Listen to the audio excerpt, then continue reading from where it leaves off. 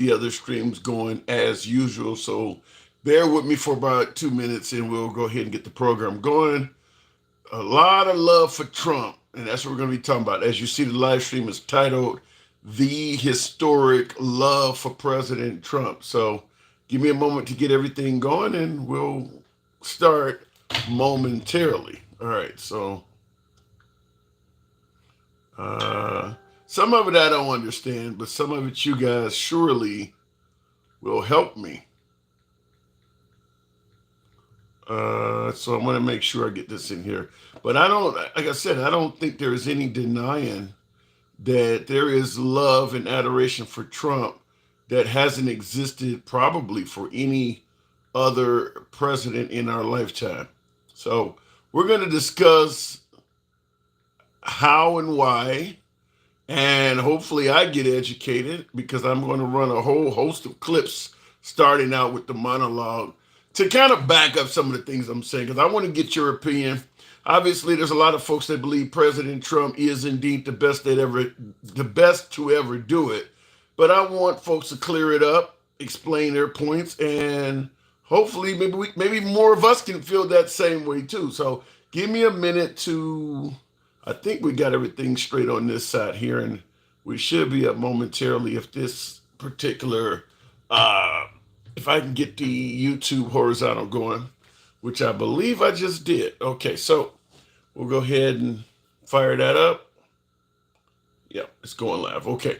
All right, so we'll go ahead and start up Instagram. We're going to be live on Instagram today as opposed to Clapper. And we're going to go live on TikTok in 3, 2, 1. What up, folks? Once again, it is indeed your boy Tim, the handsome liberal. Happy Sunday to all of you folks. You know what I always say, you could be any damn where in the world you want to be. So I'm always happy to have you here with me. Two things going on. We got two topics, but they're going to be in detail. Fortunately, for some of you folks that probably hear enough about Trump or enough about Elon, fortunately, we're not drowning in news this evening. But there are two topics that came out from President Trump over the last 24 to 48 hours that I do believe are worth discussing, and we are going to talk about it. Number one being,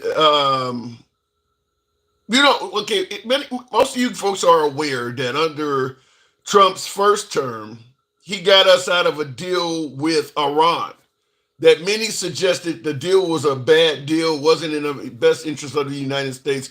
The deal was made from the Obama administration, and the goal of the deal was to prevent what do you want to call it, Iran from obtaining atomic weapons, to prevent Iran from obtaining a nuclear weapon. Now, we had imposed sanctions on Iran that had been there for a while, freezing a lot of their finances and assets.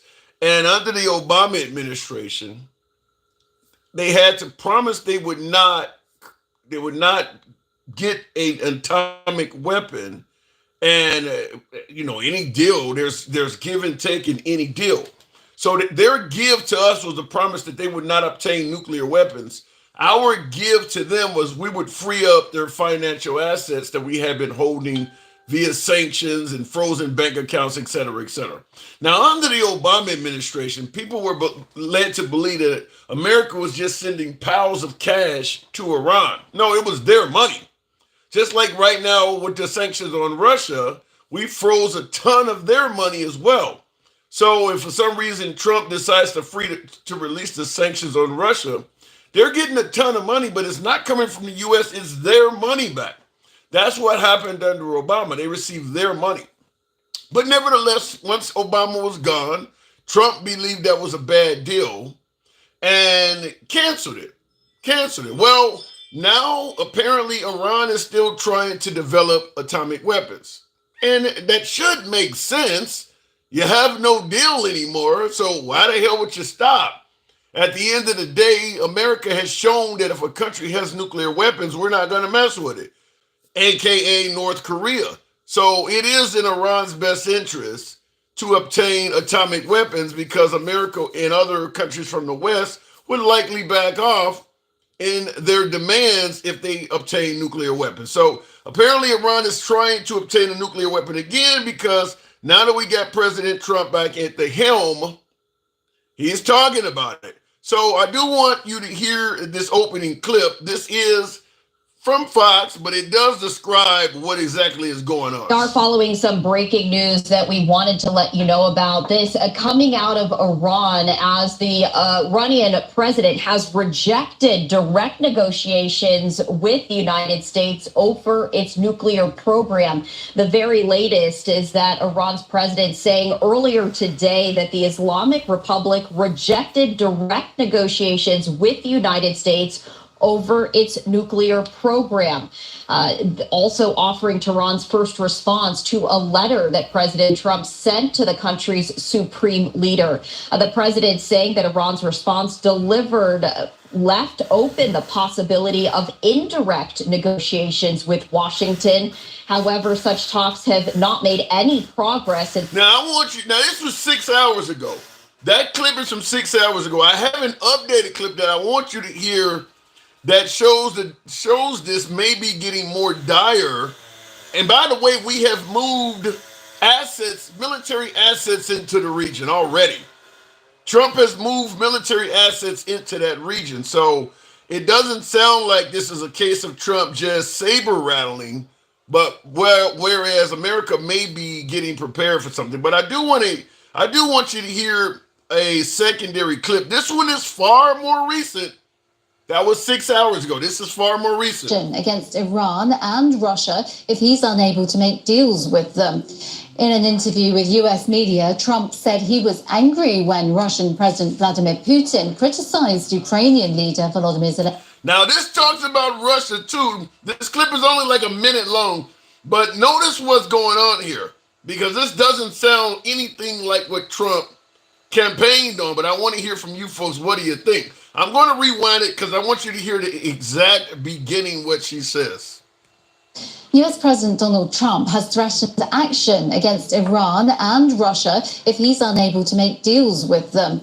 In an interview with US media, Trump said he was angry when Russian President Vladimir Putin criticized Ukrainian leader Volodymyr Zelensky's leadership and credibility. He also said he has not ruled out imposing secondary tariffs on Russian oil if he feels Moscow is blocking his efforts to end the war in Ukraine. Also in the interview, he said that if Iran doesn't make a deal on its nuclear program, there will be bombing, and he threatened to impose secondary tariffs. Well, let's speak now to Heidi Jo Castro, who's been following the story for us in Washington, D.C. Heidi Jo, Trump's had strong words about Vladimir Putin then. Indeed, he did. And these are very different than the laudatory language that we've typically heard from Trump, though he was quick to say that, yes, he is, quote, very angry with Putin, but he said that their relationship was still good. But he said that Putin knows that he is angry. And this is, of course, in response, Trump said. Now, I'm not going to play her whole thing, but notice that his relationship with Putin is somewhat degraded as well. So the whole claim that he knew Putin, that he can end the war in 24 hours, it doesn't sound like Putin is eager to play ball. So what I want to ask you folks is, what do you think's going on? Remember, we were promised that under Trump, there were no new wars and that we were going to focus on America first and get out of overseas conflicts. He seems to be everywhere now. They were in Greenland yesterday in the quest to acquire Greenland. Obviously, the Canadian becoming a 51st state is an ongoing issue. Gaza becoming the Riviera of the Middle East is taking a back seat right now. But what happened to getting out of overseas conflicts? Biden, Obama, even George W. Bush was not involved in this much shit simultaneously. Month number 2. This is only month number 2. So I will certainly look forward to somebody explaining that, but he's literally threatening to bomb Iran if they don't make a deal with him. Obvious pushback is, why the hell would they do that when he broke the last deal? Now keep in mind, Trump is demanding Greenland, Russia, and Iran make deals with him or essentially face the wrath of the United States. We're not offering any of those countries a damn thing to make a deal with us. Nothing. Either you make a deal with America or you face the wrath of the United States. None of them are being offered anything at all. So why would they do it? Why would they do it? Because I seen in the comments, Johnny 11 said, well, we tried diplomacy. That's what you call diplomacy? Sit down to the table with us and talk or else? Is that what diplomacy looks like? Anyway, we're going to talk about that because I don't understand what the United States stance is on this, and I want you folks to help correct the brother. I'm going to plead ignorance on this one, and I'm going to even come across as more ignorant on the next topic. A lot of you folks are always telling me I don't know what the hell I'm talking about. Today is your day. You get to correct me because I do not know what the hell is going on in regards to this secondary topic. Secondary topic being, as you see, the name of the program is titled The Love of President Trump. A lot of reasons to like Trump. There are reasons to dislike Trump. But he is in his second month of his current administration. He's only in the second month. He has 4 years to turn out to be fantastic. He could end up being lackluster and an average president, or he could fail in the Oval Office. We don't know what's going to happen over the next 4 years. So we can't throw him under the bus, and we should be looking at it like, let's see what happens as opposed to anything else. But I want to play a host of things for you because the name of the live stream is titled The Love of Trump. And I want some of you folks to explain to me how we got here. Clip number one. Tonight, could President Trump be the first living person printed on U.S. currency? 2nd District Congressman Joe Wilson is drafting legislation to direct the Bureau of Engraving and Printing to go ahead and design a $250 bill featuring President Trump. Take a look here at your screen. According to Wilson's policy advisor, the proposal will represent America's 250th anniversary next year and celebrate Trump's battle with inflation created by Biden. There is, however, a law that was passed back in 1866 that prevents any living person from appearing on U.S. currency, but Wilson's policy... Now that would sound kind of crazy, but actually there's an actual Republican politician that's trying to propose that. But he's not the only one. Representative Brandon Gill of Texas has introduced legislation. Here's another. Brandon Gill of Texas has introduced legislation to put President Donald Trump's face on the $100 bill.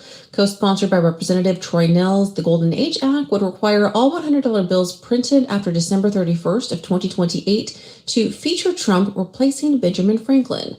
Gill stated that honoring Trump on currency is a way to recognize his contributions to America, including securing the border and promoting energy independence. However, online reactions to the bill... Okay, now I'm talking about the love of President Trump. I want you guys to explain it to me momentarily, but I do want you to hear a couple more clips because I want to get a clear explanation because I'm totally ignorant on this. Bill in Tennessee could change the name of Nashville's airport to Trump International Airport. That bill was filed Friday by Representative Todd Warner ahead of the inauguration. If passed, it would require the Metropolitan Airport Authority to take action to make that name change. Now that's renaming the international airport in Nashville after President Trump. Every one of these things I'm bringing up, for anybody who might say that just sounds like some radical bullshit. I mean, this is all coming from actual Republican politicians in Congress, in state legislative offices. These are actual real proposals. Every one of these are. So it's not the liberals making up some crazy shit or something of that nature. These are all genuine proposals. Now, they may not go anywhere. We can talk about whether they will, whether they won't, but these are all real proposals. Some politicians have their way. Dulles Airport could have a brand new name. House Republicans are reintroducing a bill to rename it Donald J. Trump International Airport. A North Carolina congressman says two airports servicing the nation's capital should duly honor two of the best presidents. Now that's Washington. First was Nashville. Now, that's the airport in Washington, D.C. They want to rename Dulles after President Trump. Like I said, the name of this live stream is titled The Love of President Trump. And we're going to talk about that momentarily. Today's President's Day holiday honors the birthdays of George Washington and Abraham Lincoln. One upstate New York member of Congress believes President Trump's birthday should also be a federal holiday. Republican Claudia Tenney, who twice represented the Binghamton area in Congress, has introduced a bill that would designate June 14th as a national holiday honoring both Trump, who was born on that date in 1946, and Flag Day, which is observed on the same day. Tenney now represents the 24th District, which encompasses a large swath of upstate New York, bordering Lake Ontario. So that is naming Trump's birthday, turning it into a federal holiday. Wow. But wait, there is more. We got just a couple more. I want to get clarity because I want to make sure that this is not a bad case of Trump derangement syndrome coming from the liberals because they don't understand this. I want particularly some folks on the right to maybe clear it up and make the liberals understand. This post on X, though, that comes in from Representative Luna. This is out of Florida, and she has introduced legislation, she says, to carve President Trump's face onto Mount Rushmore. You can see this post here again on Twitter. She did say in a release here today, Congresswoman Anna Paulina Luna introduced legislation to arrange the carving of President Donald J. Trump on the iconic Mount Rushmore National Memorial in South Dakota. The bill aims to honor President Trump, the 45th and 47th President of the United States, for his transformative impact on America and the historical significance of his leadership. The proposal. Okay, once again, each one of these is coming from an actual Republican politician that has proposed legislation to make it real. So for anybody suggesting that this is only talk, that's not what is going on. They're not just talking about this. They're actually trying to make it happen. And of course, you've all heard this one by now. Have anything to do with putting your name in that list because you have presidential ambitions? No. And President Trump, I'm a firm believer that President Trump will run and win again in 2028. So I've already endorsed President Trump. A man like this comes along once every century, if we're lucky. We've got him now. He's on fire, and I'm a huge supporter. Want to see him again in 2028. Okay, so we're gonna make this simple tonight. We're gonna talk about nothing but the adoration for President Trump. I want to find out from you folks because he's only in his second month of his second term. I want to hear all of the great things he's done to justify this. Why is this happening? I mean, essentially, this probably would mean that Trump is the best president this nation has ever had to acquire all of this love in only 2 months into his second term. Everybody else that got those accolades, they had to die before they received that, whether it's Mount Rushmore, whether it's being on the front of currency, whether it's having an airport named after them. They want to do all this for Trump while he's alive, even make his birthday a federal holiday. So I'm going to ask you folks, what is it about President Trump, in your humble opinion, and you can correct me all night on this one, what do you think he's done so far that would justify all of this? Because he's got to be the best president in U.S. history, because he certainly would receive more accolades than any other commander-in-chief has ever received. So what is leading to this? So look at it in the comments, because I don't have anything to say, but I want to hear from you folks, because I'm baffled as to how we're getting here with so many Republican politicians on the right that are talking about carving his face into Mount Rushmore, making holidays after his birthday, and even giving him a third term, which would mean changing the Constitution specifically for President Trump. As always, you know how the live is ran. We don't block, ban, or censor anyone. We are MAGA friendly, and that's what we want to talk to tonight. We go left to Bernie Sanders, so I'm having dinner with Q. You can be critical of anybody on this program, up to and including the host. We don't talk down to our guests, so your politics will certainly be respected on this program for its entirety. So looking in the comments, the point is he didn't do nothing to justify all the bullshit. Okay, Raymond, listen, I see in the comments, Raymond Lindsay is saying he didn't do anything to justify the bullshit. So what are you saying? Trump was wrongfully attacked, so you're going to pass a bunch of bills to make him the greatest ever? You know how many people in this country get attacked that people make up bullshit about? Kanye West got on television during Hurricane Katrina and said George W. Bush does not like black people. I didn't hear nobody say name Mount Rushmore after the guy. I mean, if you're president, people are going to attack you. That's kind of what happens. I mean, instead of giving the guy a tissue to wipe up the tears, we want to give him a mountain and a federal holiday? That's a bit much. Tap the screen. Thank you there, DOT. Thank you. Tap the screen, get the likes up to about 10,000. We can certainly make that happen. We're going to go straight to the bots. Andy, good evening. Welcome to the program. I don't want to have it on sub only. Make sure. I don't know what happened with Andy, but we'll try with the next guest. We'll go to Gangsta Grandma. We're talking about just a lot of love and adoration for President Trump. Gangsta, can you explain this? They lost their damn minds. What do you mean? And they're gagging too much. And they're what too much? They're gagging too much. They're on his little Vienna sausage way too much. I guess something in his Vienna sausage that's making him go bipolar or something. Because that mofo is not the greatest.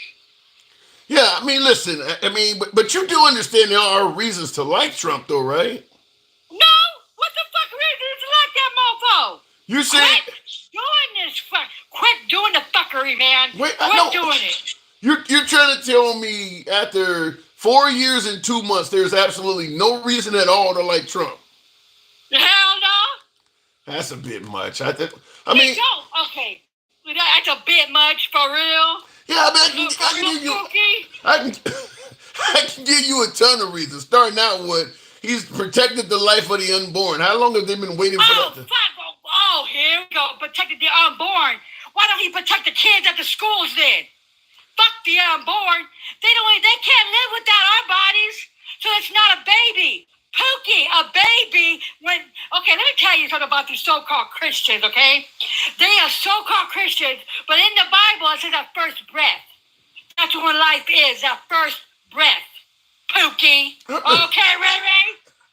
Okay. Why am I getting all these Because I can understand a black man like you over here giving these motherfuckers a reason to spill their nonsense. But yet he will not protect our babies at school. Because the white tea kids are losing their fucking minds because they got bipolar ass mama and daddies making them crazy. So they gonna pew up our kids. But you don't give him any credit at all for protecting the life of the unborn? No credit at all? For what? That's our bodies. That's our bodies. Now, if we want to go and have an A-B, god dang it, we can. That's our body. What did the white tea man got to tell us what we cannot do with our body? Protect our kids that are alive. Protect them. Don't protect anything that cannot live without our body. Do you realize how many children will grow up and say that they're only alive because of Trump's law? Oh, shut the hell up. I mean, but is that not true? That's not true. They're forced birthing people. You know why they're doing this, though? Now, let's keep it real. Let's keep it a buck. You know why they're doing it? Because the white tea people are going bye-bye. Because the white tea women like the chocolate dang-a-lang. And they're fascinated with the shit. But unfortunately, it's not all that. Like, you know what I mean? Some of it's good, some of it's not. It's got to be more to it than that. Come on now. No, it really is the truth. They don't like the entering. Like, you know, them going with the chocolate dang-a-lang and shit. They don't want the intermixing. They don't. That's the real shit. So you're saying that Trump supporters do not like race mixing, is what you're saying? They don't. They racist. How would they? Well, they don't like none of our asses. You do. Wait. Hold on. That can't be true. You do realize there's a hell of a lot of minority Trump supporters that are in interracial relationships. You know why? Because they want to get white so bad. They want to get to the white side so bad. They want that approval. They want their approval. Oh, if I get close to the white tea man, they'll accept me. No, Pookie, they're not going to accept you. You're not welcome at their raisin potato salad barbecue. Okay? Raisin potato. So what you're basically saying is the only reason African Americans or people of color become MAGA is they want to be white. Yep, they want to be closest to white so bad. What are you basing So that bad. on? What are you? They want that raisin potato salad and that nasty ass mayonnaise. Yes, they do. No. What are you basing this on? What are you basing this on? It's what they say. What the hell, dude? Where have you been? You think? See, that's why you up Megan's ass so bad. They're gonna stab you in the BS. They're gonna stab you in the back, Pookie. They're gonna say, you know what? You my friend, huh? I'll take you to the barbecue. Have you ever seen Get Out? Yeah. You gonna be the Get Out? Have you seen that, Pookie? Yeah, I've seen. I will not trust a Mega. I will not trust a Mega. Hell to the fuck to the no. Nope. How do you respond? Now, we got one of my viewers is saying that, listen, you just are full of emotion as opposed to looking at Trump logically. You're just acting on your emotions. What logic is this mofo? Tell me. Putting tariffs on cars and shit. For you, I don't give a damn if we pay the price. We want everything made in the United States. Well, Pookie and Ray Ray over there in the White House don't know shit about the shit. Don't know that none of our cars are being made here. Only put together here. But what's wrong? Wait, hold on. What is wrong if they're charging us 30% tariff to sell cars in their country? What's wrong with reciprocating and charging them 30% to sell their cars in our country? Really? That's what he's talking about. He wants the tariffs to be fair. Do you want to pay the price? Because if we make all the manufacturing jobs here, the people go out of business because we have way up here in pay grade. So the companies go out of the country. Is it fucked up? Yeah, it's fucked up. You feel what I'm saying? Well, but they get better cheaper, and we get our shit cheaper. Well, some of this, gangster grandma, is you speculating. I mean, we don't know. It ain't speculating, it's the truth. If people go take economics 101, you feel me? 101 economics. I know half the motherfuckers in the mega Trump can't even graduate high school. They can't even get through 5th grade. Wait, hold on. And Darcy. No, you hold it for a minute. I was on a live the other day. You feel me? And this little white teen man said this. I didn't graduate. I didn't graduate. I said, I can't tell you didn't graduate, Pookie. He said, why you say that? I said, because you don't even know what the fuck is going on. He didn't know what the fuck Trump was doing. Okay. I said, he's so dead. Okay, gangster. And by the way, Darcy, thank you for the hat and mustache. I wanted to say that. Great, gangster. People are listening to you, and folks are suggesting that you just fundamentally have a racist issue with white people. How do you respond to that? You know what? Let me tell you something about me. I do not like the megas, okay? They are racist. They're racist against me. They'll stab me in the face. Yes, if you are going right now for him, you are racist because he's doing everything. He's bringing segregation back. He's throwing out illegal immigrants. Legal immigrants. He don't like none of us. You think I should kiss his ass? Fuck no. Well, Fuck no. Not necessarily kiss his ass, but it sounds like some folks might suggest you're going overboard. That you might. I tell it like it is. What the fuck are you talking about? I'm not white, Pookie. Go look at my mom and my daddy, Justin. With your white tea ass. And I see in the comments, guess what said? I thought Republicans were uneducated. Put your teeth in. Wow.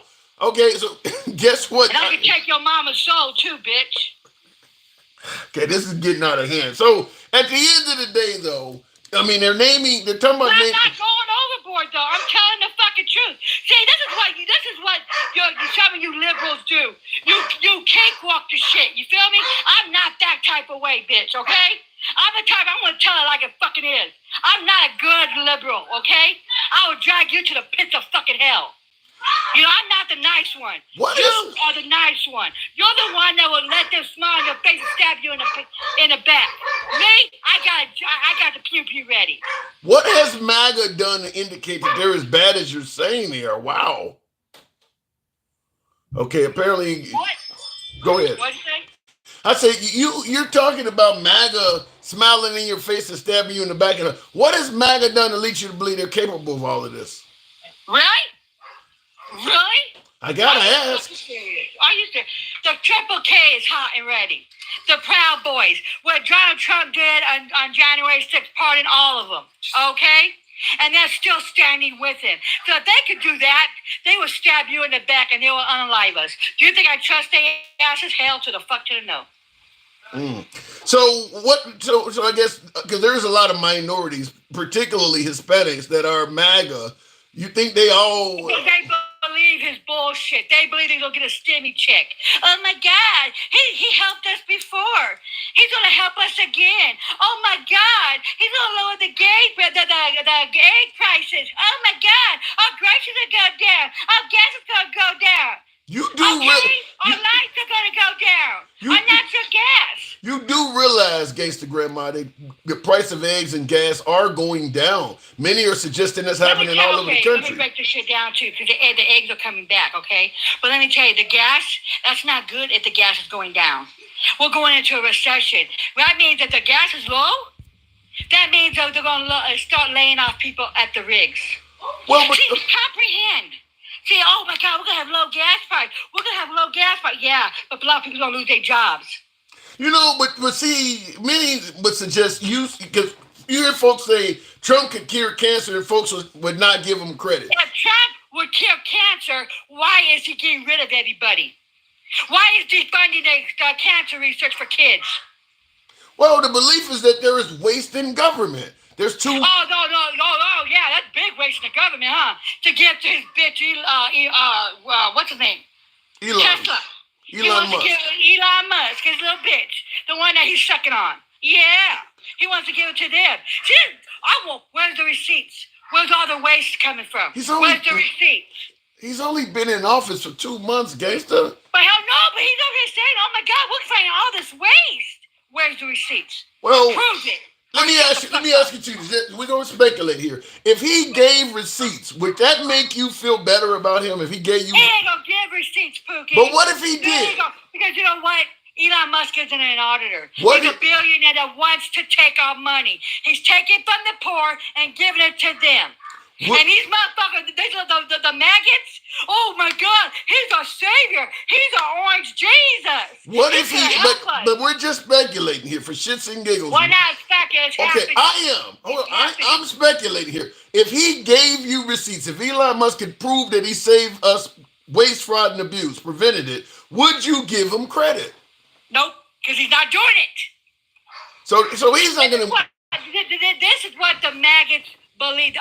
Where's the proof? Where is the proof? It's all about the proof. Bring the receipts. Bring them, because he's not going to bring the receipts. It's all talk. He wants to give it to them. But because he had so much debt. You just made it clear that even if he gave you the proof, you wouldn't accept it. He's not going to. Because you're not going to. I'm calling his bluff, though. I'm calling his bluff. He's not going to. Why would you present proof to somebody who's not going to give you credit anyway? He's not going to. Why don't you understand that? There is no receipts. And let me tell you something. If this was all real, I would be bringing out the receipts. Say, here, this is it. Here's the receipts. I'm showing him. He's not doing none of it. He's only been in office for 2 months. And he's been pure hell in 2 months. The stock market is down. Our damn people don't even give a fuck about us. Canada said to wash their hands with us. Well, he's starting shit with everybody. You don't believe that we should have a fair trade tariff allowance or allotment, rather? If they're my God. I'm just asking. If you don't believe, you don't agree that we should charge them the exact same percentage in tax that they're charging us, you don't like that?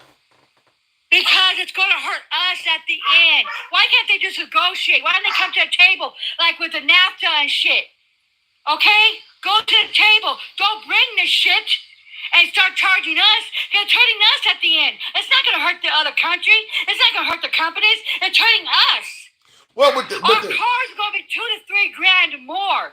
But the parts is going to be more. But the goal is short-term pain. Oh my God! Oh yeah. Okay. Okay. Can I ask you something? Sure.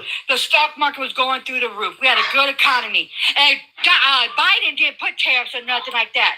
He didn't go full blanket tariffs. You believe that we was doing good, and we was doing good. So you're suggesting that when Biden left office, the stock market was "quote unquote" going through the roof? Yes. Our 401ks are making money, Pookie, and they ain't doing it now. Americans did not feel what you're saying. Americans did not feel this greatness you're talking about. Well, let me tell you something. Let me tell you something about half these damn motherfucking Americans. They're dumb. Dumb and dumber. They believe the con man. You know what the fucked up about the shit is? Half the motherfuckers are poor and white tea. A lot of them are poor, white tea, poor ass Mexicans, poor ass Venezuelans, poor ass black people thinking they're gonna get a buck from the rich man. Okay? Didn't give a damn that there was a vice president that really did give a fuck about them, but they picked the white tea man over her because they fell for the damn dream. The dream that the billionaires are gonna rescue their asses. Maybe they were angry. Maybe they were angry that Kamala Harris continued lying about Biden's cognitive health. Suggesting. You want to go there, buddy? Oh, let's go there, okay? Do you believe? Wait, hold on. Do you believe Biden? Do you believe Biden could do? Hold on, wait a minute. Hold on, wait, gangster. Do you believe Biden was capable of doing 4 more years? He was just getting old. That ain't what I asked you. That ain't what I'm asking you. That ain't what I asked you. But Donald Trump was 3 years younger than him. You can say yes or no. Was he capable? Yes, he could have. Yes, he could have. But people judged him about his fucking age. Okay. About his fucking age. But guess what? Biden did more for us than that piece of shit that's in office. All right, gangster. Pookie, huh? Is that my new name? You are Pookie, you're a fucking Ray, and you're a fucking Fluffy. You give these motherfuckers a voice that they will stab you in the fucking back. Don't you understand that, though? They'll stab you in the back. Do they think you give a fuck about you? Fuck no. No, they don't. They don't give a fuck about me. They don't give a fuck. You know what? They don't give a fuck about the white tea fucking poor people. And that's saying they voted for a sorry ass. All right. Pookie. I'll talk to you later, gangster. Always a pleasure. Bye. See ya. And that is Gangsta Grandma, folks. Like I said, folks, we are all about free speech. You can be critical of anybody on the program, up to and including the host. I think she demonstrated that. She always tears me a new one. She doesn't believe that I should give a platform to MAGA, which I vehemently believe that everybody should get a platform, which is why I always say on the program, I am MAGA friendly, because I do believe in free speech. But she's not the only one. And a lot of folks in the comments agree with her. Now I guess my name is Pookie. I see you in the comments there, Mr. McClure. That is Pookie. Now you got me thinking about Chris Rock on New Jack City. Anyway, tap the screen. Jesus, Pookie. Get the likes on up. We should be around 30,000. THOU. Smash that like button if you're on TikTok. For you folks that are watching on YouTube and or Instagram, feel free to give your boy a follow. Smash that like button if you're on YouTube horizontal, YouTube vertical. Sean Herbert, thank you for the super chat. Tim, he wrote the USMCA. What are you talking about? Well, I'm saying that there are reasons to like Trump, just like there are reasons to dislike Trump. My last caller doesn't think there's a single reason to like Trump. I don't agree with that. I don't think any president is perfect or any president is 100% flawed. Now, I do disagree with my opening monologue where I'm playing all these clips of people that believe that Trump's, all of these are all Republican politicians. The clips I played, his name, we should rename the Nashville and Washington, D.C. airport after Trump. His face should appear on a $100 bill. One politician suggested creating a $250 bill to honor the 250th year of the United States and put Trump's face on that. Someone else said his birthday should be, all these are Republican politicians, by the way. These are not, far-right lunatics. These are all folks that are currently serving in office that put bills up. These aren't things they're just talking about. They actually propose bills to make this stuff happen. To make his birthday a federal holiday, to carve his face into Mount Rushmore, and of course you heard Bobart. I didn't play Bobart, but also Steve Bannon as well are both suggesting that Trump could be a good candidate for a third term. So these are well-known Republicans that are saying this stuff. Now, I'm not in that camp. I believe there's reasons to like the guy, there's reasons to dislike the guy, but damn, I mean, this stuff would make him the best president we've ever had in our lifetime. because they're talking about doing all this stuff while he's still alive. No other president got this stuff done for them while they were still in the land of the living. Natalie, appreciate the support. Tap the screen, get us up to 30,000. I want to take another caller, but I do have to get the algorithms going. So I'm asking you folks, give a good minute of tapping, get us up to 30,000. We'll go to the next caller. Looking in the comments. Hey, can you fix anything on day one? Please put your brain together. He's keeping his promise. It's not going to happen overnight. Have you heard about that? Virginia, listen, I'm 100% I'm 100% agreeing with you, Virginia McCabe, that you can't fix anything on day one. The problem is he said he could. That's the problem, is that he promised to do something, and as opposed to holding him accountable for saying he could do something so quick, we're bashing the voters, suggesting they should have known he was lying about it. That your comment would have a lot more validity to it if you weren't suggesting he cannot do something that he told everybody he could. So I'll just leave it at that. But blaming the voter for not being smart enough to know that he's lying about how fast he can do this, to me, seems like you're putting the blame in the wrong place. If you say you can end the Ukraine-Russia war in 24 hours, it's my fault for not knowing you couldn't do it? You have no responsibility for actually saying it? I don't know. You're actually giving the liar a pass and actually blaming the listener. I don't know where to go on that one. And in the comments, he started to change on day one. Well, that ain't what he promised. You want a participation trophy? I promised to hit a home run on my first at bat. And now all of a sudden I'm talking about on my third at bat, at least I got a double. That ain't what you promised. You promised to hit a home run. He didn't promise to start. He started on day one. That ain't what he promised though. So that's in addition to the fact that now he's actually threatening Russia because Russia is not doing what he wants. Are we at 30,000 yet? Not quite. So I want to go to the next caller, but his promise has not only not been met, but things seem to be going backwards. Russian action against Iran and Russia if he's unable to make deals with them. In an interview with US media, Trump said he was angry when Russian President Vladimir Putin criticized Ukrainian leader Volodymyr Zelensky's leadership and credibility. He also said he has not ruled out imposing secondary tariffs on Russian oil if he feels Moscow is blocking his efforts to end the war in Ukraine. So now this clip is only, I think, about an hour old. So today Trump is promising that if Putin doesn't play ball in the negotiations, he's going to sanction Russian oil. So the whole end the war in 24 hours, because I know Putin and all of that doesn't seem to be where this is going. He promised to do this in 24 hours. We're on month 2, and they don't seem to be even close to ending the war. So you can't blame people for holding them accountable for promising to do something and it's not happening. Looking in the comments, shit, man, I support MAGA. What was that comment? Oh, I wanted to read it, but it disappeared. Okay, well, we'll keep going.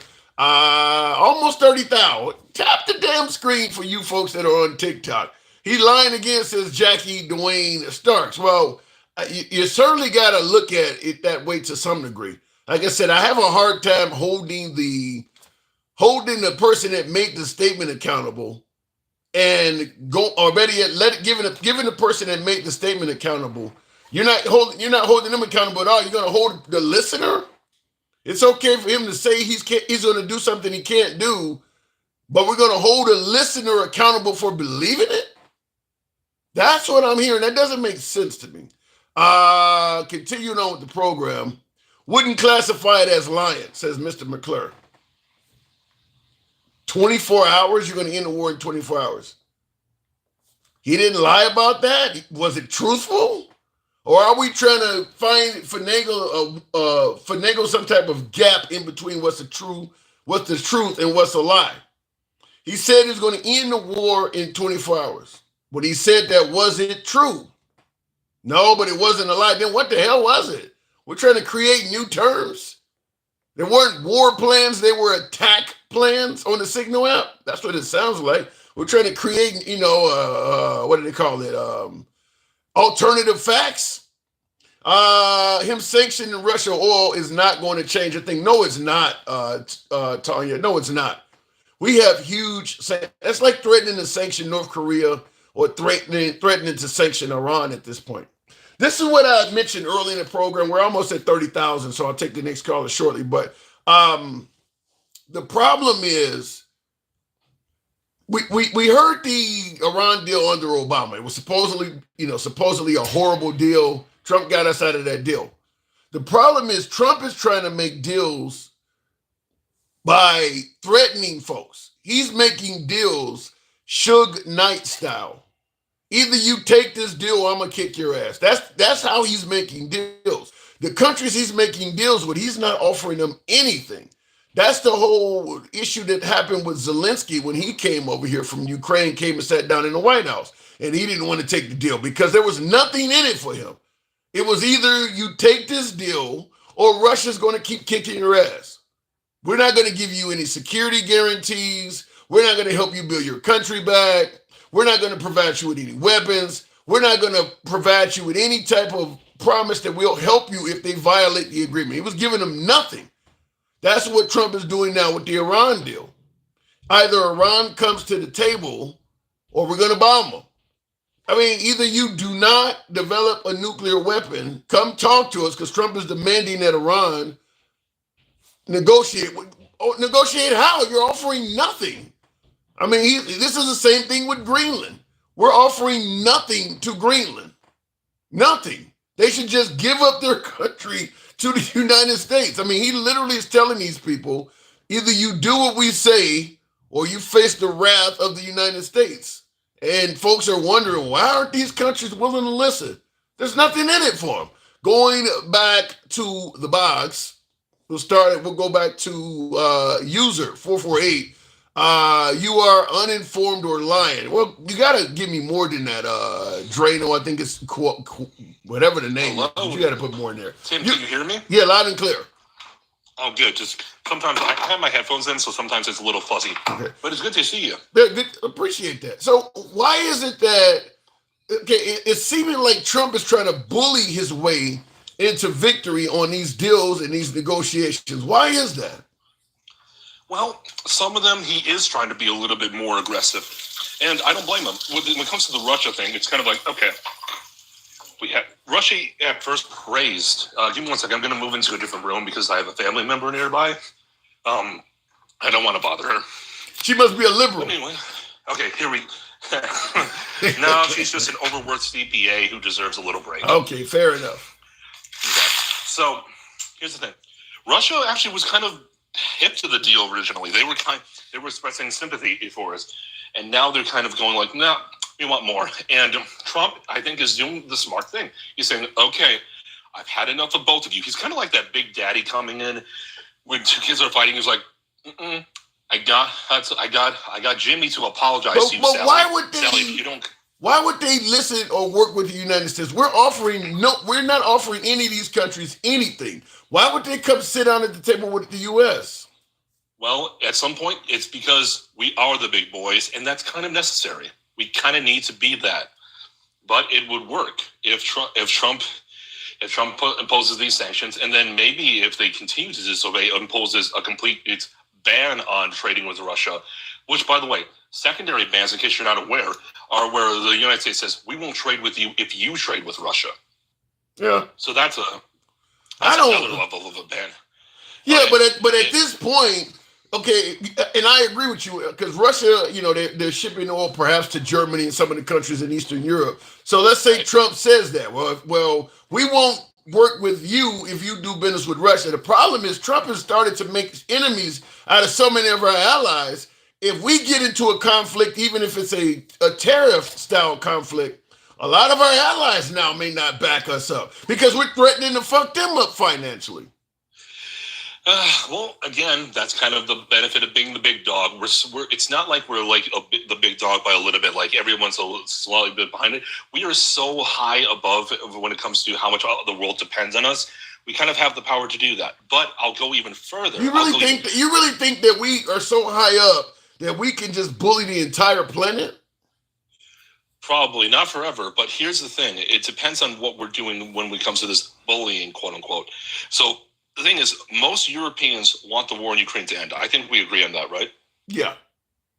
Absolutely. But they don't want, wait, hold on. They want the war to end, but they don't want the war to end on the terms that Trump and Putin are proposing. Whereas Russia remains in power, the Ukraine remains in a weakened state, and there are no guarantees that the United States will do anything if Russia breaks the agreement. That's the deal Trump is trying to make. Is he just wants the war to end now, but if Putin breaks the deal in the future, he's not proposing America does anything.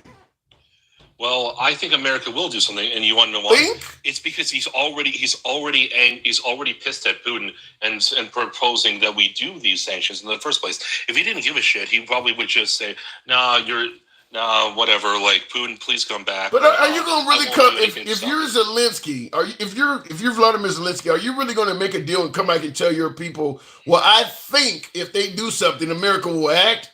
I mean, you don't have anything in writing at all. You had to sign a truce. Talking about Zelensky, his people are looking at him like you had to sign a truce, promising to end the war. But he gave you nothing. You just think he will honor that. Tim, let me ask you something. Have you ever bought a used car? Yes. What do you do when you buy a used car? You give them money. You give them money. You get a damn car. Yeah, you always ask. You always try to finagle, right? Yeah, okay. What's your point? This isn't the end. How do you know that?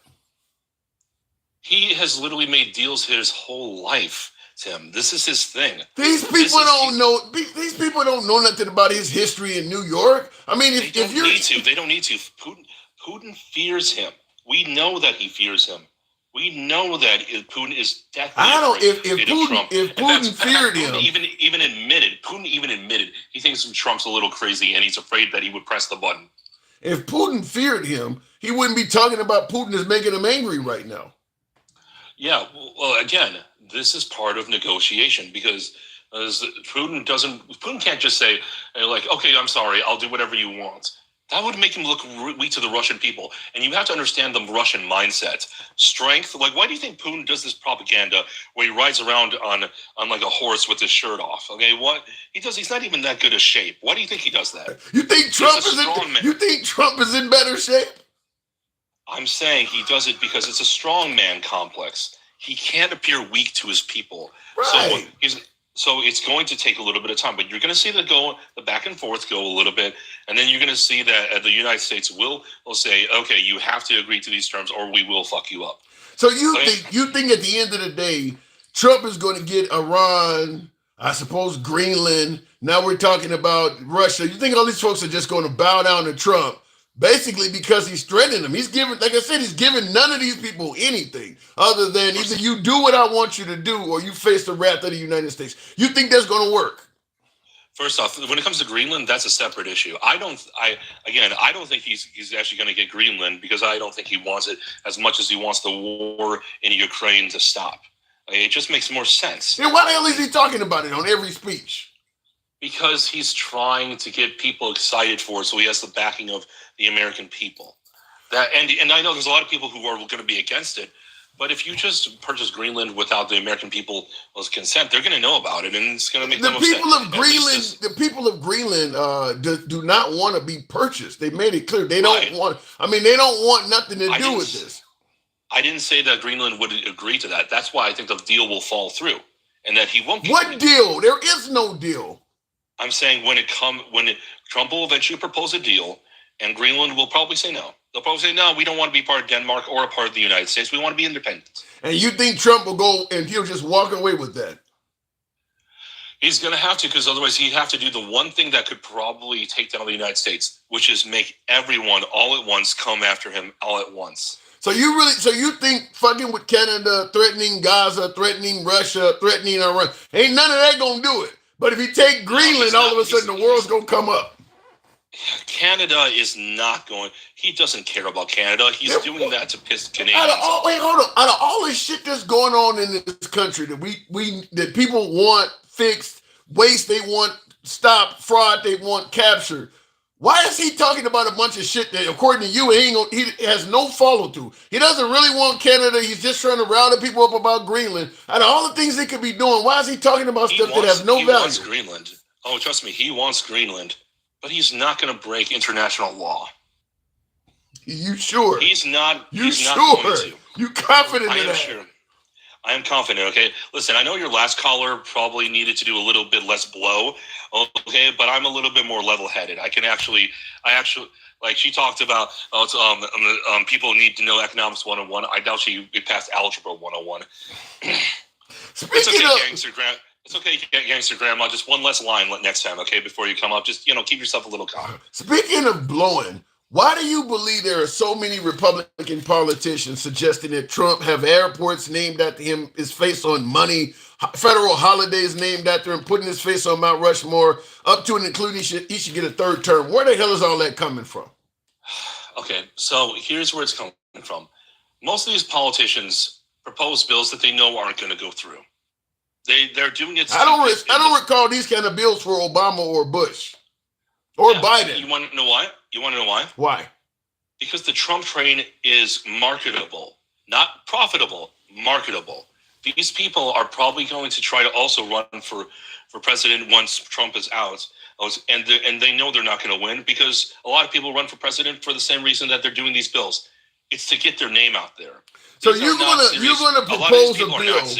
So you get elected in office, and people are hoping your constituents are hoping you do something good for them.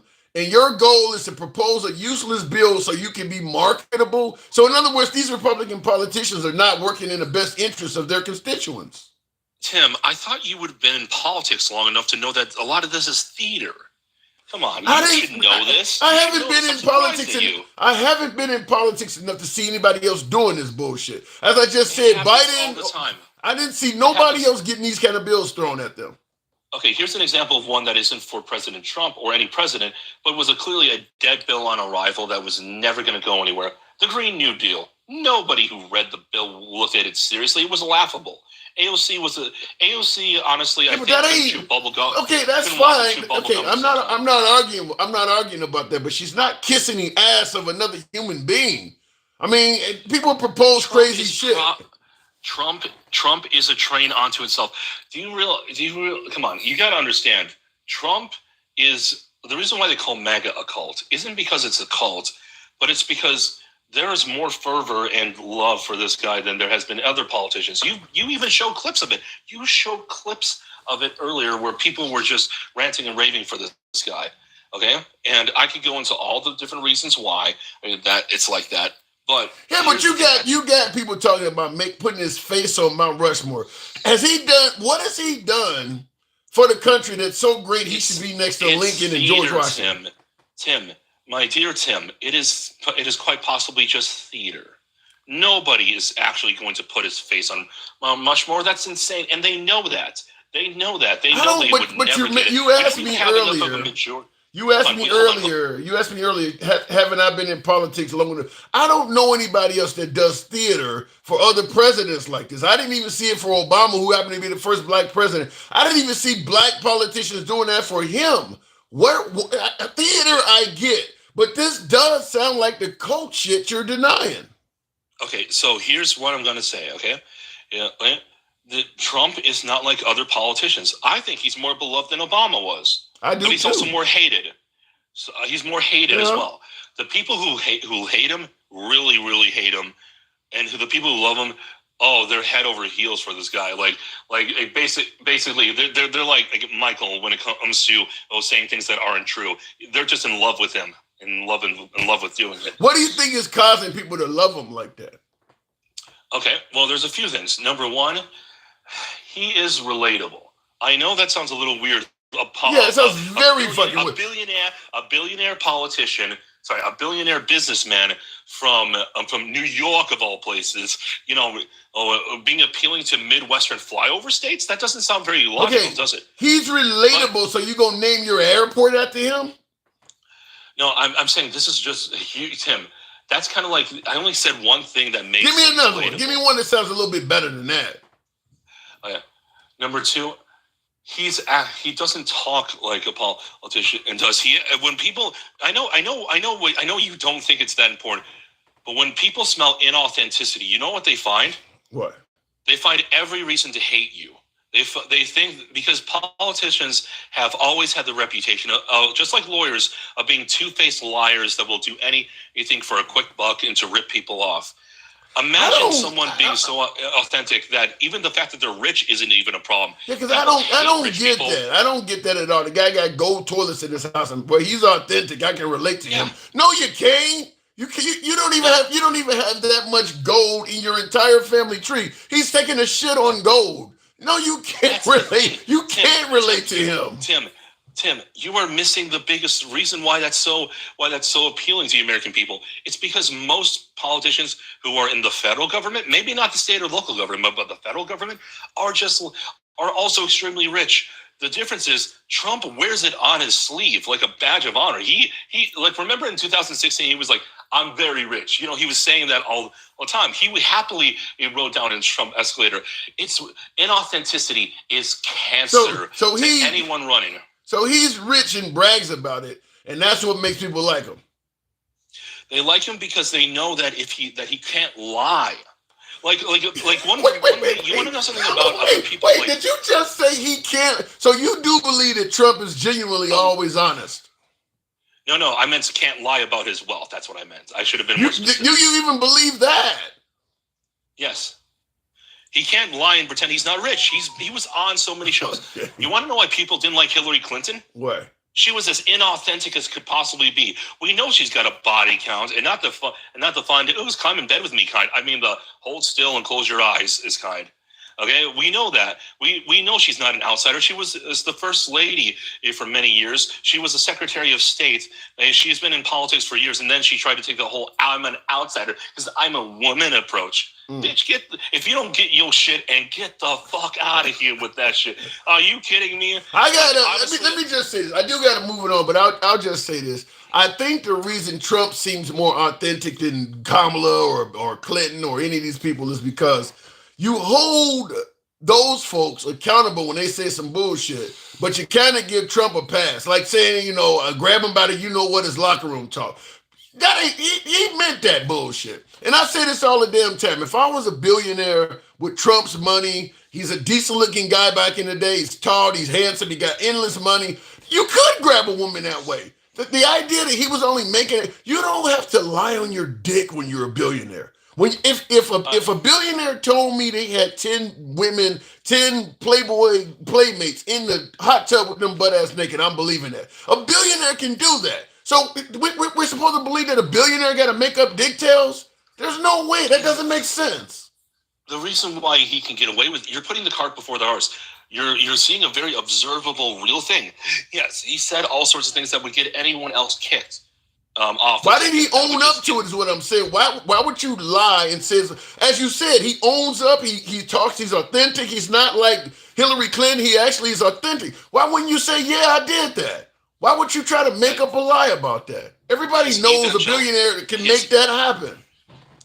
Two things. There's two reasons why. Number one, and because he had a huge evangelical audience at the time that he needed it to get. And number two, because there's such thing as saying the right things at the right time. So if he said that and admitted to it right away, he would have a bit of a problem. It would weaken his campaign. But eventually it would come out that we know he still hasn't come out and admitted it. He still hasn't come out and admitted it.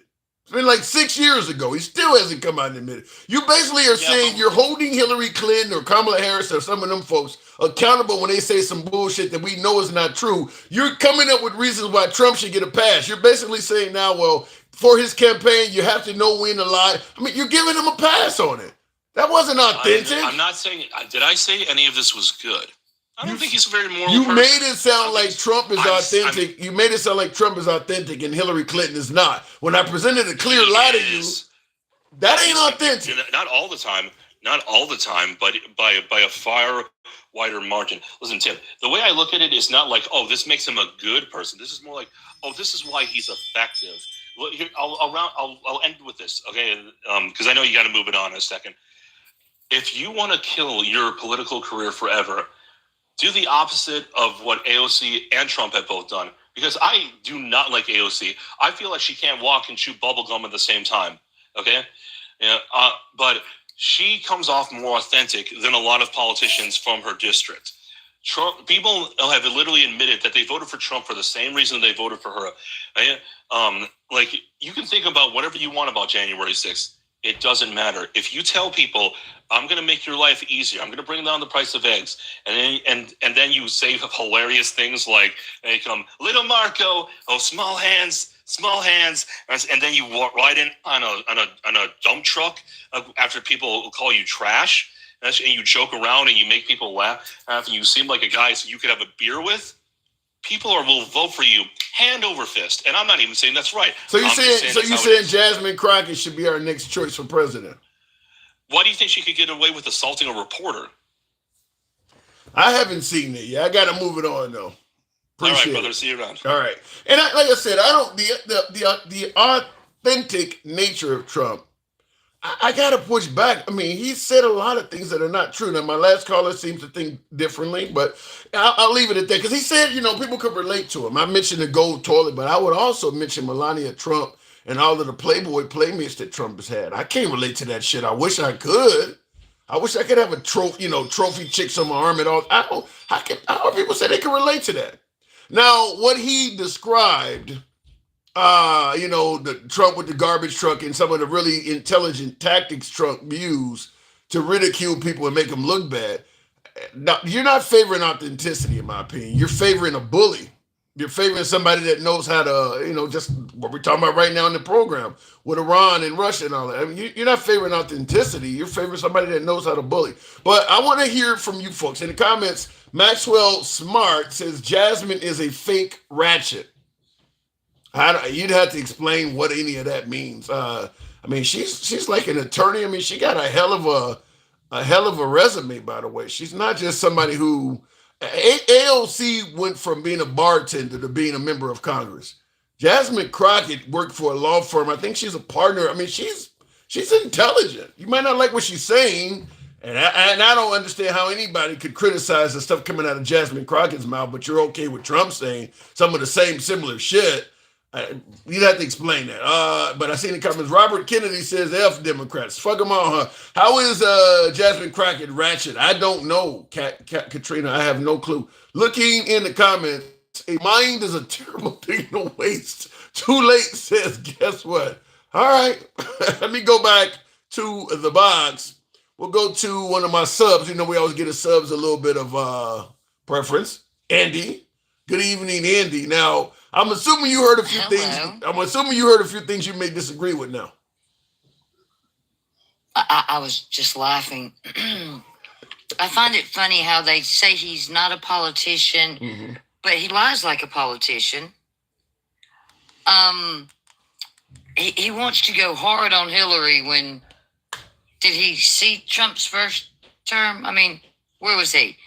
Like, really? Give me what you're talking about. What out of Trump's first term are you referencing? Like, he was talking about Hillary's body count. Let's be honest, that's QAnon bullshit. I mean, it is. Yeah. That fake ass list they got. And on top of that, like, Hillary spent 11 hours on the Hill testifying. Not one time did she say, I plead the fifth. Damn, Trump can't do that for a minute. Yeah. Not only that. Yeah, I appreciate that. Trump is a political nightmare currently. By the way, you can't put his face on Mount Rushmore. They've already said the whole thing would collapse if it was even tried. Like, that's the dumbest idea ever. Well, they can always add more rock or add more. They can always add more to it. No, they can't. All the rock has already been used. It's already been mapped out.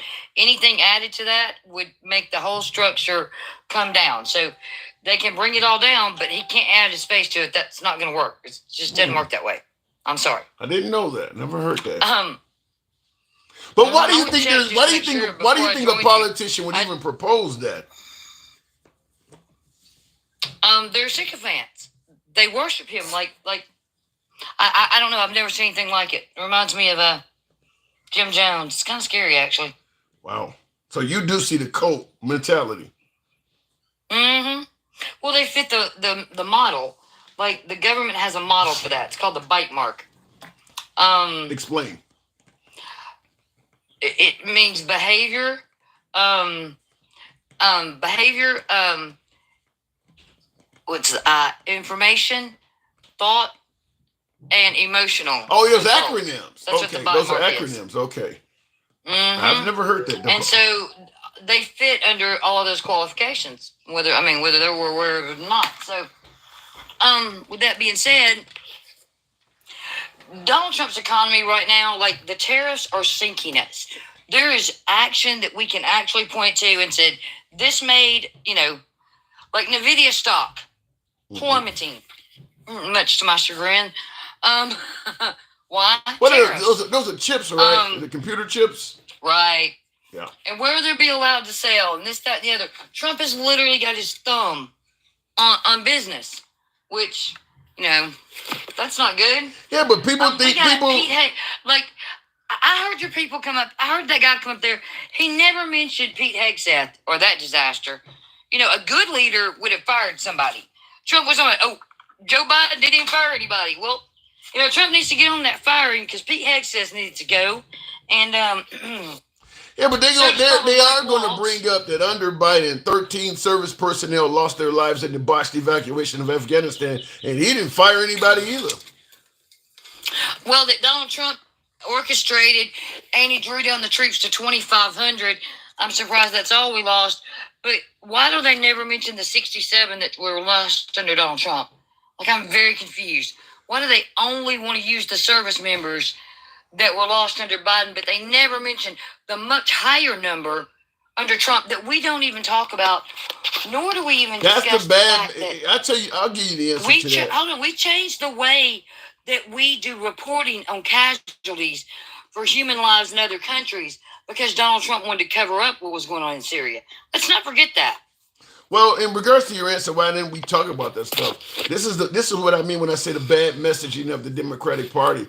Everybody knew Trump was going to run for re-election. You had 4 years to bring that stuff up. I don't recall Biden or Kamala Harris mentioning that hardly at all. I mean, they had plenty of time because Trump was bringing up the 13 service personnel. Well, as somebody whose family has served, and I have lost family members to war, I will say that had they done that, I would have never voted for them again. Because that is using the military. I do not know why Republicans fall for that, especially when Republicans wouldn't even pass the PACT Act. Now Donald Trump's pulling that, and Republicans actually want to talk about veterans. It's obscene. Well, the goal is to win, Andy. And talking about veterans, talking about folks that have lost their life. I mean, they're winning. The goal used to be to want to strive to be a better leader. When did not care about the country and lining your own pockets? And by the way, I think what he's doing with Vladimir Putin is purely performative for both of them.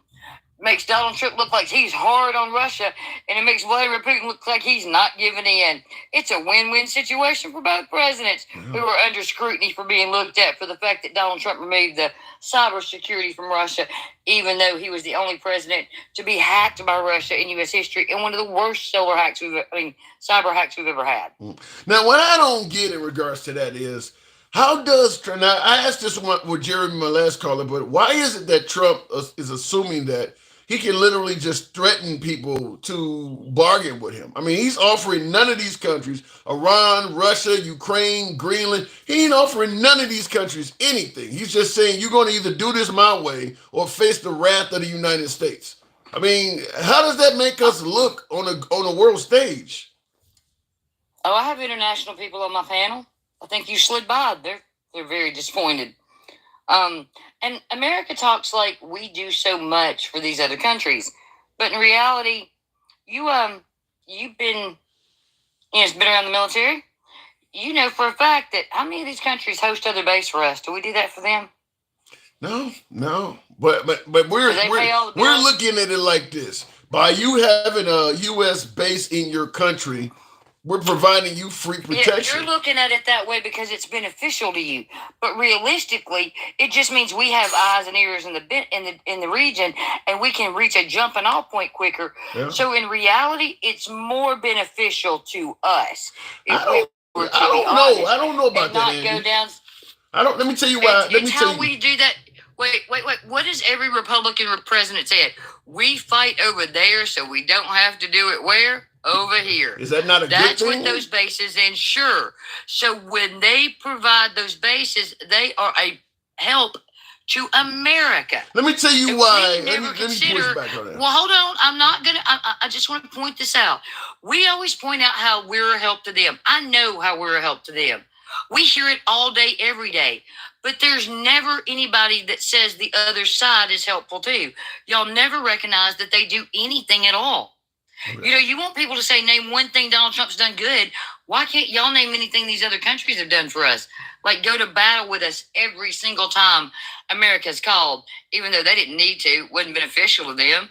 We wanted something in the region. Okay. We All wanted right. to Okay. change Let me just say this. We all, well, at least I do. I often cover the fact that we're benefiting from other countries. I would never make it sound like the only America's helping the world and the world ain't doing nothing for America. A lot of people do believe that. I do not agree with that, but I will say this. I think the bases that we have in other countries probably help out those countries more than it helps us out. And I'll tell you why I say that. If we have a base in a country, that gives them a reason not to spend a lot on their own defense budget because they know as long as U.S. service personnel are here, ain't nobody going to attack us. So that's why they can give their citizens stuff like entitlements, stuff like universal health care and things. They're not spending a ton of money on military like we are. It's because they know as long as we got Americans here, we're even selling that in regards to the Ukraine. If we're over there refining minerals while we're there, ain't nobody going to mess with you. So I think it may help them out a lot more than you realize. Because Putin is not going to stop because we got some damn low-level miners over there with a corporation. That's like American exceptionalism has been hyped just a little bit too much. Look at Afghanistan. It took all of our allies, and we still got our ass kicked in the desert. I wouldn't be so sure that we're the best thing on earth. We tell ourselves we are because it makes us feel good at night. Yeah. We tell ourselves we are because we go bully other nations into doing what we want. Yeah, I don't. You won't hear me. You won't hear me suggesting that. Well, hold on. These people in your comments that are just pouring through really think that we're the best thing since sliced bread. In reality, they have no idea that we are a fledgling nation, for one, and two, that it takes a community, to raise a child. It takes the world to get it right. And if we're going to be isolationist, well, then we're not the leader of the world. Yeah, but we're not. And we don't deserve anything. We talked about America first and getting out of overseas conflicts and being isolationist. Trump said, I'm a nationalist. That ain't what he's doing, though. That's why you and I are talking about Russia and Greenland and Canada. He certainly ain't talking like an isolationist. He's in everybody's business. So he may have run on that, but that ain't what he's doing now. Hey, pizza lover, they're not going to deport me. I came here with the colony in the 1600s. Forget that. I knew you'd want it. Oh, my God. That's why I know the history of this country a little bit better and bothered to learn it because of the atrocities this nation has committed. Not only that, America would not have even bothered to go World War II at all. We were minding our own business. If Japan hadn't have popped us, we were willing to let Europe go up in flames. Yeah. And because I tell the truth about our country, I don't hate it. Not at all. I love America. I want us to be better.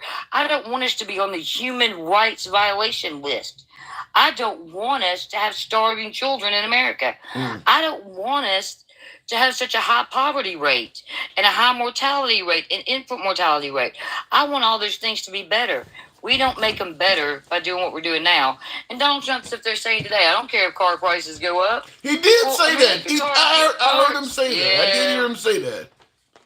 Like you can't say that prices are going down when he's out here actually saying they're going up. It's ridiculous. I did hear him say that. I'm like, wow.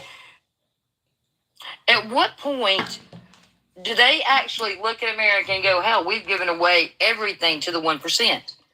The entitlements they're saying and the fraud. I hear them in these lives. Well, we have hungry children in America. Well, they're not going to get any of that money. It's going to the 1%. Yeah.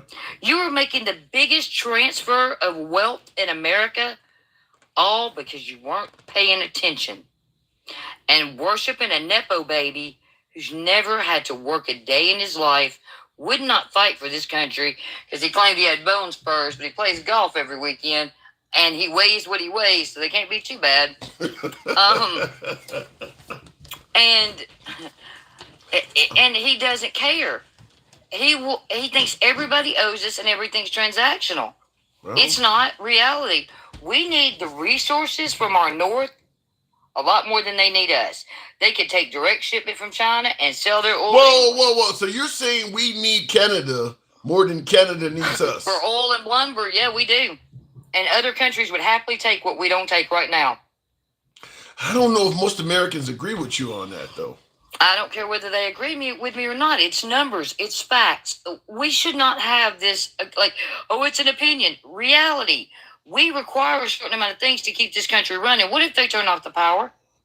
Well, they're not turning off the power to the whole country. It's some metropolitan areas up north. To the north, though. What if they turn off the power to those 4 major states? Then we'd have to figure it out. Most Americans, good as I do, one of the ways the military handles problems is they turn off the water, the power, and the communications. And what happens? I'm gonna tell you something. If Canada turned off the power, Andy, if Canada turned off the power, chances are America would go up there and militarily take control of those power stations and restart it. I mean, that's what would probably happen under Trump. You do realize then that would cause Article 5 to be invoked, and the rest of the world would come for us. That's. I don't know if that's certain. I hear what you're saying. To NATO. Article 5 would be invoked because I've discussed this on multiple international panels, and Europe and them would come for our ass. That's not as simple as said. You really believe that if we had an incursion with Canada, Canada could depend on NATO to take their side against the United States? Yeah, they're already signaling that all over the world. Why do you think they're having meetings without us? NATO is having meetings without us. Has that ever happened? No. My guess is it would probably fracture NATO, but I don't think NATO. I think some nations might. NATO doesn't care about us anymore. When they put us on the human rights violations. Why do you think that they're going to care? We are falling. They know it. We just saw $6 trillion of U.S. wealth in the stock market. Let's be honest. Yeah. Yeah, I know that happened, but I'm just simply saying that I think that if for some reason America won at Denmark, because we're talking about Greenland, or won at Canada, we're talking about Canada, I don't know if those nations could get Article 5 against the United States. I think it would probably fracture NATO, because some of those countries would probably be like, I don't want nothing to do with that. I don't want to go up against the U.S., or I don't want to go to war. I mean, just like, we're breaking agreements. My guess is some of them nations would do it. I'm telling you, they had a meeting without us. They'll do it. And not only that, Tim, they're sick of our shit. In case you haven't noticed, the world is very succinctly telling us they're sick of our shit. We need to quit being Trump thinks that the deal is be a bigger bully. No, sometimes a little sugar and a little honey get you a whole lot further than vinegar. That's well said. And currently, what's going on? They may invoke Article 5 anyway because Denmark is having a fit about Greenland. Yeah, and that's well said. The sugar. Just go around doing that. Yeah, getting more flies with sugar than honey. I want to speak on that, but I do got to move it on, Andy. But I agree with that 100%. Certainly with Greenland. But thanks for coming through. Peace. Always. Now, what she was saying, and I agree with 100%. This, what they say is easier to attract flies with honey than vinegar. When it comes to Greenland in particular, I do believe a diplomatic version of Trump probably could have made that happen. Whereas you wanted privately met with Denmark, not just threatening to take fucking Greenland and told Denmark to go to hell, but went and met with Denmark and explained the plight of how the world is starting to work. Where, the Arctic is in danger with China and Russia encroaching, the tactical and strategical advantages, and actually sat down and talked to them, as opposed to just threatening to take their whole fucking country. I do believe what she stated about, attracting flies with honey vinegar would have worked with Greenland. Now, we could easily protect our interests militarily with bases on the island of Greenland. You don't need to own the country. So that also doesn't look right, because Trump has made it clear. He has stated, him and J.D. Vance have made statements that they want the minerals from Greenland as well. So now you're going above and beyond just trying to protect the United States tactically. Now you want to rob our country. You want to rob us. And they've kind of said the quiet part extremely loud. So why the hell would Greenland agree to that? You're offering them nothing. You want to take their country from them, take the resources of their country, and the only thing you're saying is if you don't do this, you're gonna face the wrath of the United States. You kind of left them no choice but to fight back. Even though they have no hope of fighting against the United States, the way Trump has treated them is so bad. I mean, he hasn't left them anything. You're not giving them anything. So why would they just do that? Anyway, looking in the same with the Ukraine, I see somebody said, yeah, that's the problem is Trump is making deals or trying to get folks to come to the table to make deals and offering nothing and acting surprised that these countries are not showing up, eager to do business. Now we're talking about Iran, where Trump is promising to bomb Iran if they don't come and negotiate with him. What kind of negotiation is do what I say or else? That's not a negotiation. He's offering Iran nothing. So the negotiation will simply be, now that we're sitting down at the table, I'm just going to tell you straight out, you got to stop your nuclear program or we're going to try to kill all of you. That's it. That's it. He's not offering them anything. So why would you realize how weak you would look to your people agreeing to some shit like that? That's the whole reason Saddam Hussein is not with us anymore. It's because he didn't bow down. You can't just bow down like that. You would have no respect in your own country. Looking in the comments, Maxwell Smart, the royal crown under Elizabeth took more countries by force than we have in our country. Yeah, but the problem is you gave the Americans a lot more freedom. Listen, if Kim Jong-un started taking countries, if he was in position to do that, he's not going to face the same resistance that an American leader would if he does the same thing. Because the Americans have the power to push back, the power to speak out. They don't have that power in North Korea. So when you mentioned, even when you mentioned, the royal crown under Queen Elizabeth, they didn't have the same freedoms that the United States has. We have the ability to speak out and criticize our powers that be. Some would suggest that maybe they don't want us to have that power anymore. But yeah, it's going to be a difference when Trump is, and not only that, but we are a very, very diverse country. Every country we are threatening has residents that live here in America. We got Canadians that live in America. We got people probably a few from Greenland. We certainly have Ukrainians here.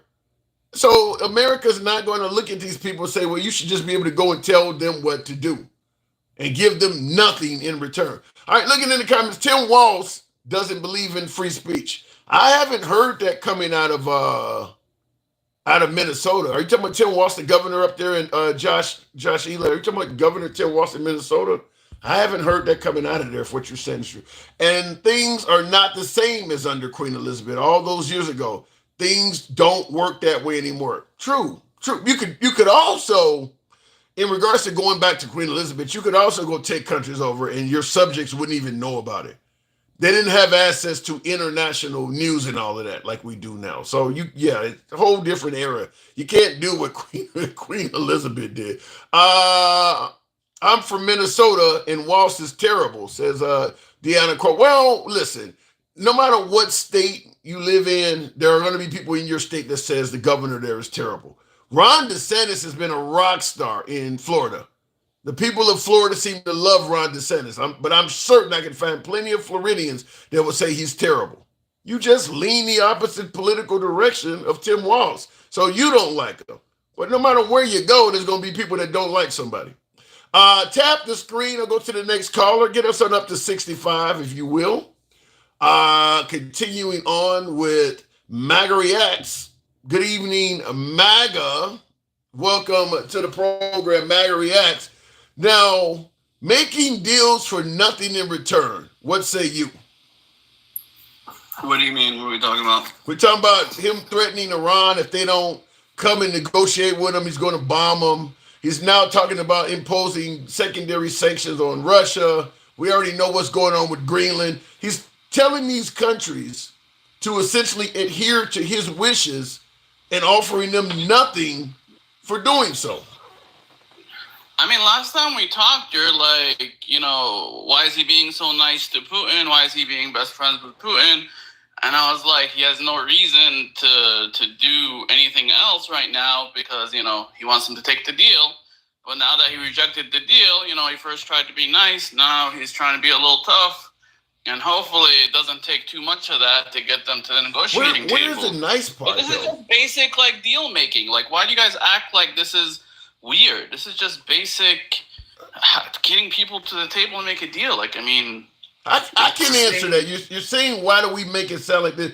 Because I don't know many deals you show up where you get nothing out of it. Like with Iran, he doesn't want Iran to have a nuclear weapon. Okay, so if they agree not to have a nuclear weapon, what do they get for adhering to that? Again, why would Trump offer anything? The way it works is he brings them to the table, and then they tell us what they want, and then we negotiate. This is basic deal making 101. You don't need to read the art of the deal or anything. Any experience in business would. You're saying that Trump basic shit. So you're saying you guys that Trump acting like he's rewriting the book on making a deal. You're saying that Trump. Wait, hold on. So you're saying that Trump is willing to give Iran something then?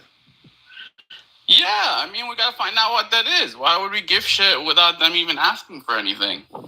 I haven't heard him. Listen, when he broke the deal in his first term, he didn't give him anything. He just told him, either you stay away from nuclear technology or we're going to hurt you. He didn't offer him anything. There is no deal. I don't see. You're saying they show up to the table. Why would you show up to the table and talk to Trump? You showed up to the table and you talked to Obama. You made a deal with the United States. Trump came in power and said that's a terrible deal and broke it. Why would you make another deal with the United States knowing the next president after Trump might break that one too? No, because that deal, Obama was only being nice, and it was a horrible deal. And even if Trump didn't leave that deal would have been done already. It expired a couple of years ago. That ain't what I'm asking you. Even if he stayed in that deal and kept giving them money and didn't sanction them, the one thing we saw is when he did sanction them and having people stop trading with him like he's about to do to Russia, is they didn't have money for terrorists. They didn't have money to do a lot of shit. So it worked out to our benefit. And I think what Trump did actually worked out for the best until Biden came in and started to relieve all those But that's the problem. It didn't work out for the best because if your deal is only contingent on you being in office, your deal ain't working for the best. If Trump made a great deal with Iran, he wouldn't have to be forcing them to make a deal now. Notice he's not claiming that they're breaking any deals. Hold on. So hear me out. MAGA, hold on. Hear me out. Go ahead. He came in, he broke Obama's deal. So now there's no deal with the U.S. and Iran. Now here he is 6-7 years later trying to make a deal. If what he did the first time by breaking Obama's deal helped the United States out, he wouldn't have to be back where he's at now at square one. The fact is, when he broke Obama's deal, he put nothing in place of it. So we don't know how far along in Iran's nuclear ambitions they've gotten. Because for 6-7 years, we've had no deal with them at all, no inspections at all because of him. How is that good for America? Because they had more resources with Obama's way. With our way, they're so broke, they don't have enough money How do you know that? Do this. How do you know that? Because they haven't done it. We have spies. We have intelligence. We have a bunch of shit that would tell us this. Trust me, if they had any kind of made any kind of leeway, they would be bragging about it on TV to everybody, the entire Arab Why would nation. they do that? We don't even brag about our nuclear arsenal on TV.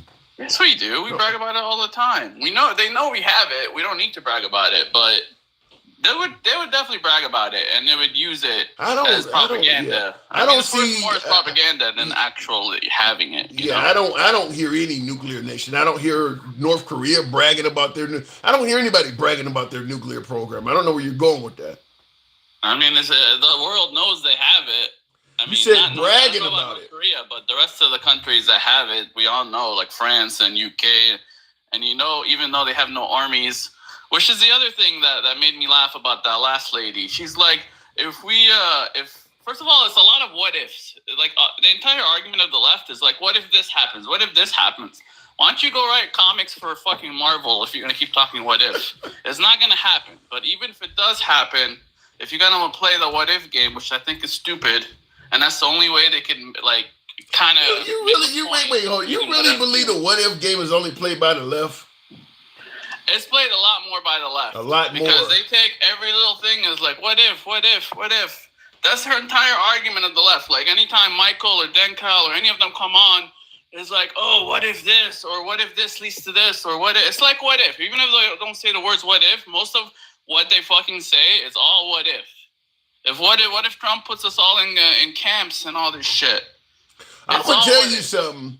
In regards to your what if statement, I heard a lot of what ifs in regards to Project 2025, and it's amazing at how many things from that list has been checked off. So I hear what you're saying about what ifs, but there's a lot of things people said, if you vote Trump, he's going to do this or that, and folks were calling it liberal fear-mongering, and a lot of this stuff is starting to come true. How many folks said if Trump won, he was going to get rid of women's ability to have an abortion? Now they're saying he's going to do it federally, and people, well, that ain't going to happen either. I mean, he is doing a lot of things people predicted.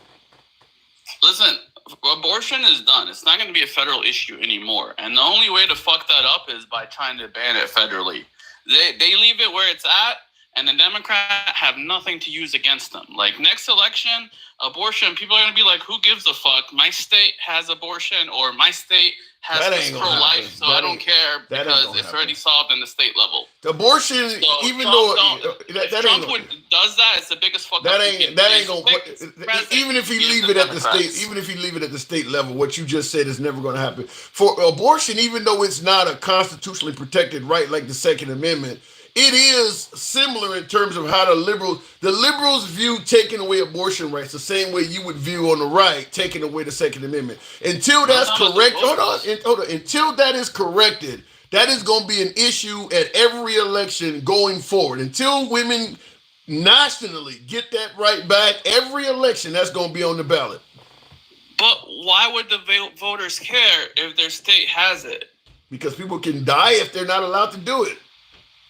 But their state has it. California has abortion. Florida has abortion. No, I mean in Republican states why would too. They care? I mean in Republican states, it's going to be on. Well, first, you ask a good question. Why would you care in a Democratic state? Because there are Republican candidates that run for office in your states. I mean, there's a lot of swing states out there. So if the Republicans get control of your state, you know what they're going to do with that. Then fight on it in the state level. If you keep fighting on it in the federal level, it's a stalemate. That's a waste of time for both sides. Fight on it in the state level. It's still going to be a state issue. It's going to be a federal. It's going to be a federal issue about too. it, but it's I don't going think to be a federal issue. Yeah, it's going to be a federal issue for every president, every midterm going forward. You may not believe it, but every presidential election you have going forward. Do you remember when weed was kind of a federal issue? Weed stopped being a federal issue because a lot of states legalized it, and the people that don't want to legalize it don't legalize it. You don't die. You don't die because you can't get your hand. You don't die because you can't get your hands on some weed, though. But again, people are saying that people are dying because of lack of abortion. That's just people misinterpreting the law. If there's doctors not letting women die because of some stupid abortion law, they're just dumb. They're going to learn over time that these laws aren't meant to kill people, and they should just save the life of the woman.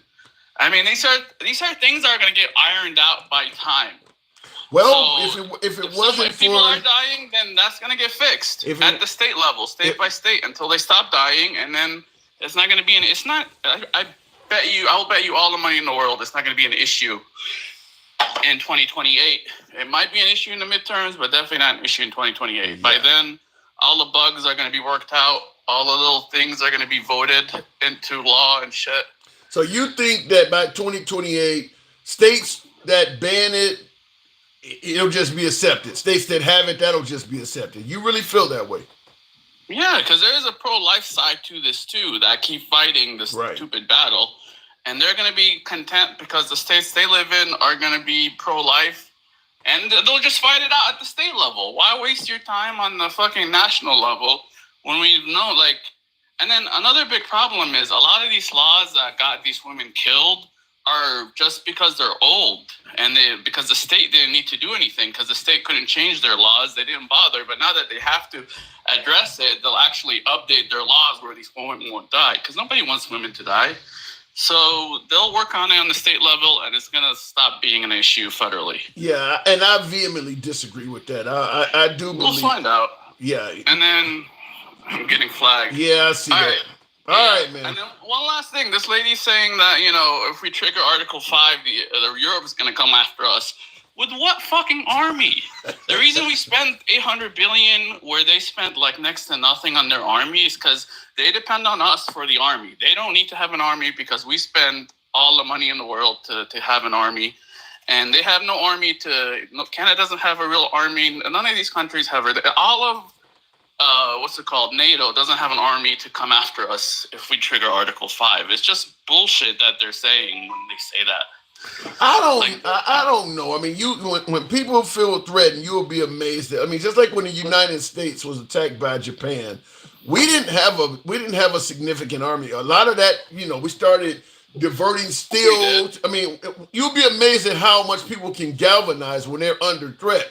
So the idea, we can take on Europe, they don't have an army. You don't know what they're capable of when they feel their lives are on the line. I mean, that's millions of people. You can't just discount them as how we can handle them. You don't know how they're going to react when suddenly they feel like their lives are on the line. They may start producing shit like you never imagined, like we did. If it's a real war, we would cut them at the knee and nothing. Like, they're way behind. You can't make an army appear overnight. I'm sorry. I don't care how much motivation you have, how much resources you have. You can't match us overnight. We took since World War I to build up this army. And I disagree with you. What did they attack during Pearl Harbor if we didn't have an existing army? No, they attacked what was there, but what I'm saying is once we were attacked, we galvanized and this country came to, just literally, same thing with World War I too. We got industrialized and we really came to and developed a really strong army. I mean, when your life is, what they say, necessity is the mother of invention. When your life is on the line, there's a lot of intelligent scientists and people over in Europe. The idea that, isn't that where our nuclear scientists came from? Isn't that what we got? The people that helped us make the atomic bomb? He was a German scientist. So the idea that we're going to just wipe out Europe, that's crazy. I'll tell you this right off the bat. I hate to say it, but you're still stuck in the past. That's true during World War II, but it's not true today. Let me tell you why I disagree. Here's why I disagree. I don't believe that if Trump decided to go on full gung-ho against Europe, I don't think in this nation, with so many Italians and Polish and Germans and Scottish folks living in this country, I don't think he would have full support of the United States. And that would cause a problem within our own border. It ain't the same as it was. Like you say, that stuff happened back in the day. America's a very diverse country. And you would get a lot of resistance within this country for doing it. You may start getting people in this country that don't want to participate. Listen, I agree with you. It probably would never happen, but we're playing the stupid what-if game that the last caller was fucking playing. I don't like this game whatsoever. But if we're going to play the what-if game, even if we take just the native-born Americans or the ones that have been here long enough to not have any loyalty, we still outpower the entire world by a lot. Even it would take a miracle for them to. You're assuming the people in this country that do not agree with Trump would not be doing things to sabotage his efforts. You're just assuming they're going to stay on the sideline, and the people that are MAGA, that are down with the program are going to help. But the folks that don't agree with Trump are just going to stay on the sideline. No, they may be operating to sabotage what he's doing. Listen, go ahead. Look, anything is possible. Aliens could show up and defeat the United States because they think Europe is right. I hate playing. This is why I hate playing this what-if game. Let's just wait and see. And, that's why I hate it. That's like the Democrats' whole game. What if, what if, what if? And that's why I hate playing it. Come on now. You're threatening. Come on. You're threatening Greenland, Canada, Panama, Gaza. You expect no what ifs? You expect people just to sit back and see what's going to happen? Ain't nobody going to speculate or do any what ifs on that. You don't. You see it coming more from. You see it coming more from Democrats because no Democratic politician put us in such a grave scenario like that. Otherwise, you would be what ifing too. Again, that's another kind of bullshit lie. All the shit that you said, we never seen this before. It's all been done before. Give me a politician who did it. Like as far as what? Like as far as threaten several countries simultaneously. We threaten countries all the time. Give me a politician that threatened several of our allies simultaneously. I can't think of anything else. I can't either. With that, I can't let me think give of you another example. With the people being sent to El Salvador, we sent a ton of Arabs to Egypt after 9/11 in the same way we're sending, and Cuba, Guantanamo Bay, in the same way we're sending people to El Salvador right now. Exact same thing. We had a bunch of people that we wanted out of our country, or we just wanted. We basically did the same shit with Egypt, my home country, back after 9/11. The same way we're sending them to El Salvador. And trust me, what they're doing in El Salvador is nothing compared to what the people watch a movie called Rendition, I think, or something like that. It shows you some of the shit they did. I don't think you can't. You say trust me what they doing to people in El Salvador. You don't know what's happening to them down there to make that statement. You don't know if they'll ever get out of there alive. You don't know that. Egypt. It can't be worse what happened with Egypt. They were literally sending people to Egypt to be tortured. They just got down. Wait, hold on. Actual torture because they're trying to get information out of them. MAGA, they just got down to El Salvador less than a month ago. You don't know if they're not going to be tortured or killed. You can't make that statement yet. All of what you're talking about that happened in Egypt, it may happen down there. They lose like 200. I think I heard like 200 and some prisoners in that facility die every year. So you don't know what's going to happen. The difference is we don't need any information out of these people. The people sent to Egypt were tortured because we needed information about terrorists and shit. We don't need fucking information about some shitty gang in Venezuela. We just want them out. Yeah, but so you're making it sound like the people in El Salvador. I'm not saying it's going to be a fucking, what's it called? Like a spa. It's not going to be a spa day. But it's not going to be torture like Egypt because you don't know to get information out of these people. You're saying it's not going to be torture as if you know what the El Salvadorian government is going to do. You don't know what kind of people they are. So you can't say it's not going to be torture. Like, if they torture them, it's just the torture from being in prison. How do you know? What are you basing it on? They don't need anything from them. Why would they torture them if they don't need any information from them?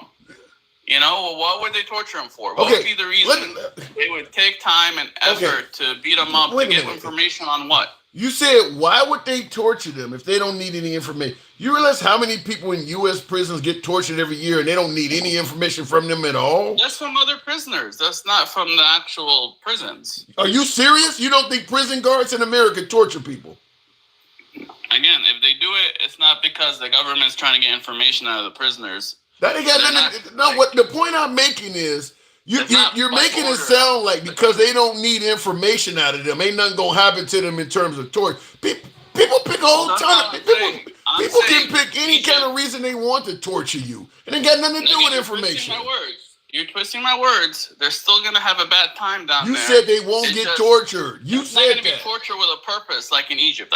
My whole argument is Egypt was worse because they were trying to torture them. You don't know that, and that's what I'm saying. You don't know that.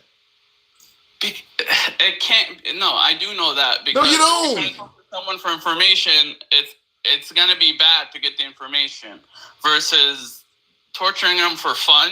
Why would you put effort into it if you're just doing it for fun or for no reason? You make it sound like our penal systems, even in America, do not have a history of torturing people for fun. People sometimes. So why if you're admitting it happens here, why are you saying it won't happen in El Salvador? I'm not saying it won't happen. You are saying it won't happen. Egypt it won't be as bad as what happened in the past.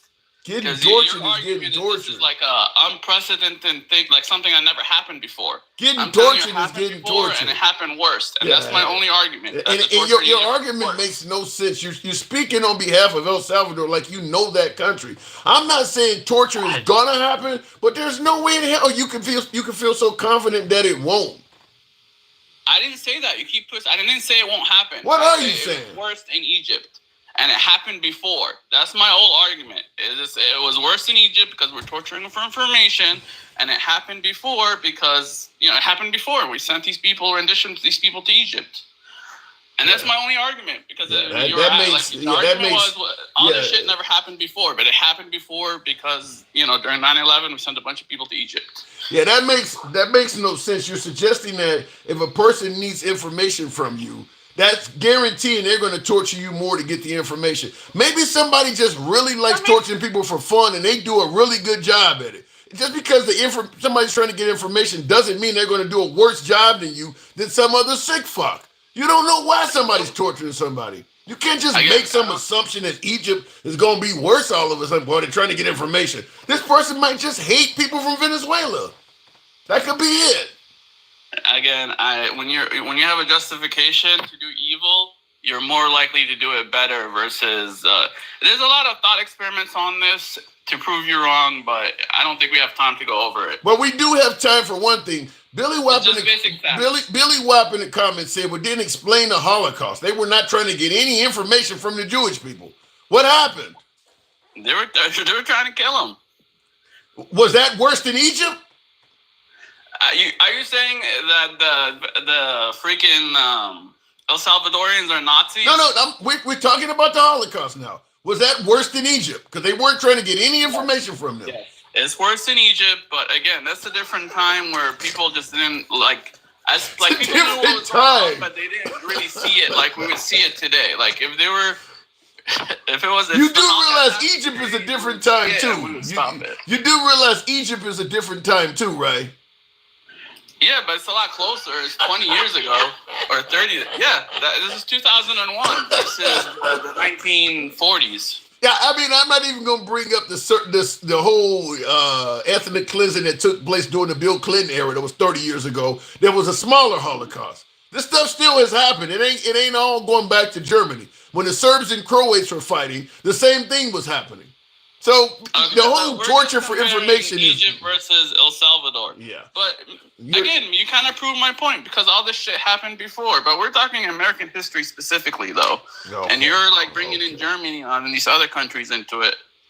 Where I'm talking about American history, American presidents in this century, not the previous. I'm the one you're the one that's yelling Egypt. You're the one that's yelling Egypt all over the place. But I'm the one that's.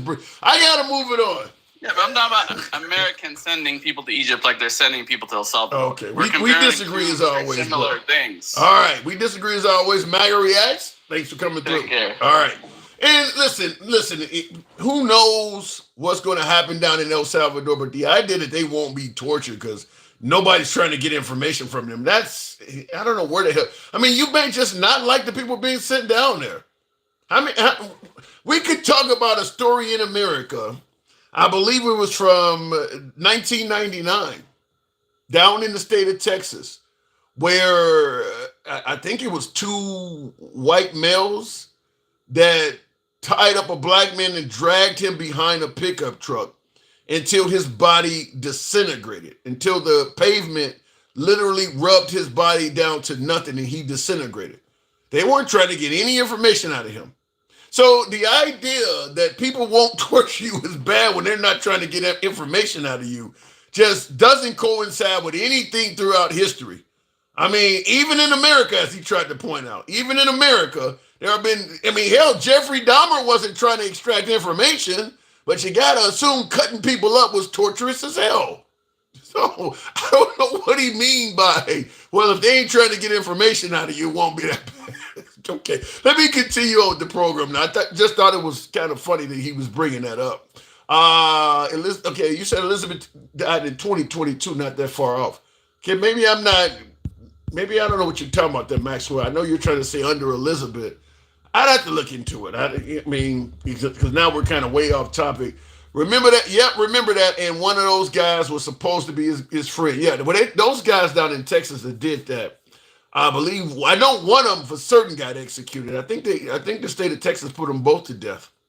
But I'm just simply saying, people torture folks. Some people are just sick fucks. Some people, I mean, you hear about babysitters doing it to babies and shit. It got nothing to do with extracting information out of people. Some people are just sick fucks. And we've all heard of the phrase, power corrupts. You give prison guards power over inmates. At the same time, society don't give a damn what happens to the inmate. And sometimes they will literally torture the inmates. Happens all the time. I mean, you could have a pedo come into a penal facility and the guards can use that as currency because, listen, you know what happens if I put you in general population with your history of sexual abuse, or if I release your record to the inmates. So I need you to have your wife send me some money every month. I mean, guards do all kinds of torturous, corrupt shit in our facilities. But yet we're going to assume El Salvador, they'll be safe in El Salvador. Look it in the comments. What does it say here? Yes, buy Canadian. Well, you can't really get access to Canadian goods in this country, can you? Robert Byrd, KKK. Yeah, we are the Robert Byrd. So I'll go back to the box, but I assume you're trying to tie Joe Biden to Robert Byrd. That was constantly used against Biden during his term. You know, Trump ain't racist. Biden is the one. The vote for me, you ain't black guy.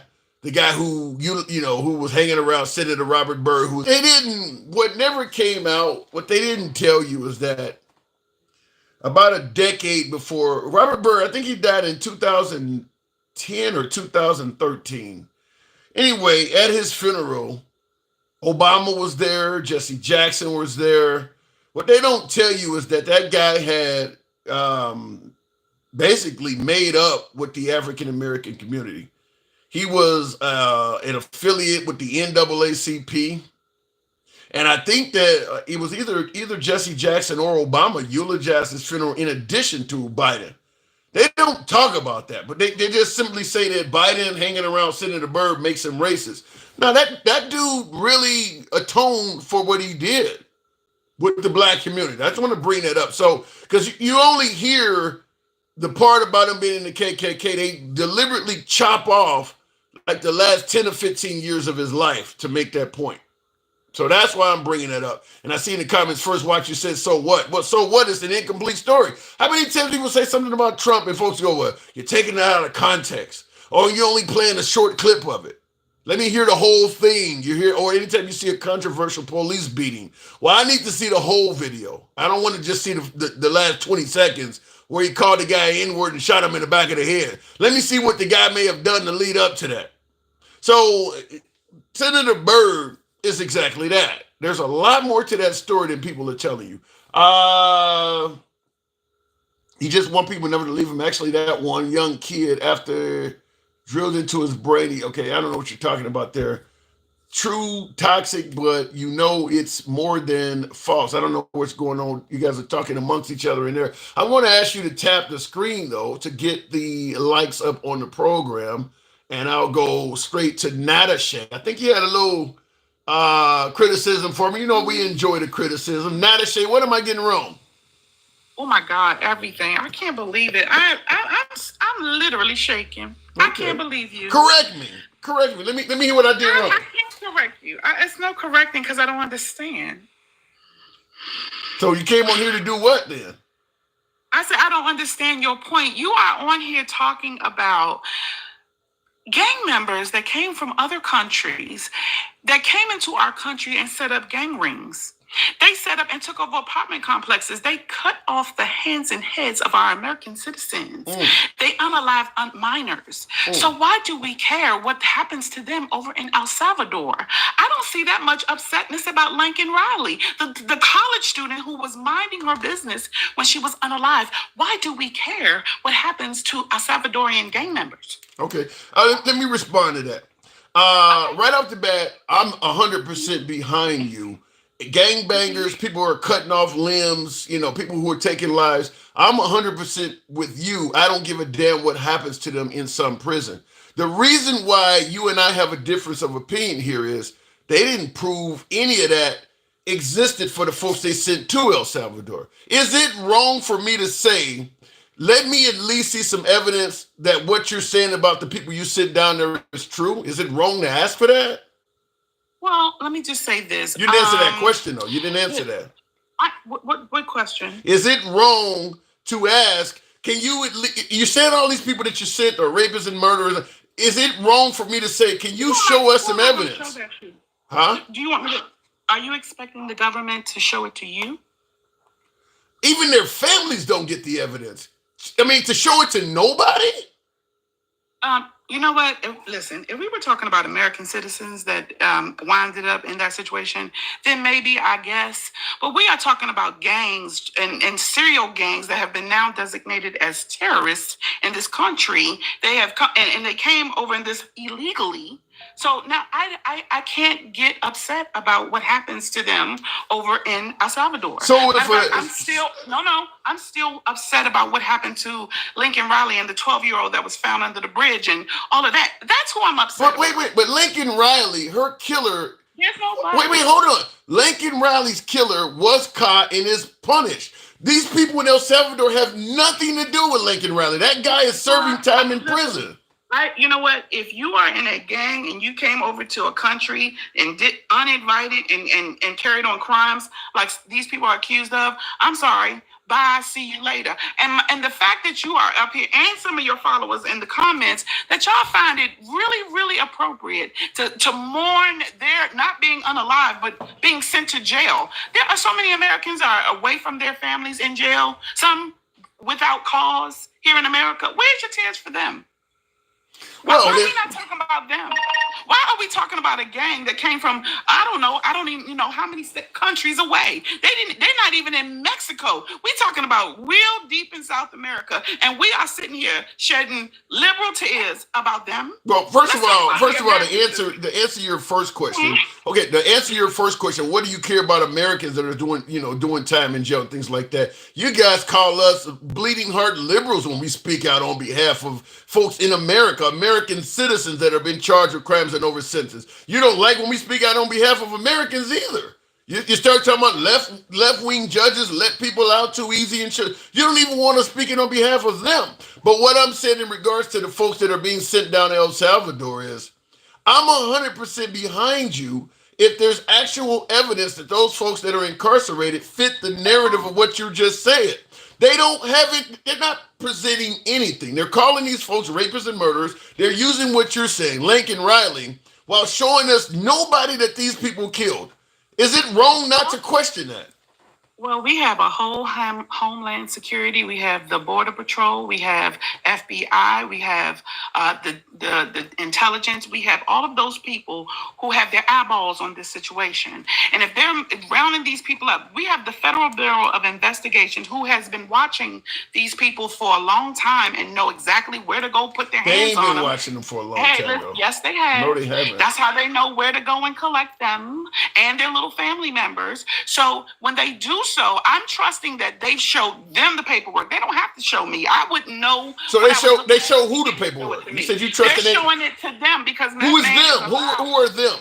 Listen, they're showing it to the proper people. Who are the proper people? Who are the proper people? FBI, the Homeland Security, Border Patrol, the USCIS. All of these people have know what's going on. They don't need to show me. If they're putting these people on the plane with the Federal Bureau of Investigation, who has been watching some of these gang members for a long time, why should they have to show me? They obviously know who and what they're doing. Let them do it. So do you believe that the FBI and Homeland Security and our police law enforcement throughout the country are flawless? They don't make mistakes. They never arrest the wrong person. They never charge somebody. Well, before we listen, if we were to say, feel sorry for someone who had made a mistake. We have plenty of people to pass our tears around to here in this country that have been in jail and been wrongfully accused and been in jail for a long time. It's a long time before I'm gonna start crying over a Venezuelan gang member. So in other words, I'm just not gonna do it. Okay, so in other words, because there are plenty of people wrongfully charged in this country that you have to cry over, you're gonna. So in other words, So what you're saying is because there are a lot of wrongfully charged Americans in this country that you could cry over, you don't give a damn about somebody else that's wrongfully charged. I am an American. I am an American citizen. I love my country. You damn right. I am not going to cry about Venezuelan gang members before I cry about my fellow Americans. Yep, absolutely. Any chance? You can answer this anyway. You know I don't block, ban, or censor. But is there any? If I can convince you that a Venezuelan or somebody is a gang member, and you don't, and that's enough. You don't need to hear anything else. That's enough to throw them away. Is there any? Hold on. No, not me. But I'm telling you. No, you know it's you. You just said you don't give a damn. I'm gonna tell you this much. I know a lady who works on some of these crimes in some of these cities, and when you get a body parts of American citizens and their head is missing, and so are their hands, because that's the way you identify them, that is not American citizens doing that, okay? That's people who come from other countries who have no fear in doing that to our citizens. Okay. I have found my patriotism. I am 100% American, and I will cry for Americans before I cry for that. Now I'm going to ask you the question I was trying to ask you. I'm going to ask you this question in full. If I can convince you that these people are chopping off hands or whatever, and you're okay with them going to Venezuela without me having to prove a damn thing to you, is it possible that in the future someone may be convinced that you are a bad person and they can put you in prison without anybody having to prove that you did anything wrong? Is it possible that that could happen? Because we're showing that Americans are okay with people being locked up without any proof if you convince them that they're bad. What if they start saying that you killed somebody?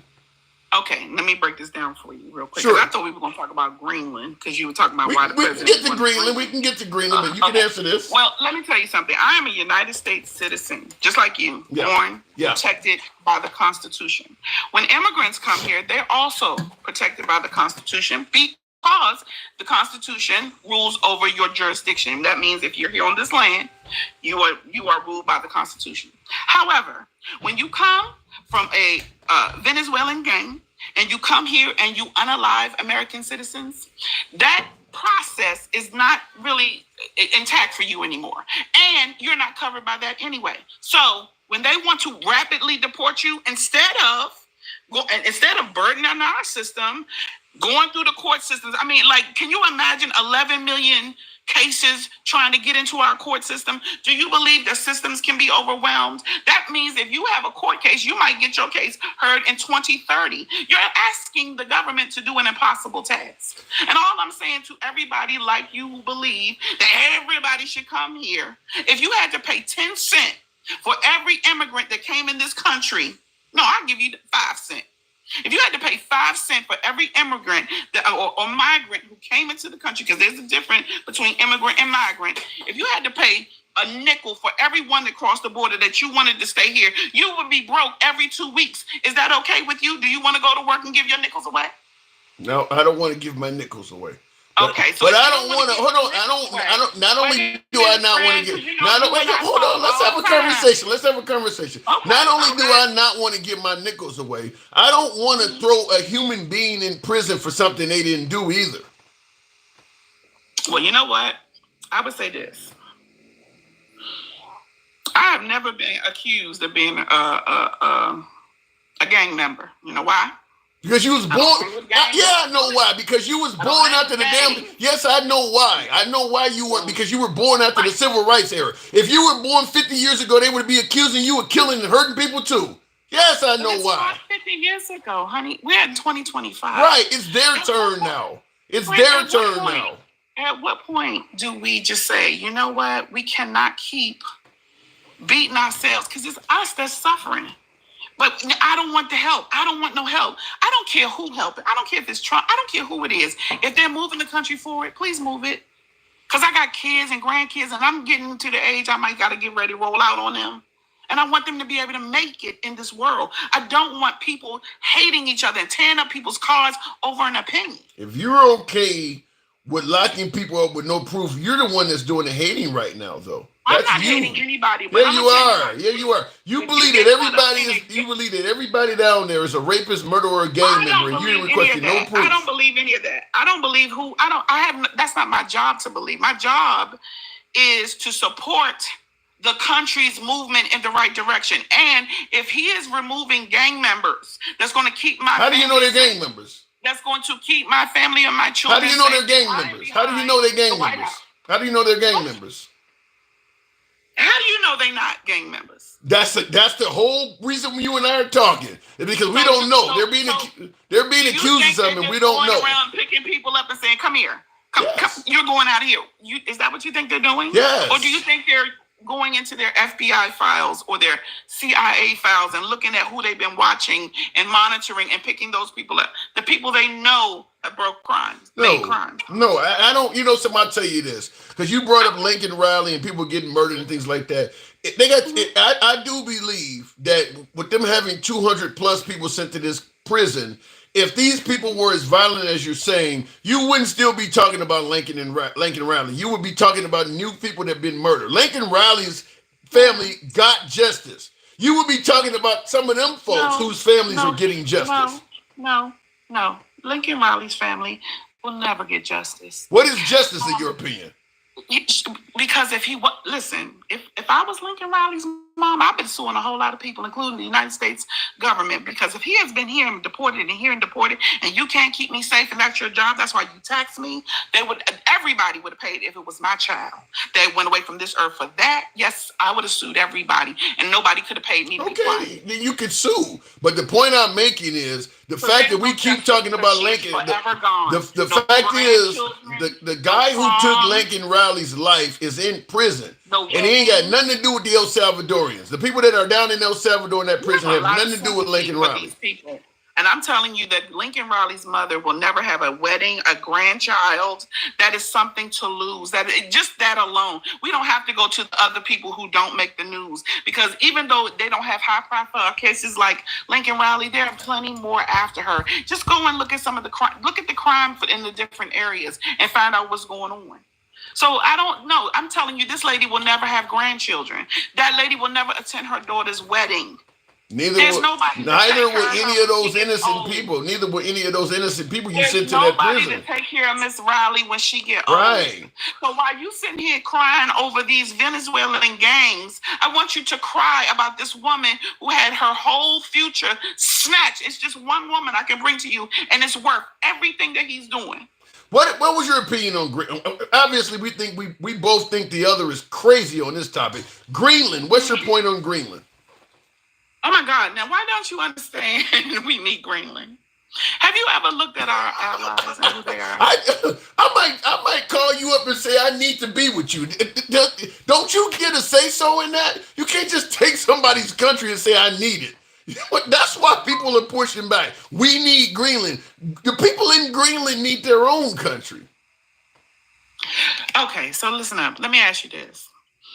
Did you know that the United States of America subsidizes Canada $200 billion every year? Did you know that? I don't know, because where'd you get that information from? They do. They do. If you go look it up, you go look it up into the budget, we subsidize Canada $200 billion. They don't have to have a military because we have one. Okay. There's a lot of countries. So what's your point? Don't have to have I'm telling you what the point is. There's a lot of countries out there that don't have to have a military because we have one. Okay. And we have spent a lot of your tax dollars building that military up, right? So what's your point? They just announced some F-57 over there. So all of these countries that you say Trump is threatening, they're in no position to do what you're worried about them doing. Canada's in no position to tariff you back. What do we use that Canada give us?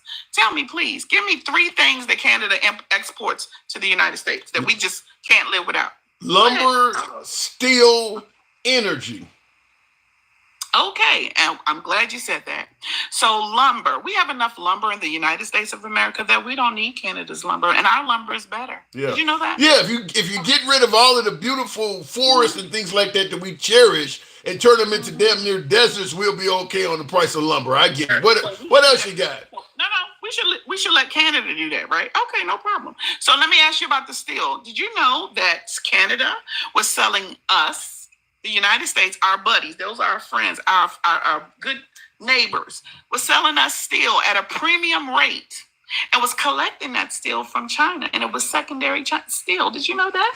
No, I didn't. I've never heard that before. Oh yes, it was a big thing that the United States was paying premium dollar, and they were getting cheap steel from China and selling it to us as a premium. We don't need them for that. We don't need to get our steel from there. And what was the third thing you said?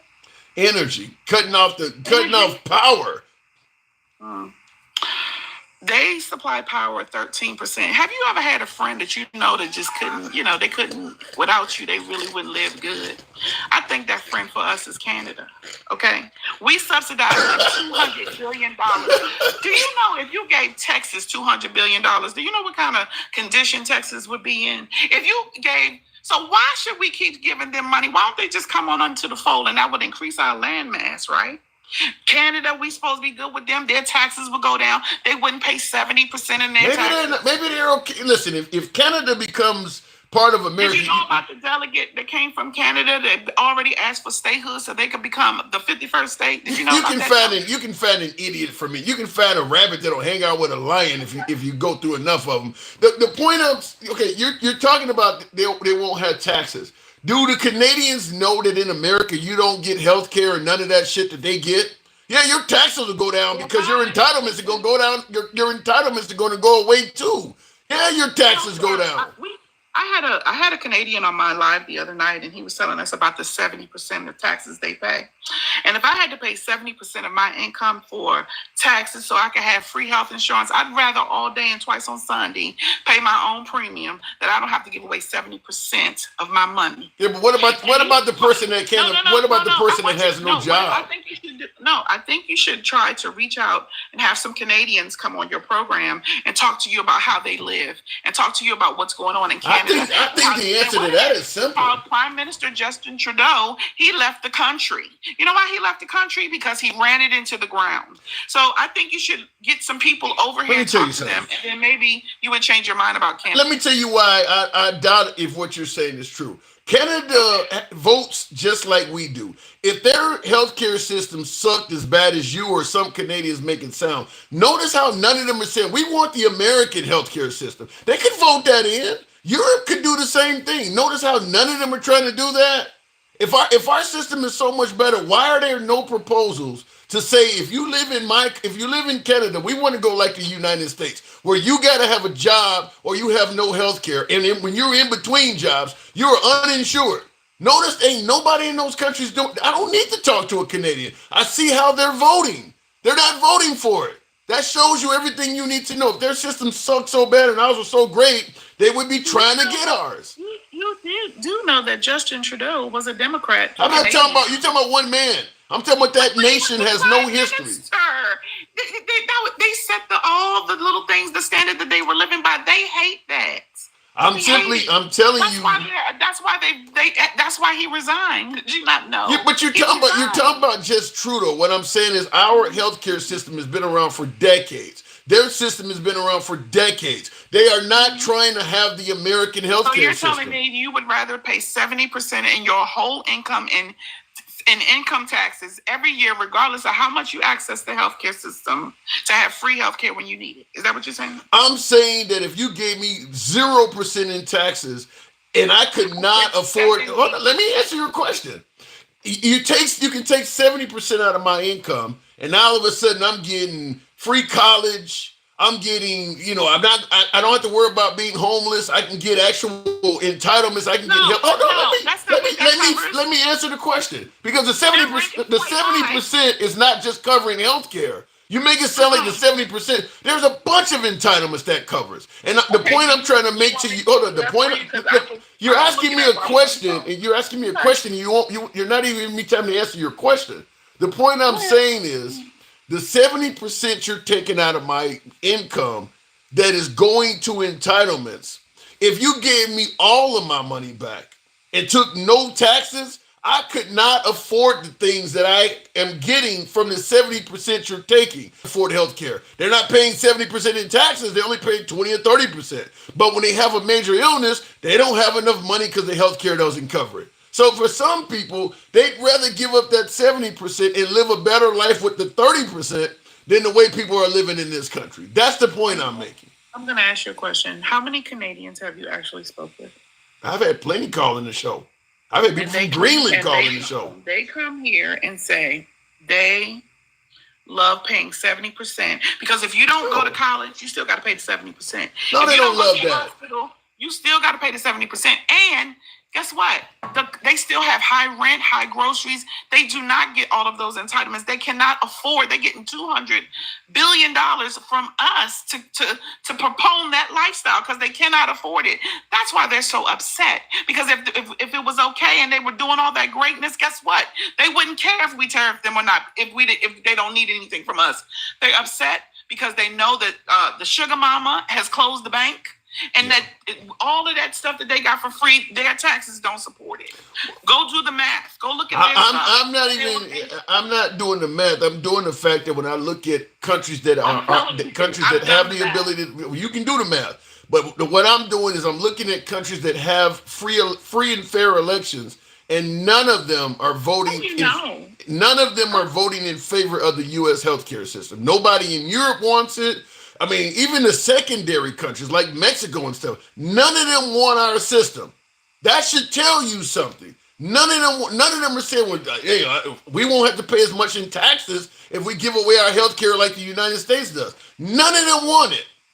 That tells you everything you need to know. I don't know any first world country, even developing country, that is saying we want our healthcare system patterned after the United States. Are we talking about healthcare now? Or are we talking about Greenland? I don't know. We're talking about healthcare. Okay.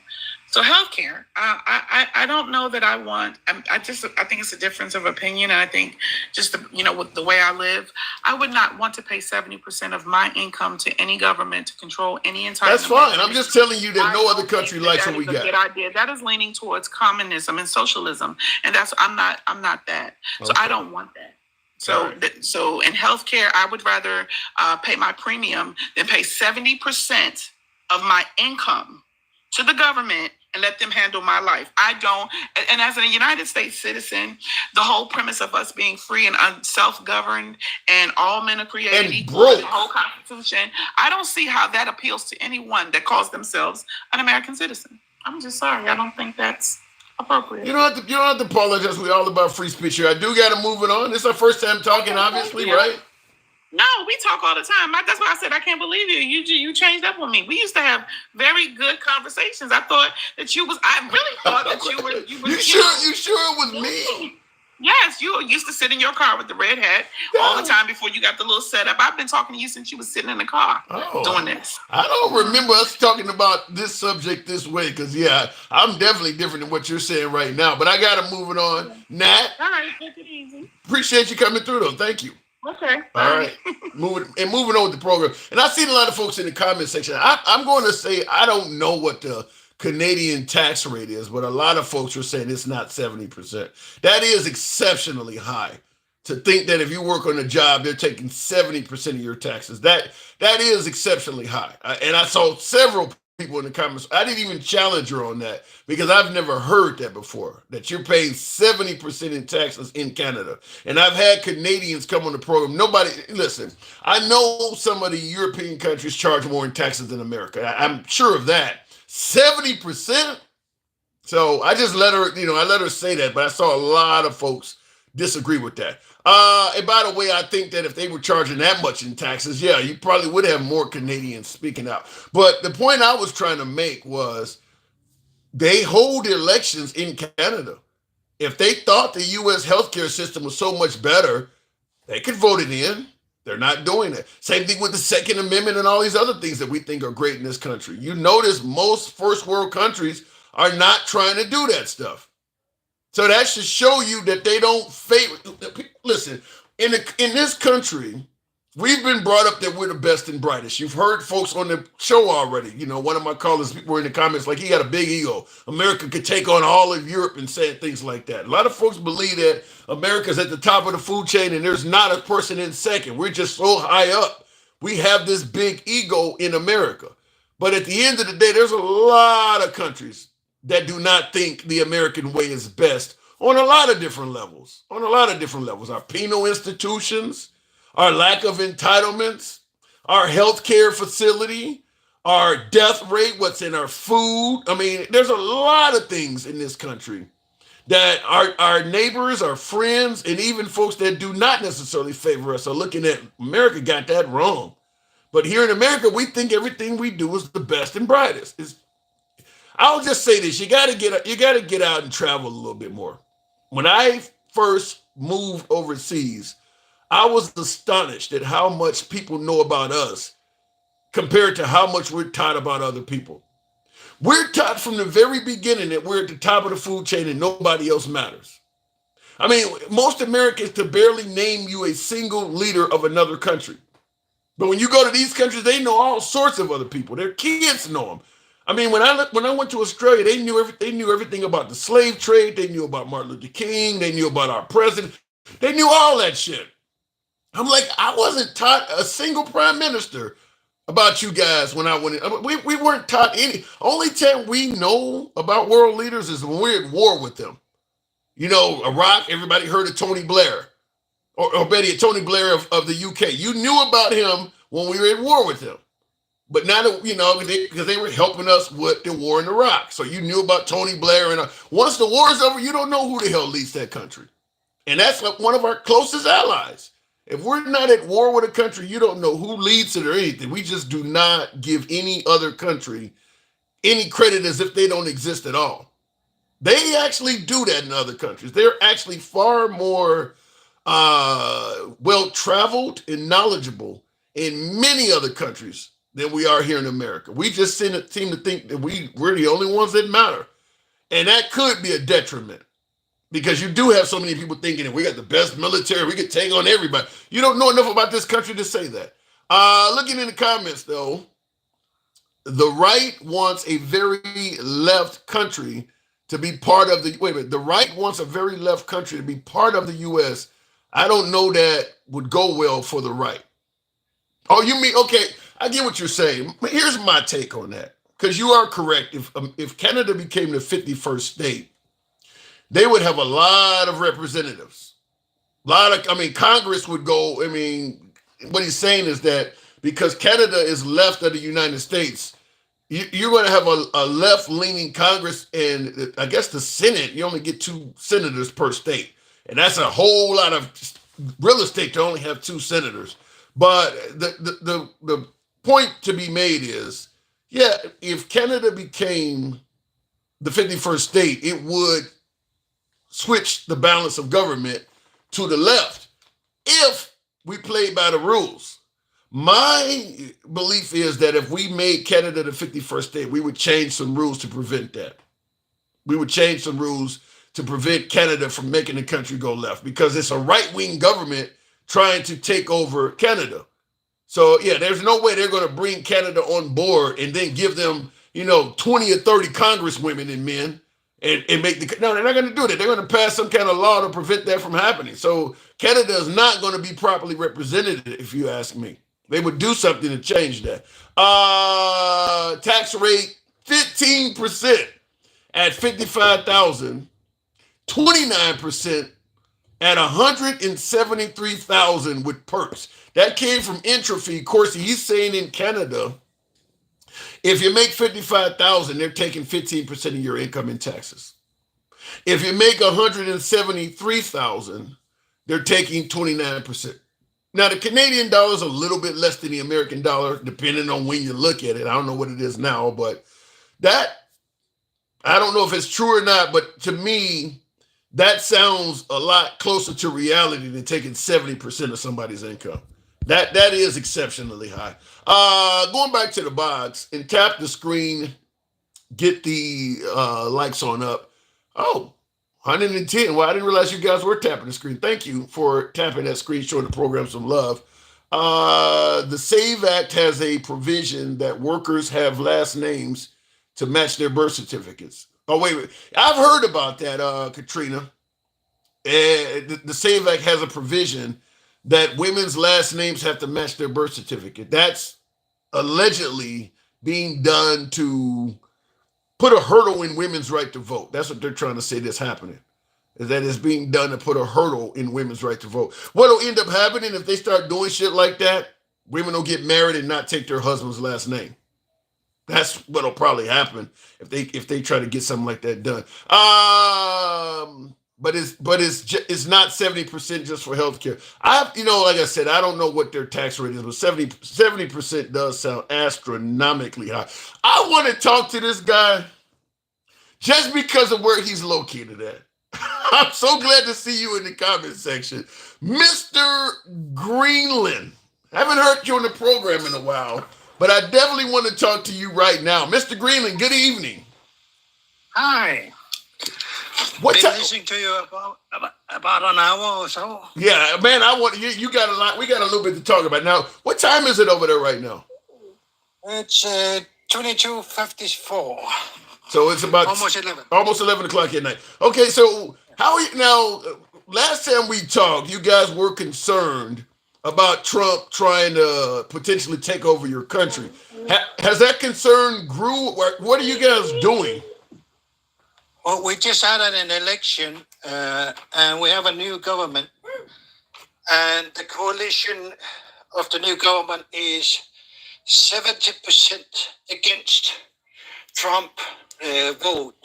So 30% are actually in favor of becoming part of the United States? No, not like that. It's 25%. It's like they voted for the about the fishing, the new fishing law. They didn't really like it, and some party members were kind of keen on American help. But what is the fishing law? Just real quick, what is the fishing law? Oh, the new fishing law has been set as a new law last year, and supposed to help small fishermen.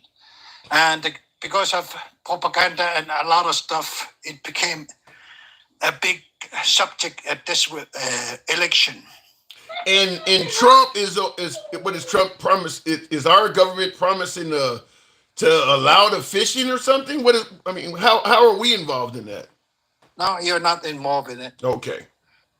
Okay, but so 70% of your country does not want to be part of the United States. 75.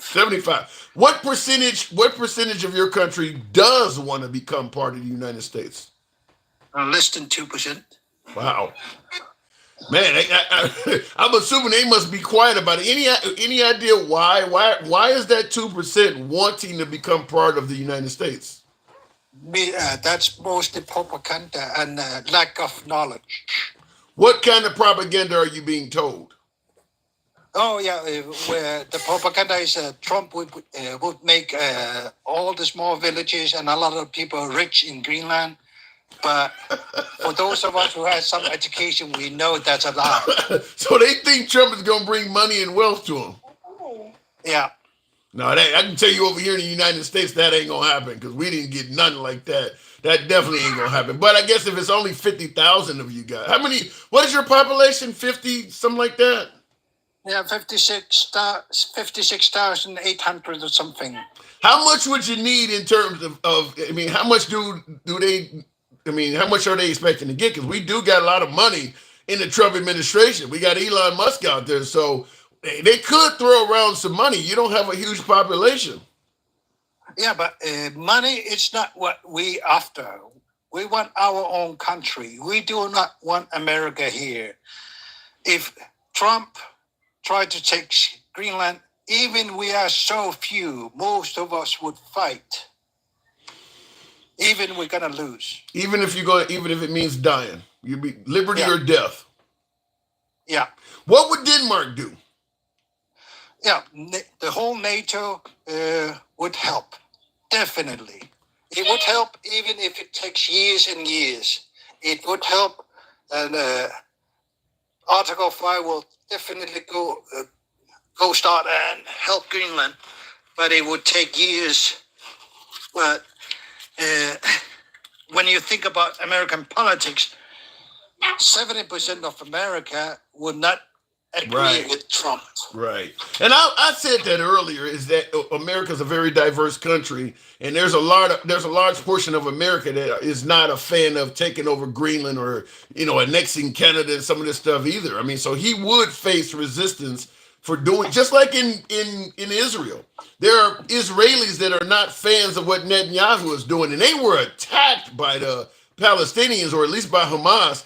You guys ain't done nothing to us. So, I mean, if Netanyahu is facing resistance, Trump would face a lot of resistance internally for doing that. But you think NATO would side with you guys and actually provide assistance? Definitely. Wow. Okay, let me tell you about our culture. Our culture has existed more than 25,000 years in human history. And our culture had never warrior culture. We've never been in war. So we are the greatest people in the world. So wait, you've never been in war, but you're the greatest. Explain that, because I mean, you're not obviously not trained for war. Yeah. We've never been in war because we don't have a warrior culture. And we do not believe in war would help people. But to protect our country, we would still fight. Let me ask you this now, because Trump is saying we need Greenland for tactical advantage to prevent the Chinese and Russia from, threatening the Arctic and things like that. What is the sentiment in your country? Why do you guys think that we want your country? For the minerals, oil, that's it. Yeah. Yeah, that's probably true. That is probably true. So, I don't know. Could you make a deal with somebody else so that they're refining it or something before the United States gets there? Because under Trump, I'm not sure that this isn't going to happen. Trump, he's serious trying to take Greenland. Yeah, he means it, and he's serious, and he has insulted our government, insulted Danish kingdom, and it's so ignorant of the American leadership right now. Yeah. Excuse me, my son wants to say something to you. Oh, sure. Hello. Hello. Donald Trump wants to get oil and different new crystal things and different things. I forgot the name. What do you like Donald Trump? What do you think of him? I don't like him. My guess is that's the sentiment of many folks in your country right now, is that they don't like him. Now, we had our Vice President J.D. Vance in your nation a little bit over a day ago. Yeah. How did that go for you guys while he was there? It's an insult to our government. We were in the midst of creating a new government. So to visit Greenland at the time when Greenland government has told America, we don't want any influence right now. And that's an insult to Greenland. So what do you think J.D. Vance was trying to do? Oh, it's create a movement of some kind, but we are in Greenland. We are not. Let me say. How do you say it? We are not. We are a little bit more educated, a little bit more for following what's going on in the world. So we know what's America Trump government is trying to do. So we are not that easily persuaded from the Trump government. Let me ask it to you this way. Now, obviously Joe Biden had a whole different agenda than President Trump. Do you folks in Greenland have somewhat of a gripe or a low opinion of Americans, or is this something that is tailored only at the Trump administration? Or do you look at America like, well, he wouldn't be there if you folks didn't vote him in, so you're viewing all Americans this way? Or do you realize that most Americans are not a big fan of what he's talking about in regards to Greenland? And it's not that Americans can do anything about it. He's in power now. We just kind of are powerless to let him do it, kind of do as he may. Are you blaming all of America for this or just the Trump administration? Most of us who are educated, we are blaming Trump administration. For those, a lot of who are not well educated, they are blaming all Americans. I understand, because we would blame your whole nation for it as well, because it is a free election. I mean, the American people collectively voted Trump in, and he's going around saying he has a mandate and he won all the swing states. So any of the, as you say, lesser educated that are blaming all of America, my opinion, that's kind of legitimate, because we would do the same thing. I mean, he wouldn't be in power if the majority of Americans didn't vote him in. So yeah. As one of your listeners we were talking to before, in Greenland, we would not have American healthcare system. We would not take that. We have a universal healthcare system, and we will have that. How much are you paying taxes? Right now, including municipality taxes, in total, I pay 43%. 43, that's high for it compared to America, though. But 43% if you're getting health care is actually, when you factor in how much they're taking out of your check for health care, it's probably, if you factor in how much Americans pay for taxes, and then you also add on how much they're paying per paycheck for health care, it's probably more than 43%. Yeah, but what we get from that tax break, we are talking about 100% free healthcare. We do not pay even for aspirin. Wow. And if we talk about school, it's totally free, 100% free. Government even pays students money to go to school. So they're investing in the education of that country. But I mean, it is a lot less of you. So that's what the folks in our country is going to push back and say it's easy to do this when you only got 50,000 people. Do you have money coming into your country from somewhere else? Where are you getting all the money to pay for this stuff? We get subsidized money from Danish government as a former colony, part of Danish kingdom. We have, I don't know how much it is in dollars, but it's 300 million Danish crowns we get every year. Yeah, we have colonies or territories, so to speak, as well. Puerto Rico, Guam, U.S. Virgin Islands, Samoa. We don't give any of them that shit. we don't treat any of our territories like the way the Danes are treating you. Now, do the Danish citizens in their country get that same stuff? Yeah. Let me say, we would say in Greenland, the territories in America has, they are occupied, not a part of America. What do you explain? You are holding them with military force, so they don't have anything to say. You keep them poor on purpose. So you're saying that the American territories like U.S. Virgin Islands, Puerto Rico, Guam, we are occupying them and we're keeping them poor on purpose. Yeah. Because in Greenland, we has been always a society very much in social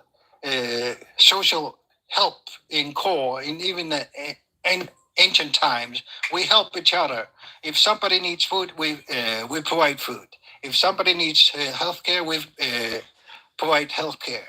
If somebody needs clothes, we provide clothes. If somebody needs house, we provide house. So it has been always part of our culture. Yeah. And real quick in the comments, Mike Hawk said, and the rest of the world would just let us do that, right? Yeah, they would.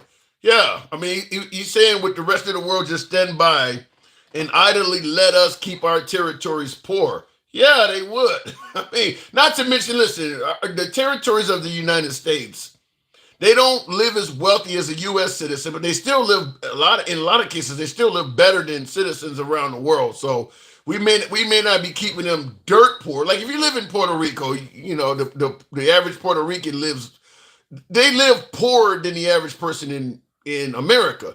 But there are plenty of places that are far poorer than Puerto Rico. So yeah, the rest of the world would sit by and watch us do it. How can they stop us? I mean, what are they going to occupy Puerto Rico and give them a better life? So yeah, ain't much they can do about it.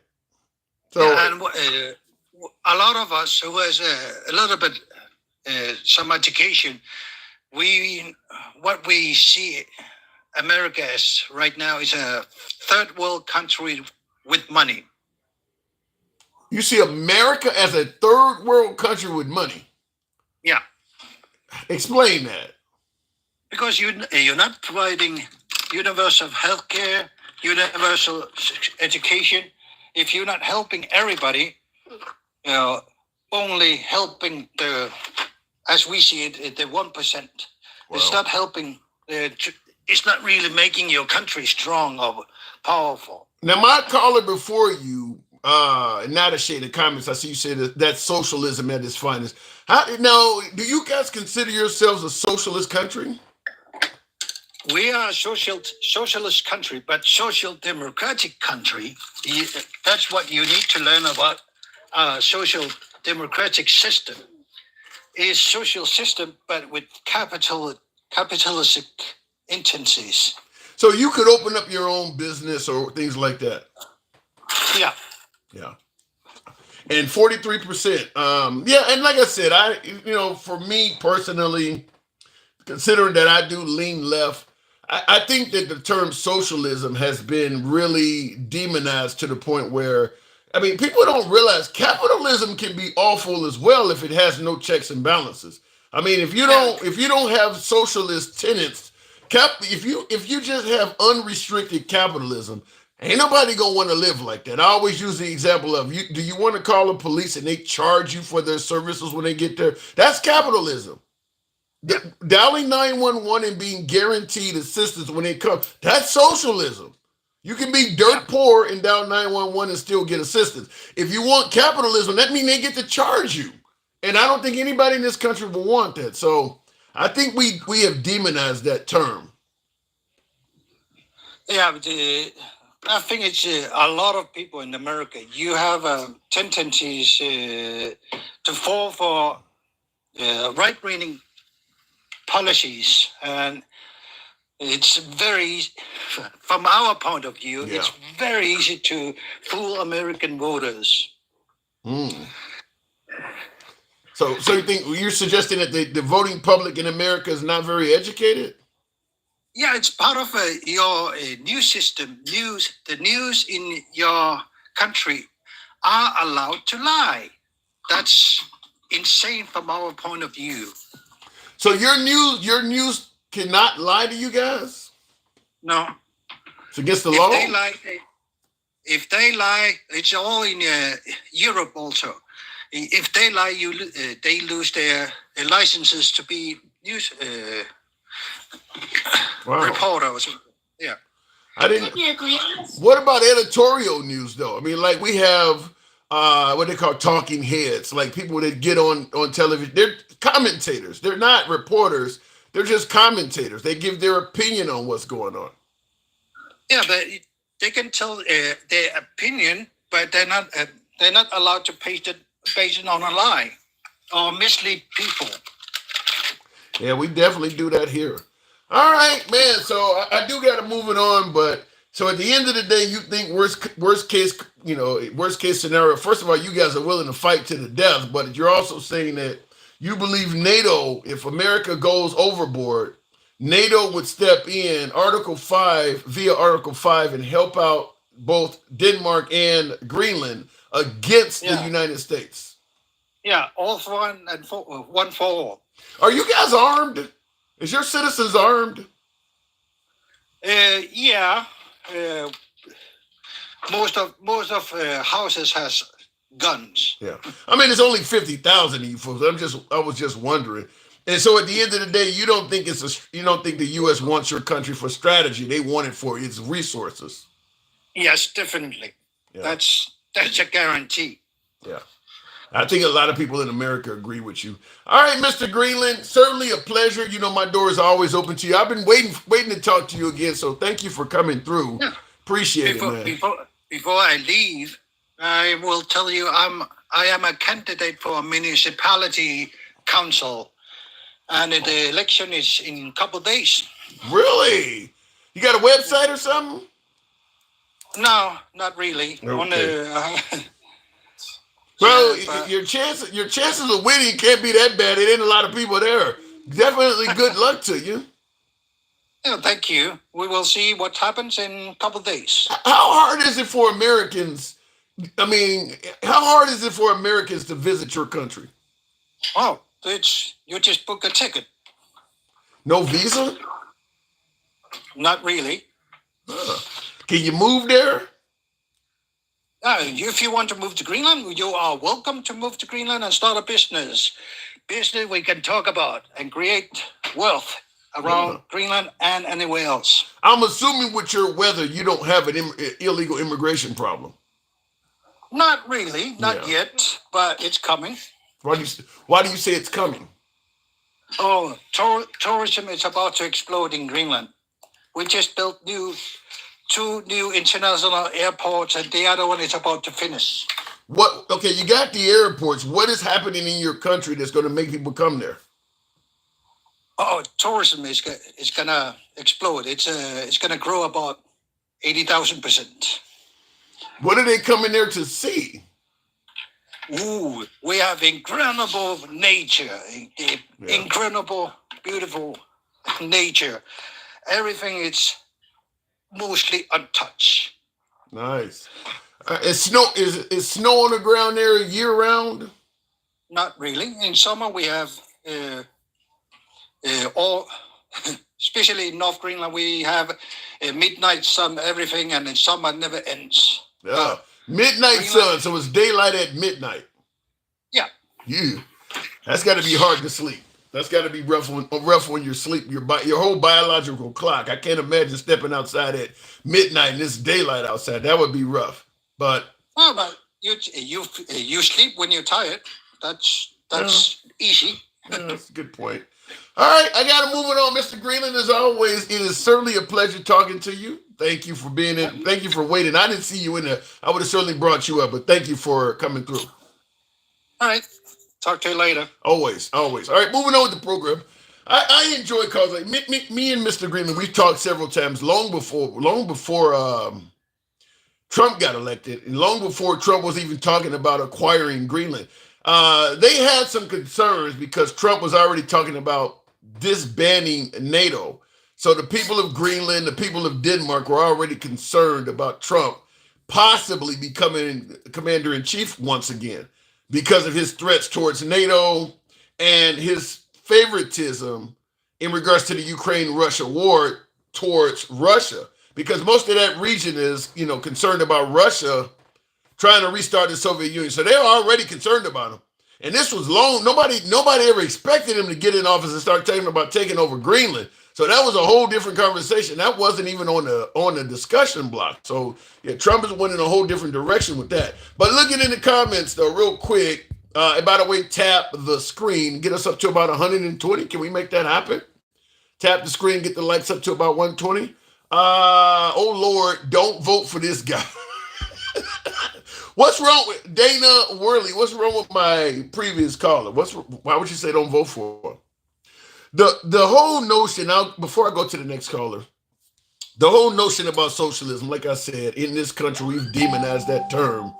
But as a result of us being more of a capitalistic country, we got a huge wealth gap in this country, homelessness in this country, people who are underinsured in this country, that a lot of those countries that we call socialist countries do not have. Now, I started the live off by playing a few clips, and I do want to, because I got a lot of new viewers in here now, the viewership has changed. I wanted you to hear this because the whole live stream is titled The Love of President Trump. A lot of folks love Trump, but it's at a level where I'm starting to question a few things because maybe Trump is becoming our best president in U.S. history. Maybe he is becoming the best president we've ever had based on some of the things I'm hearing, such as... And new tonight, could President Trump be the first living person printed on U.S. currency? 2nd District Congressman Joe Wilson is drafting legislation to direct the Bureau of Engraving and Printing to go ahead and design a $250 bill featuring President Trump. Take a look here at your screen. According to Wilson's policy advisor, the proposal will represent America's 250th anniversary next year and celebrate Trump's battle with inflation created by Biden. There is, however, a law that was passed back in 1866 that prevents any living person from appearing on U.S. currency. But Wilson's policy advisor also said... What do you think? Trump on the front of money? A new bill created in Trump's honor? Now, that ain't the only one. The show started with me telling you about some of the things why I'm starting to think that many view Trump as the best president we've ever had. Representative Brandon Gill of Texas has introduced legislation to put President Donald Trump's face on the $100 bill.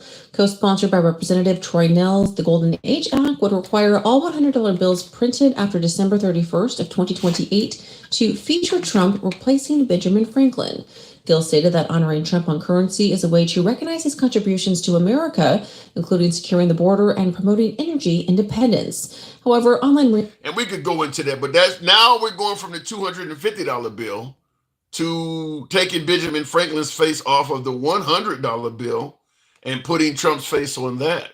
Bill in Tennessee could change the name of Nashville's airport to Trump International Airport. That bill was filed Friday by Representative Todd Warner ahead of the inauguration. If passed, it would require the Metropolitan Airport Authority to take action to make that name change. Now, everything I'm playing for you, this isn't some far-right person or something of that. These are all actual serving politicians that are currently operating within the Republican Party in various states that are putting these as bills.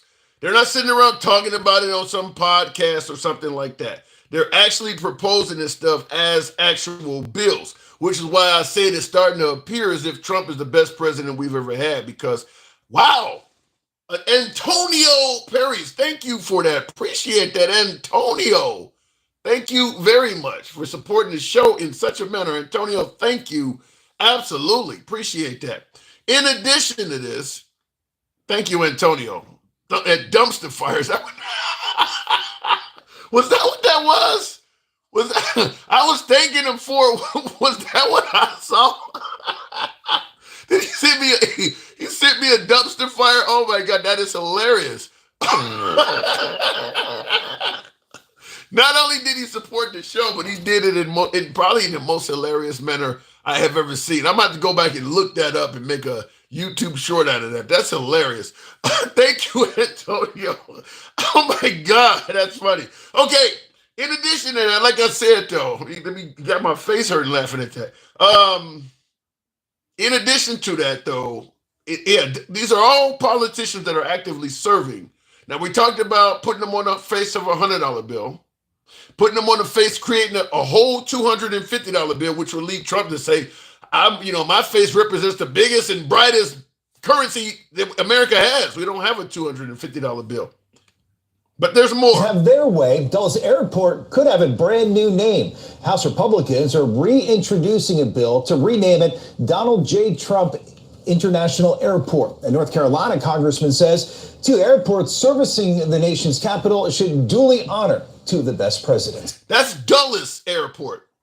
So that's in D.C. now. Somebody in D.C., in the D.C. area also wants to name an airport after Trump. So you got Nashville. But you heard that commentator state that naming it after two of the best presidents ever. They have Reagan International in the D.C. area, and then they would also have Trump International. So like I said, these are all Republican politicians currently serving in our government, putting these up as bills. These are not far-right folks talking about this stuff on some podcast or some corner of the internet. They're actively in our government proposing this stuff. Today's President's Day holiday honors the birthdays of George Washington and Abraham Lincoln. One upstate New York member of Congress believes President Trump's birthday should also be a federal holiday. Republican Claudia Tenney, who twice represented the Binghamton area in Congress, has introduced a bill that would designate June 14th as a national holiday honoring both Trump, who was born on that date in 1946, and Flag Day, which is observed on the same day. Tenney. So what do you want? You get the day off work if you work for the federal government. If you're one of the last 10 employees working for the federal government, you get Trump Day off. So you and your other 9 co-workers that remain, the one FEMA worker, the one guy that runs the Department of Education, the one CIA agent that's left, you all get Trump day off. So what do you think?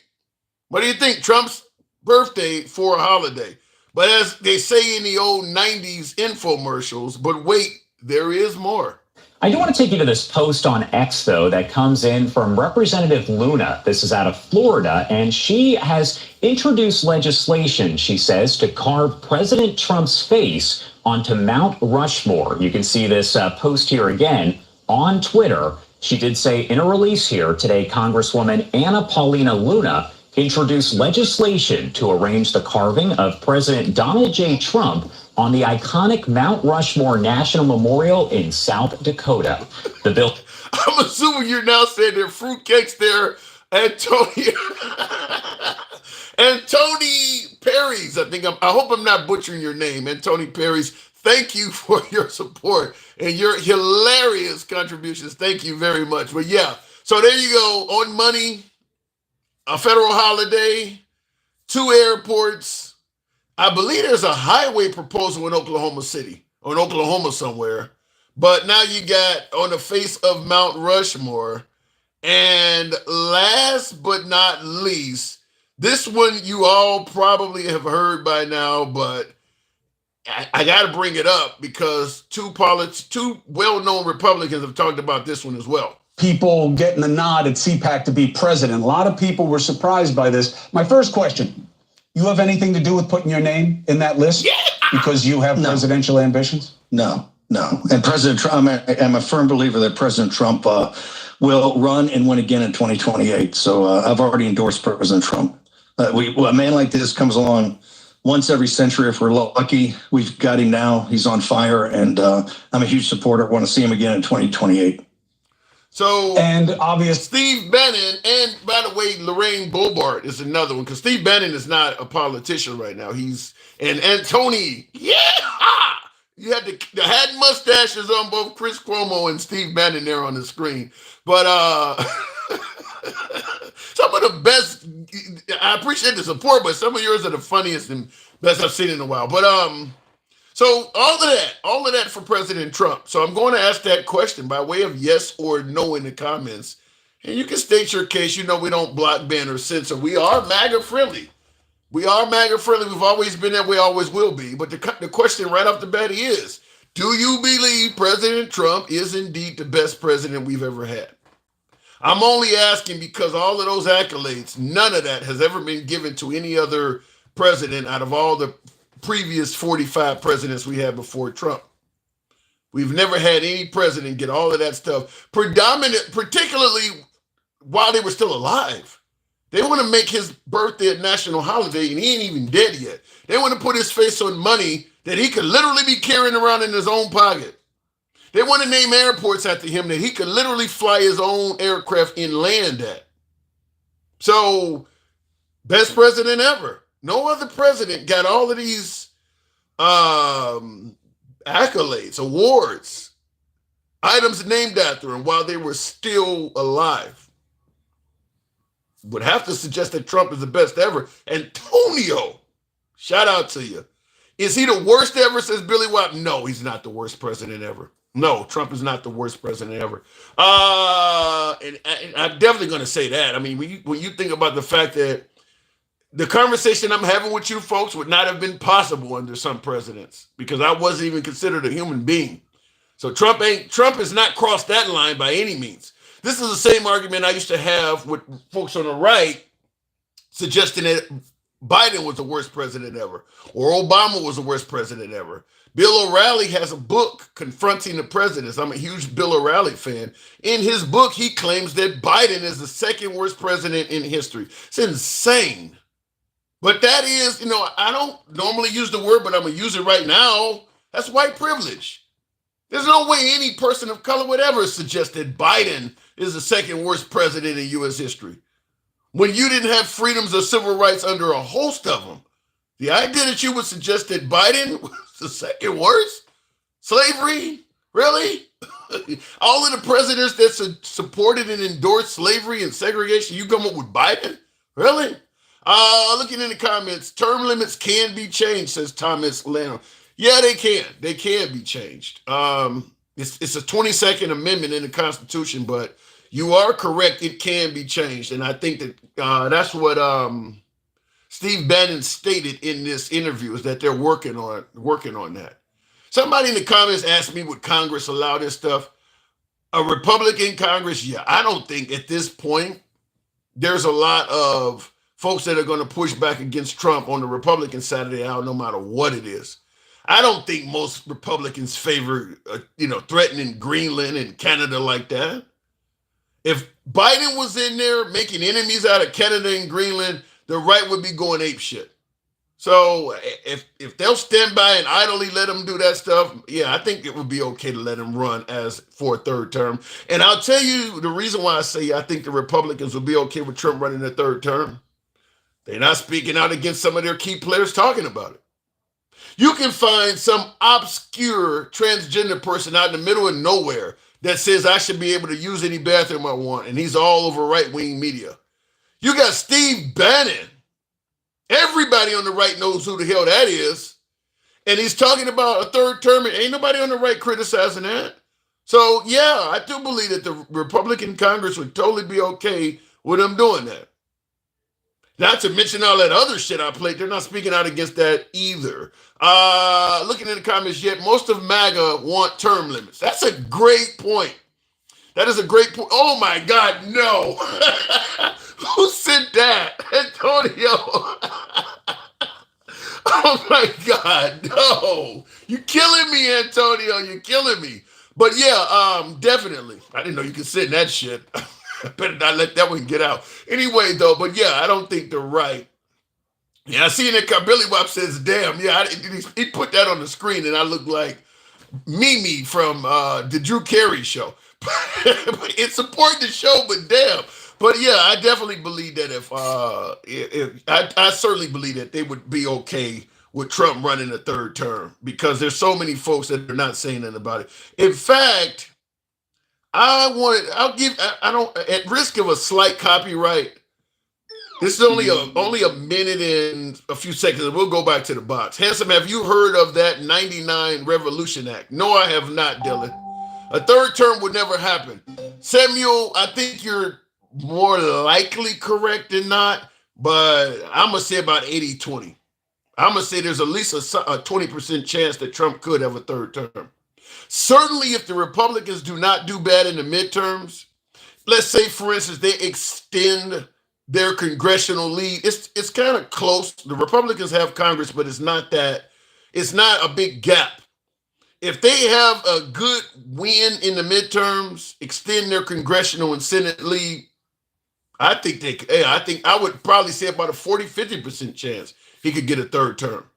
I would say right now, if they took a vote for Trump to get a third term, I would say at least half of the Republican Congress members would be okay with that. If that was the order of the day, at least half of the Republicans in Congress right now would do nothing to stop it. So, yeah, I believe it could happen.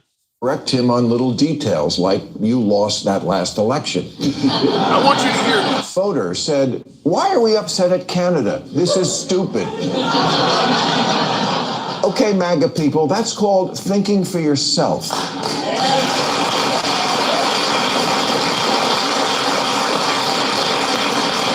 At the end of Trump's first term, there were still some people who would occasionally correct him on little details, like you lost that last election. But now we have Lauren Boebert saying we must rally behind President Trump to secure his third term, something Steve Bannon is advocating for as well. And you just know that soon the entire Republican Party will be on this page. Okay, there's no fuzz on this. It's as clear as 1, 2, 3. Presidents get 2 terms, not more, no matter how wonderful you think they are. It's written in black and white in the Constitution. Guys, you know this is wrong. You know in your heart this is the moment when Rome stops being a republic. So come on, be like those mice and grow a pair of balls. And that was, it was a really good closing monologue. Bill Maher is normally very critical of the left. You see him all over Fox News and shit because he's always going after woke culture, going after the LGBTQ community and things like that. But he does believe that the right are a huge threat to democracy. And this, what I played, there's about 3 more minutes of it. I would encourage you to watch it. It's really good because he starts talking about Byron Donalds and all of them dressing like Trump, dancing like Trump, and it just, folks for the most part just literally letting Trump do whatever he wants. It's a really good closing. But anyway, looking in the comments,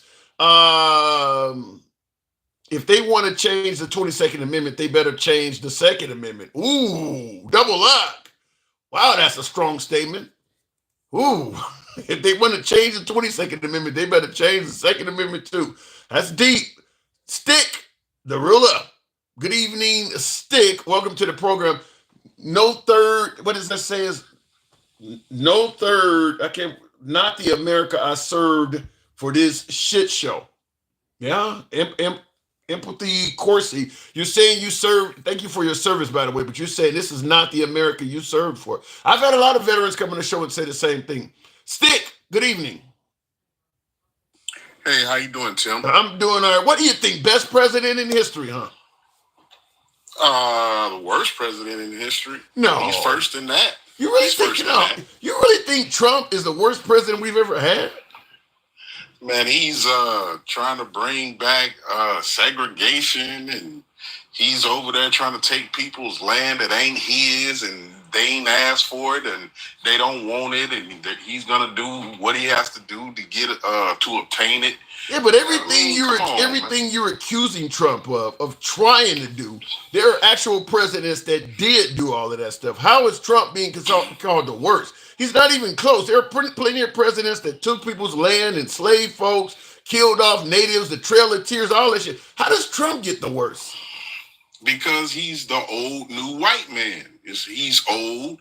The tactics he's using is old, and he's bringing it back as if it was new.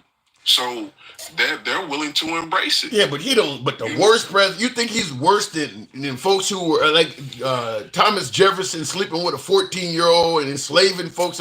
You really put Trump down at that level? You want me to be fair about it? Yes. I'll be fair about it. Yes. Being a black man in America at this moment, none of their ass was great. Right? Okay. If you like the new old white man and you are a white man yourself, then guess what? You like that. That's for you. You're gonna go behind that. So he has his followers and he has his detractors like me. And that's what it is. No, I'm okay. There's reasons to like Trump. There's reasons to not like Trump. Being a detractor, every president has detractors. I just take odds with you saying he's the worst president in history. That sounds incredibly steep. Hey, in my time, he's the worst president. Okay, so in my lifetime, he's the worst president. And I'm pretty sure that other people would say, especially those, in the past or who have seen the past and are still living today, they would probably agree with you to say, man, he ain't the worst. Trust me, I done seen da-da-da-da-da. You know what I mean? That's how that goes. I could see an argument, particularly coming from a person of color, suggesting he is the worst president in their lifetime. That's a big difference than saying out of all 45 other presidents, out of all the other 45, that's different. Yeah. And that's just me being fair. Again, if you want me to be fair, that's what I'm saying. And my 46 years on this earth. He's sending these faces and killing me. Oh my God. Hey, so damn, man. Was it Mardi Gras or something? Man, he's supporting the show in the worst way possible. Let me put somebody else's face on the TV by me. But go ahead. What were you saying? Kill me with that. But yeah, like I said, just being fair. In my lifetime, I've been on this earth 46 years. I've seen Reagan in the sense of when I was able to understand what was going on. Bill Clinton. Daddy Bush, Lil Bush, Barack Obama, Joe Biden, and Trump. And at the end of the day, Trump is at the very end of that list. Wow. At the very end. I'm having a hard time talking to you. You're murdering me over here. Yeah, now he's just messing with you. Oh my God. Jesus Christ. Jesus. Okay, so Yeah, I mean, out of the ones that took place in our lifetime, yeah, that makes a lot more sense. I mean, we've all lived. I lived through Carter when I was a really young child, a young lad. Then it would have been Reagan. Then, of course, H.W. Clinton. After Clinton, there was 8 years of Bush. Then 8 years of Obama. Mhm. Yeah, I mean, there is an argument to be made there. But when you start throwing in some of the ones from the 1800s and shit, then you kind of lose me. So Yeah, but guess what? Even the ones from the 1800s didn't have SA charges, and yeah, they did. They just didn't get charged for being it. sued. Yeah, they did. There's nothing sexual that Trump did to anybody that is worse than some of them other ones were. The fact is, Trump came up in an era where they were holding you accountable for it. If you came up during Thomas Jefferson or some of them times, you could just grab a black person off the street, do whatever you want. So again, they weren't breaking the law. As bad as that sounds, Tim, Ooh, that because I'm a sounds black bad. man that don't believe in Yeah, that does sound that bad. sounds bad as hell. But at the end of the day, it's against the law right now, and he did that. Yeah. I get the point. You see the difference? You see the I difference? kind of see the difference. I mean, I don't know. I just when I think about. In your face, he told you I can grab him by the who. Come on, Tim. Yeah. He's telling you I walk in there when they changing these little pageants. You know what I'm saying? I get to group and grope and see, and I get to do all that because You know something though, I kind of look at the whole Trump saga like I do the R. Kelly thing. It ain't like the parents of some of these folks. Some of these folks, I mean, I hate to sound like I'm so chauvinistic, but some of these people were hanging around Trump to get paid, and when it didn't work out for them, they probably came in and decided to put a case against the guy. I don't believe all of them are. I mean, I'm just saying this is kind of what happens. It's kind of like it's kind of like how the immigrants or MAGA feels about the immigrants. One is enough. You win. One is enough. You win that argument. Yeah, one is enough. We don't need a whole bunch of people that we have to swim through to prove if they're lying. Nah, we shouldn't have to do that. One is enough. If he did it one time, 9 times out of 10, he gonna commit it again, especially if he got away with it the first time, and on and on and on and on and on. Yeah, and I say that in regards to the whole time is get better. Yeah, I say that in regards to the whole grab him by the you know what comment when the folks try to say, well, he didn't do that. It was locker room talk. I'm like, look, you're a billionaire. You own half of New York. You're a decent looking guy. You don't need to make up stories on your dick. You don't need to lie on your dick when you're a billionaire. I mean, if you say you did something and you got $1 billion in the bank, you probably did that. I mean, because a guy with $1 billion in the bank can have any woman he wants damn near. So you don't need to make up stories. I mean, in his case, he was not an unattractive guy. He was an attractive guy, decent money, all that shit. Why do you need to make up stories? There ain't no locker room talk. That shit really happened. I mean, he was a regular at the Playboy Mansion with Hugh Hefner. Why would you need to make up stories? You had access to plenty of women. He don't have to make up any stories. Exactly what he told people is what happened, and you need to take them. Once somebody show you who they are, you need to believe them the first time. We don't need to have to go back and prove that they're not that person.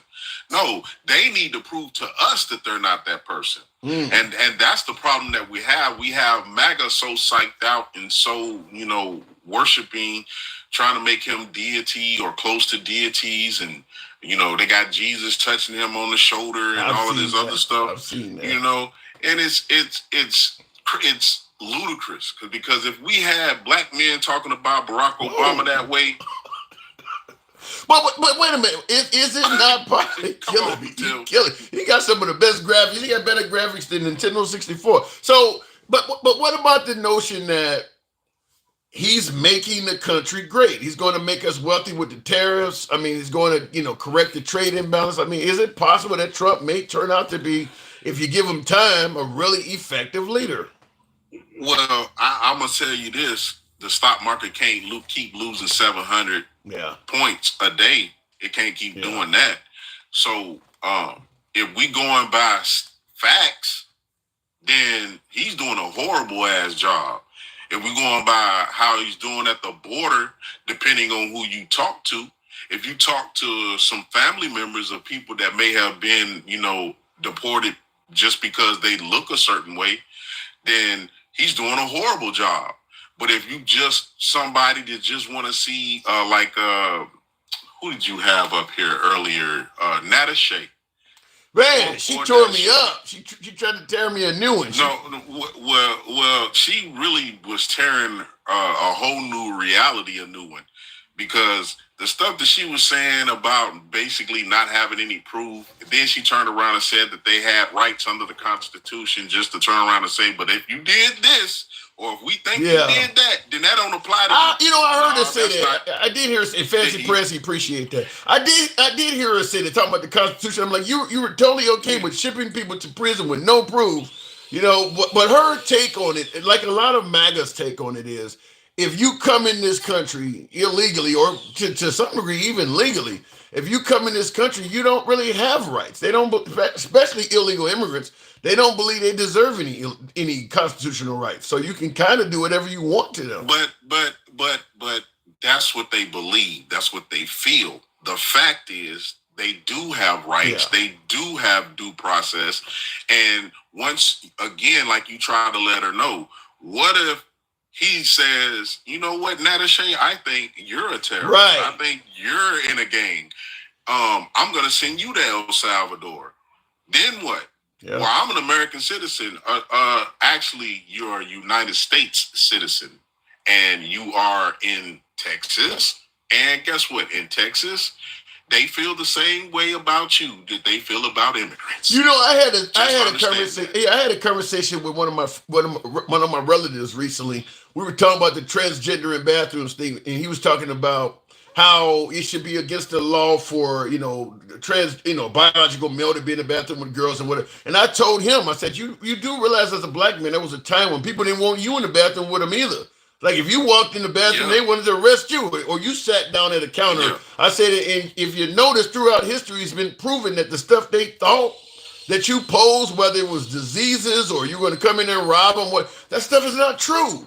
I said, and it's the same thing in this case. They're talking about these folks that are going to be pedos and abuse kids. I said, but they looked at you the same way you're looking at the trans community now. They didn't want you in the pools with them. Everything we're saying about the trans community, they used to say it about you.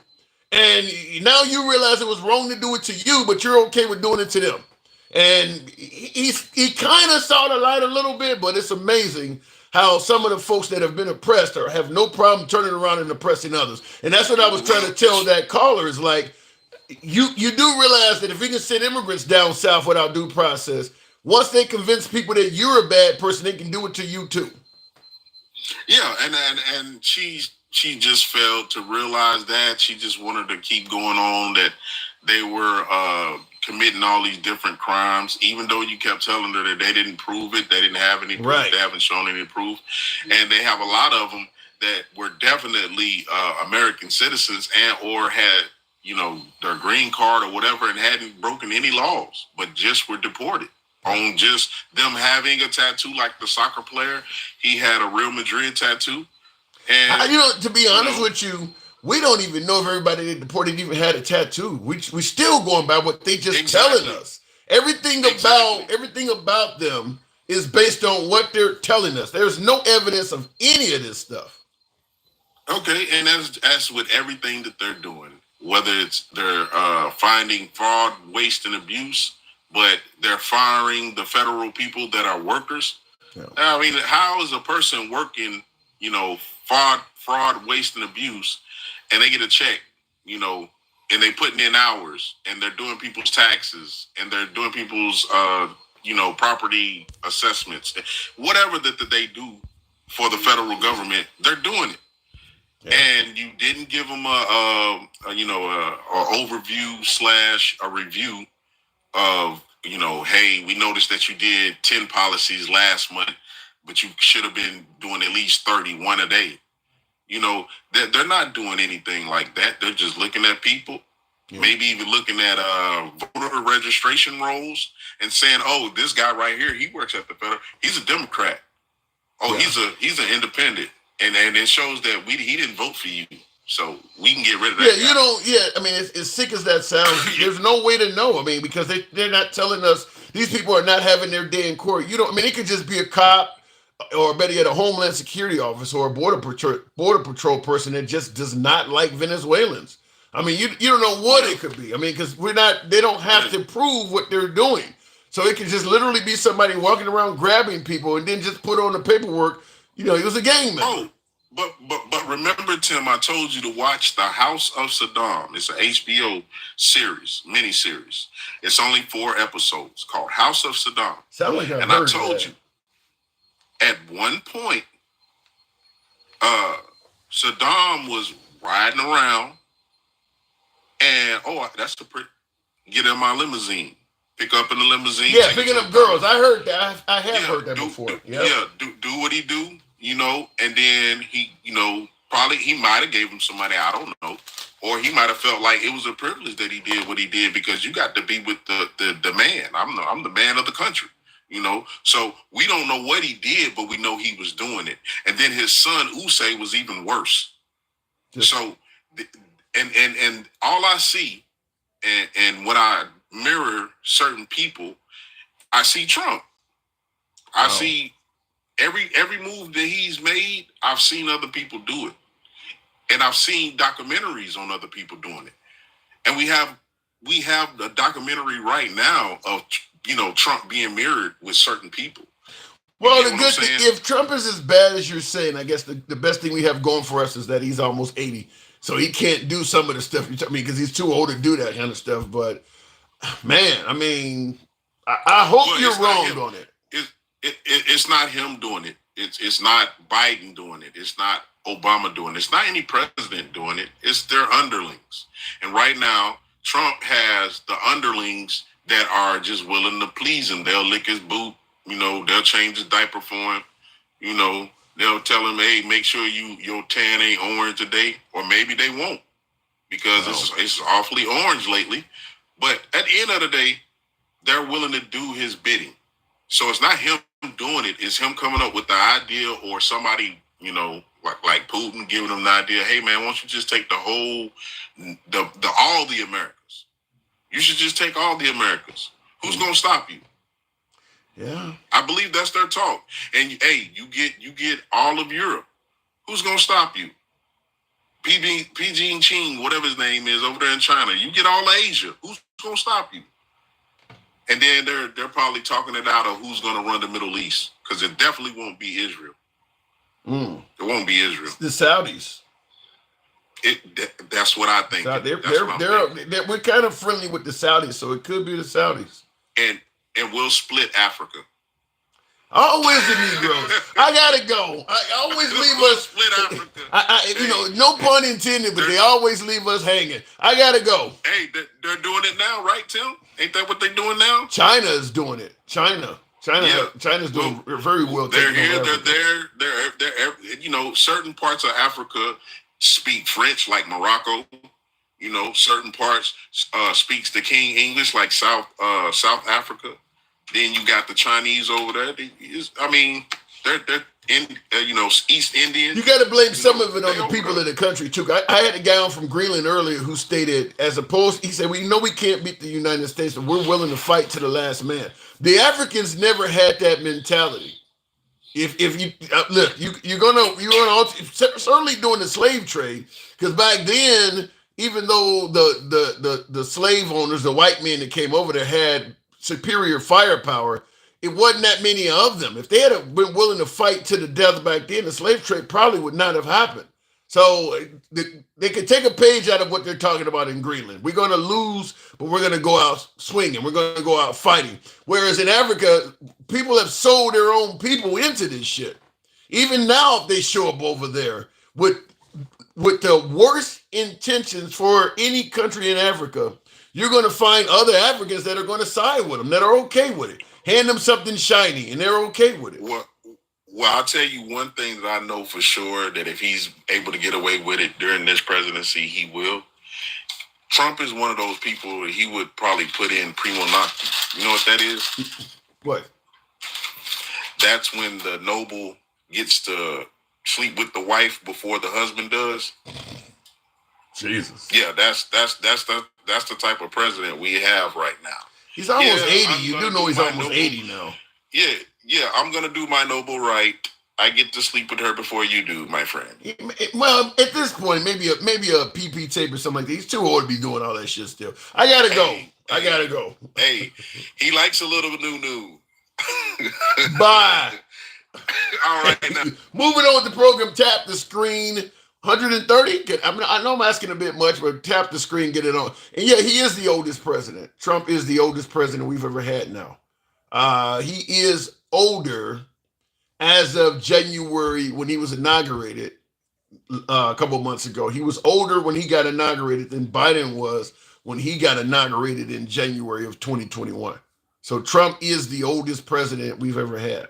So, and keep in mind when Bernie Sanders was running, hell, when John McCain was running, or even when Ronald Reagan was running, they were talking about they were too old. So people change their minds when the right person comes along. He's bringing it back like nothing was wrong with it in the first place. Talking about slavery and all this other shit. The U.S. evolved. He's taking us back to bad. Worst in my lifetime. This is sad, says Entropy Corsi, saying that Trump is indeed trying to take us back to a darker time for people of color, women, marginalized groups. I'll tell you this, that was one of the biggest complaints from people of color in regards to Trump's statement, Make America Great Again. When was America great? I cannot tell you how many times I've had to answer that question to people of color asking me that, because I have the MAGA hat always behind me. Tell me as a black man, when the hell was America great? Because they did believe that that was Trump's goal, was to take America back to a time when not everybody were civilly free. So we'll see, but he's not the only person that says it. MAGA is going to fall. The GOP is done, says Samuel. I'm not seeing that at all. In fact, right now behind the monitor here, or behind my cameras that are all filming me right now, I'm watching on News Nation. It says Musk works to influence key contests in Wisconsin. He's currently in Green Bay, Wisconsin, trying to influence a Supreme Court race there in Green Bay, where he's offering to give $1 million. And I think they found that that's not illegal.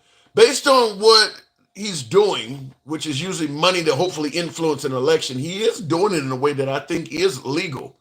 I mean, he's not paying for votes. He's paying you to sign a petition or something like that. Anybody could sign a petition, even if you don't agree with it. So, but Elon Musk is shown he's willing to put money in politics. He literally is, he's not crossing the line, but he's going right up to it. I give him credit if he didn't lie about everything. Says that, well, a lot of folks believe that Trump has been always honest. Depends on who you ask. Johnny Robertson can't spell felon without Elon.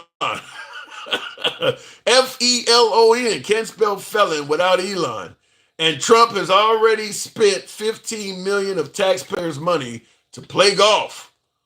What a lazy, out of touch piece of shit, says Johnny Robinson. What, 15 million? Is that true? Has he spent 15 million already in 2 months? Wow. That's I don't know. Is that possible? I mean, I guess it is possible because you're taking Secret Service details and shit like that. 15 million already though? And I see in the comments, Mike said it's actually 26 million. I remember watching Fox, and they were counting how much Obama was spending playing golf. Double-digit millions in only your first 2 months in office. That's insane, if that is true. Stick the Ruler says the Super Bowl cost 15 million for him to go there. A large portion of America, though, don't care. They like that. EM has access to data. Paying for votes, in my opinion, says Introvert. Yeah, what Elon is doing, in my opinion, I don't think it's quite paying for votes. I don't like it, but if I was the judge, I probably would say he has the right to do it. It looks shady, but it's not. From what I can see, I do not believe it's quite crossing the line. I think it's as close as you can get, though, but I don't believe it's crossing the line. because he's not paying you to do anything. I mean, it would be just like Jesse Jackson was one who was known for registering a whole lot of people to vote. If Jesse Jackson said, I'm going to have a voter registration drive, and, I'm going to hand out $1 million at each drive. He's not paying you to register to vote. He's paying you money, hopefully, to encourage you to do it. But you could come and register and never vote and still win $1 million. So, like I say, what Elon is doing looks shady, but I don't think it's illegal. I think it's right up there at the line. Looking in the comments before we continue on the program, and thank you guys that are tapping the screen. Get me on up to 140. We might be able to do that. Some of you folks have been showing the program some love, so thank you very much for those who are tapping the screen. Obama put on a tan suit and they lost their shit. Yeah, that whole tan suit thing was insane. Insane. I don't have anything to say about it, but it was ridiculous. Semantics Dome. Good evening. Welcome to the program. Semantics. Hopefully it brings them up. They will check to see if you voted. Yeah, but you don't lose the money. You're not getting paid whether you vote or not. You're getting paid whether you register to vote. Just like Elon is paying people to sign a petition. They don't have to actually agree with it. The $1 million is going to be handed out already. So you really can't. I don't see where he's violating any crime. It just looks shady as hell. It has been happening. You're now gaslighting yourself. Find some self-respect. Damn, JJ, what is Andy doing? It's that bad. They look back and find out more presidents than just Obama have warred. Yeah, I mean, look, they were just. You talk about Trump derangement syndrome, Obama derangement syndrome. They just didn't call it that. There were folks who just did not like Obama. Period. Just did not like the guy and would come up. I mean, like the tan suit is the flag lapel. He's on television without wearing a flag lapel, or they're having a debate. And on the stage, there is no U.S. flag on the stage. Just some of the most irrelevant shit. I mean, has there ever been a rule that if you're having a political debate, the U.S. flag has to be in the background?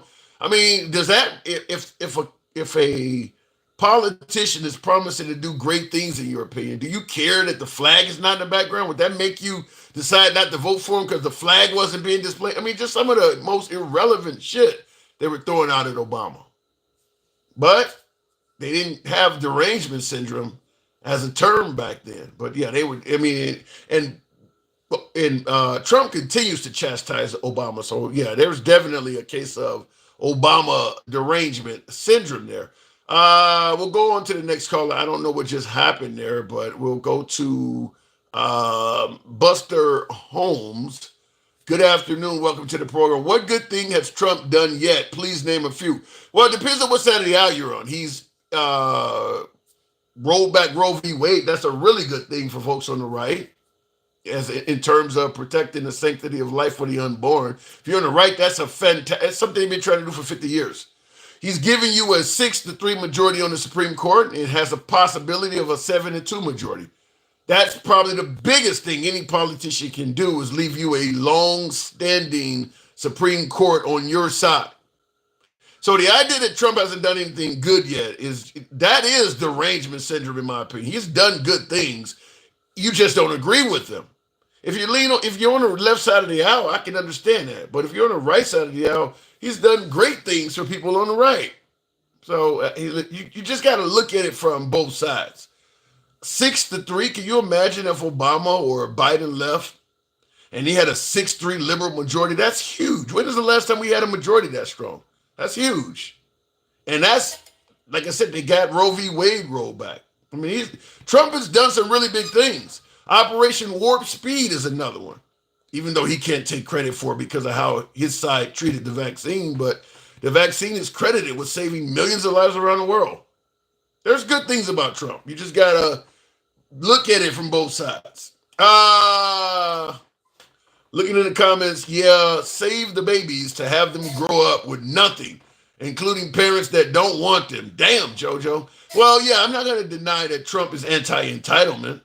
So, yeah, we'll make it so you got to give birth to the baby. But once you give birth to the baby, you and that baby better pull yourself up by your onesies. Yeah, I agree with that. He's not going to do anything for the kid once it's born. I'm 100% agreeing with that part of it. Saving our children from illegal immigrants. I don't, the illegal immigrant thing, there's some of that in there. I mean, there are some illegal immigrants that are criminals. I'm not going to pretend like they're not. But I don't believe that. Listen, what did Trump say? 18 million are here. My guess is you could get rid of all 18 million and America's crime rate would still be somewhere where it's at.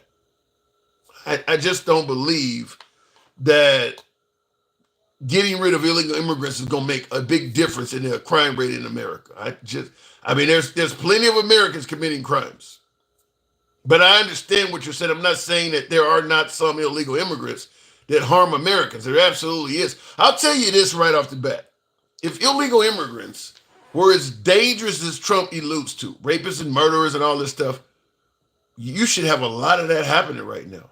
If you're going to deport me to Venezuela, to El Salvador, some shit like that, based on a tattoo, if you catch me, right now I would be robbing to live.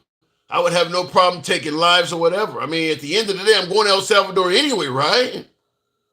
I mean, you're already going to give me the worst. So if all of these folks are as violent as Trump is saying, you should see a very big uptick in violence right now. And you're not seeing it. So to me, it shows that they're not as violent as he was suggesting. I would also tell you this, and I don't know why I'm having trouble bringing up callers, but I'll try the next one. I'll try a caller in a second here. But I also tell you this.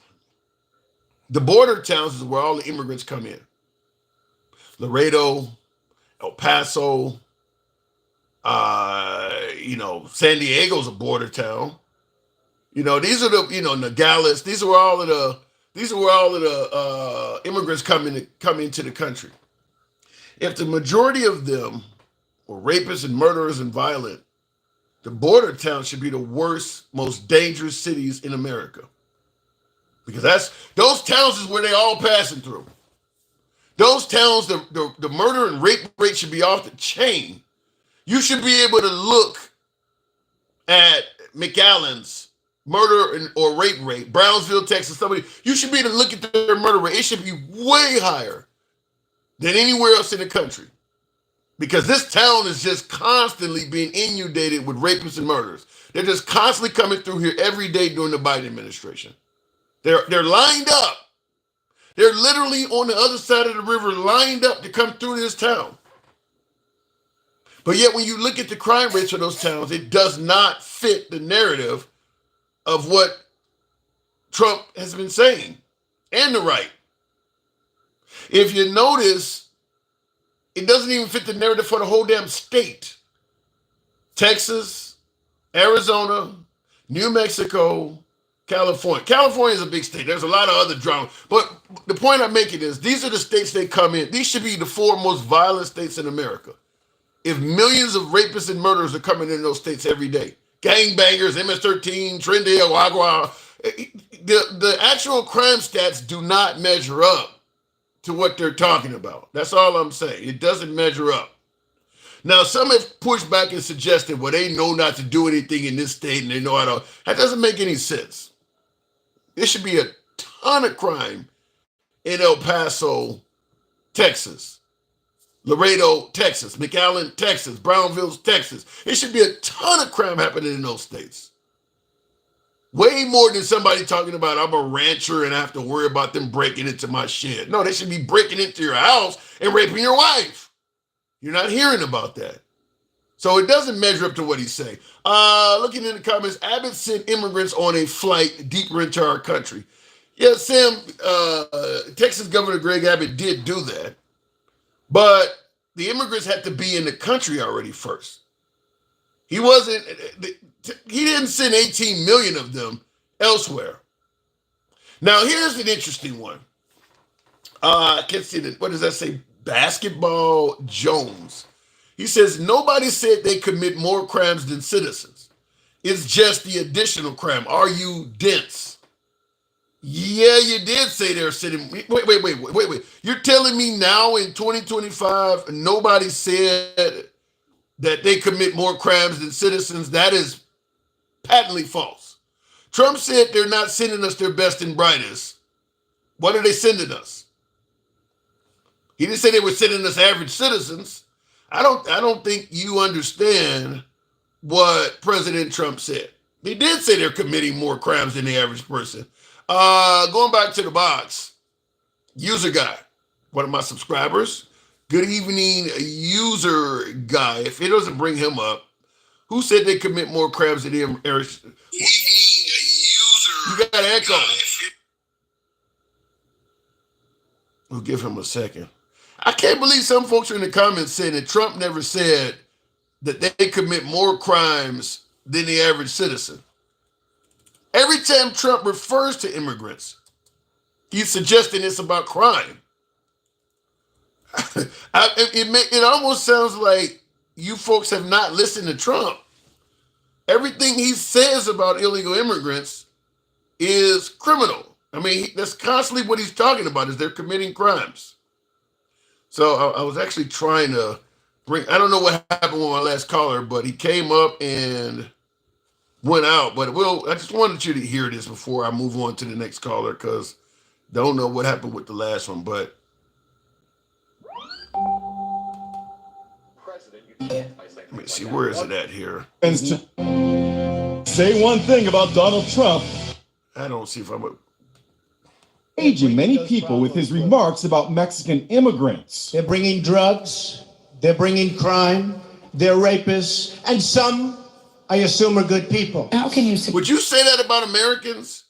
Some, I assume, are good people, as if you don't even really know. They're bringing crime, they're bringing drugs, they're rapists, but some, I assume, are good people. So you don't even know if any of them are good. So when you ask, well, did he say they're? Yeah, he said they're more violent. You wouldn't say that about Americans. Some, I assume, are good people. You should. You don't know if any of them are. You gotta assume it. Yeah, he said they're committing more crimes than the average American. Going back to the idea that you even try to change that is insane, Mike. You are taking Mike, before you continue, you know what I always get. Just the average mom says, I'm taking that out of context. Can you explain the rapist and murder thing? How am I taking that out of context? You're not, Tim. Here's the thing.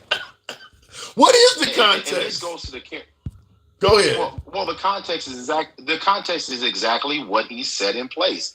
He demonized an entire group of people by saying these countries are opening up their prisons and all of these rapists and unalivers are pouring into this country. And oh God, white folks, you better be scared because they're doing everything. They're raping and pillaging everything. Yeah. That's the message he sent. Yeah. A full-on invasion. Then I guess there may be some. There may be some that are good. I mean, how do you throw that on the end of that damn statement, Tim? You know, it's just absurd for people to just go, well, he did say there were good people. It's like, what kind of shit? Listen, the idea that we set aside what I believe most people have common sense to fit a narrative or be afraid to move off of a point is crazy to me. It's crazy to me. You know, listening to, because if you did a little research, you would know that the percentage of violent crimes by immigrants is low. Right. Number one. Number two, what were people saying 5 years ago when crime was up under their Orange Messiah? Crime was up during his presidency. Well, my guess is they were probably blaming the immigrants then too. But you know what? But he wasn't, and he was in control. I mean, the numbers don't match up with the fear mongering that was put in place. Yeah. No, they don't. And that's why I gave the example of all the border towns. Not one border town is I don't think there's one border town that's even in the top 25 most dangerous cities. Not even in the top 25. So yeah, the numbers do not add up. There's no denying that. And they never have, Tim. And if we're really concerned about crime and we're concerned about our children, you know where I'm going with this. We're concerned about our children. Look at the churches.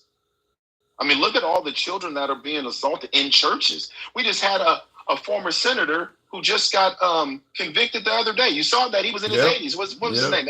You right? So when you were up here talking about Trump is too old for that, and when you were up here saying Trump is too old for that, I beg to differ. Yeah, I guess you're right about that. I mean, I think there's more of a chance of your elementary school teacher abusing your kid than an illegal immigrant. I mean, they do it a lot. I mean, you got female teachers that sleep with students. The same thing I said when the transgender argument come up. You got the people you actually leave your kids with are more of a danger to your kids than these other fringe groups that people are going after. Yeah, and Poll Bill 123 says, "Why are you always talking about the churches?" Listen, this is data. If you just read, you will get back to the same topic or the same result if you just look at the data. It's not like I'm going after the churches, but I am concerned that we aren't talking about it, but we're vilifying marginalized communities. Because I've had that. I've had somebody ask me the same thing. Why you're always going after the churches? And I'm like, what are we going to? We're going to just because it's a house of worship, we're going to ignore the facts. Fact is, people go in that house of worship and get abused more than some of these other groups you're criticizing. I mean, the transgender. Not even, you have to use exponents to get to the actual math of how much people in houses of worship abuse children compared to transgender community. You would have to use exponents to make it work. Right. So 100%. 100%, Tim. Now I'm going to respond to this guy. He said, but you make it sound like all churches are bad. You're proving my point, my guy. You're proving my point. I'm not saying all churches are bad, but I am using it as a contrast to the argument that Trump and his followers put out there. I am not at all saying all churches are bad, but I am saying if you want to demonize a group with numbers are marginal, then clearly you can focus on another group of some organization or people that is exponentially higher than the group that you're demonizing. That's my point. Yeah, talk about that. Yeah, if he's saying you're making it sound like all churches are bad, well, when you start talking about I don't want a transgender to go in the bathroom with my kids, you're making all them look bad. I mean, so it's okay to do it that way, or when you say that everybody in the prison in El Salvador is a gang member and nobody got a chance to prove it, you're making them look bad. So it works. It's okay to demonize a whole group when you favor it, but when it's a group you favor, you don't want it done. I mean, then you're just playing bias. 100%, Tim. And that's the thing is, if I told you that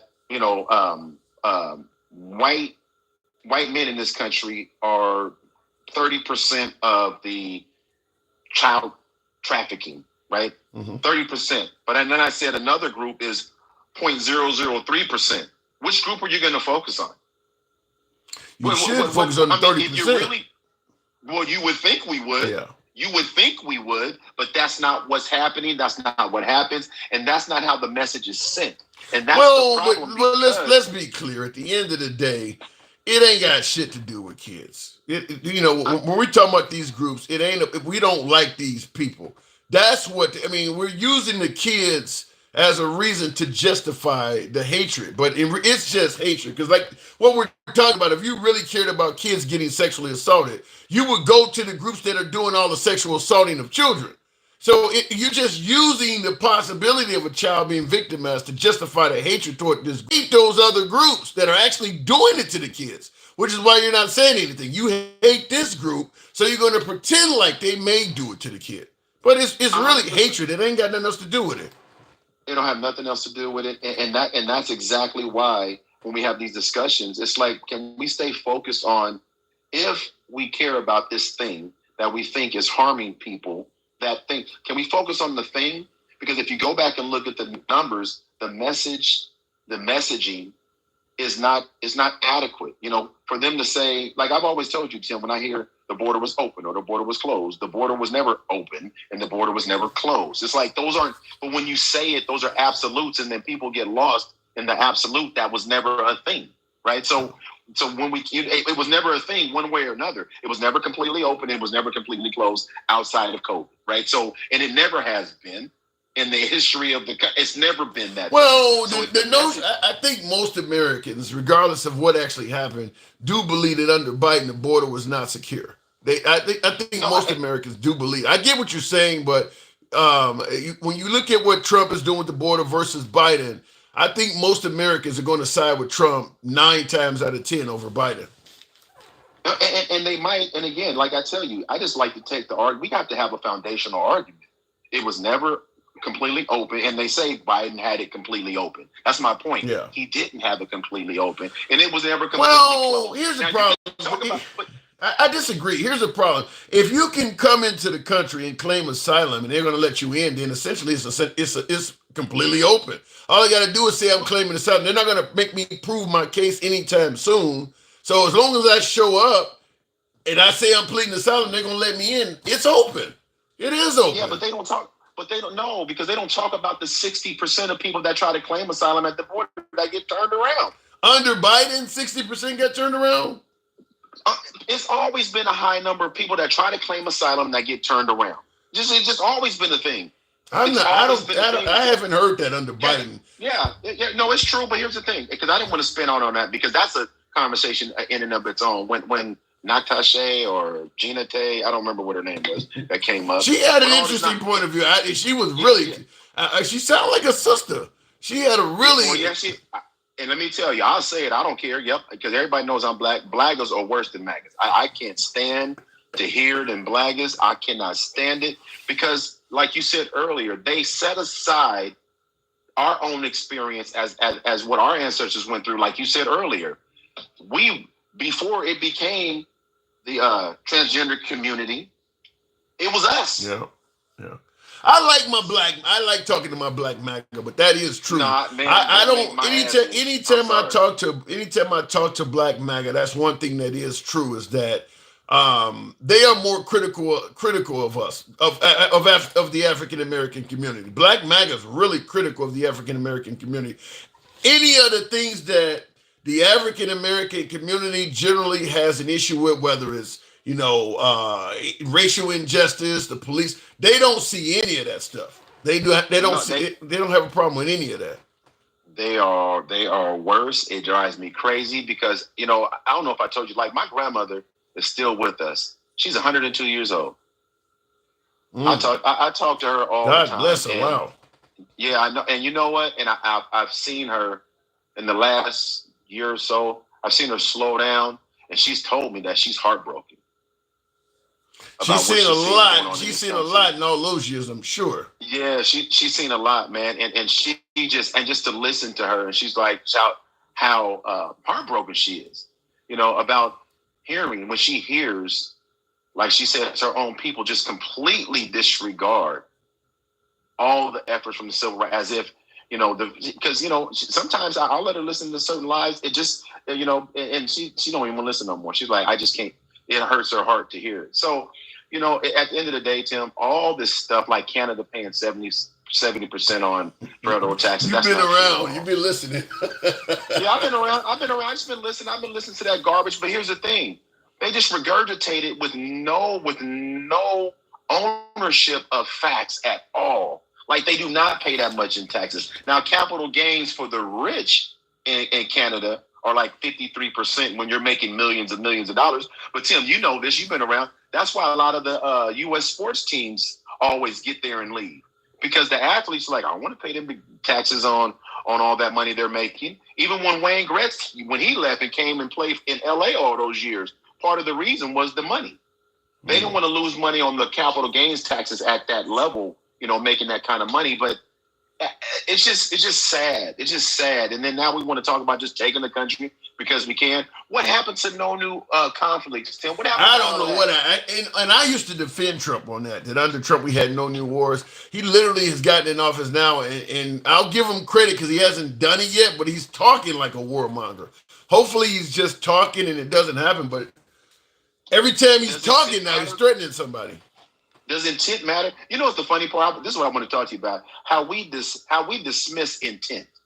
We dismiss these executive orders have intent. There's a lot of crimes you can go to jail for intent. Yeah.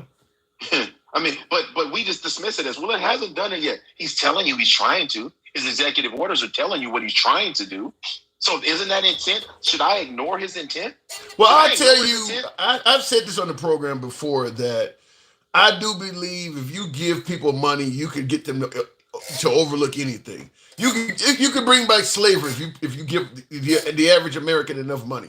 And I think with Trump, because people believe that there is some sort of wealth for the average American citizen at the end of the table, at the end of the day, or at the end of the tunnel is what I'm trying to say. At the end of the tunnel, they believe there's some kind of wealth for the average American citizen. They'll overlook all of that stuff. I mean, if you're going to get rid of the immigrants, if you're going to marginalize this community, or you're going to prevent this entitlement, but you're going to save me 20% on my taxes, I'm with it. I care about me. I don't care about them other people. I don't care what they're going through. I don't care if they're being mistreated. I care about the 20% you're going to save me on my taxes. I think that's what we're looking at. Listen, at this point, I can't even argue that. It's sad that people think that way. But the funny thing is, if you go back to the agenda that he wasn't a part of prior to 2025, Agenda 47 is what he ran on. And a lot of things he said during his campaign. And now fast forward to today. When's the last time we got an update on Doge? When's the last time we got an update on that? When's the last time we got an update I can tell you why. I can tell you why. The thing is, Elon is destroying Tesla and pissing off a bunch of wealthy people and just American citizens that are on the right that may own Tesla. So they're trying to slowly back Elon out of politics. And Doge is drawing a lot of negative attention to Elon, obviously, but also Trump. They're trying to kind of put that under wraps. But I think the damage is done already. But I do believe you won't be seeing any more chainsaw scenes and shit like that, because he's destroying a whole company by doing that. Damn, less than 100 days in? It's supposed to be your honeymoon phase, right? It's supposed to be your honeymoon phase. Now, here's the thing. Here's what I think. I'm going to be honest. I think they're slowing down for one reason and one reason only. We got this Florida election coming up on Tuesday. Oh, with those 2 Senate seats. And that's why he's up in Wisconsin now. I think that's why they're slowing down, because they're looking at the numbers down there. Why do you think he told old Stephanie, what's her name? The New York woman, the woman in New York, for the embassy, because and then he was like, keep your ass, because he know any seat right now. Certainly, right now that there's a lot of these town halls, people are upset, even in Republican areas. There ain't no guarantee you may win. That's right, because you only what's the margin right now? Very small. And they're looking at the numbers in Florida. What they thought was going to be an easy win is not looking like it's going to be that easy. So now they're like, "Ooh, let's try to be quiet for a minute and see if we can sneak." That's a good point. That could have something to do with why you, because I know RFK still is going. He just fired 50% of HHS or something like that. So they're still doing it. They're still firing a bunch of people. So and then he challenged the governor to lose 30 pounds in West Virginia. What the fuck? These people, you saw that, right? No, I didn't see that. No. Yeah, but I know he's challenged people to do push-ups or some shit before, so that sounds like him. He told the governor he needed to lose 30 pounds.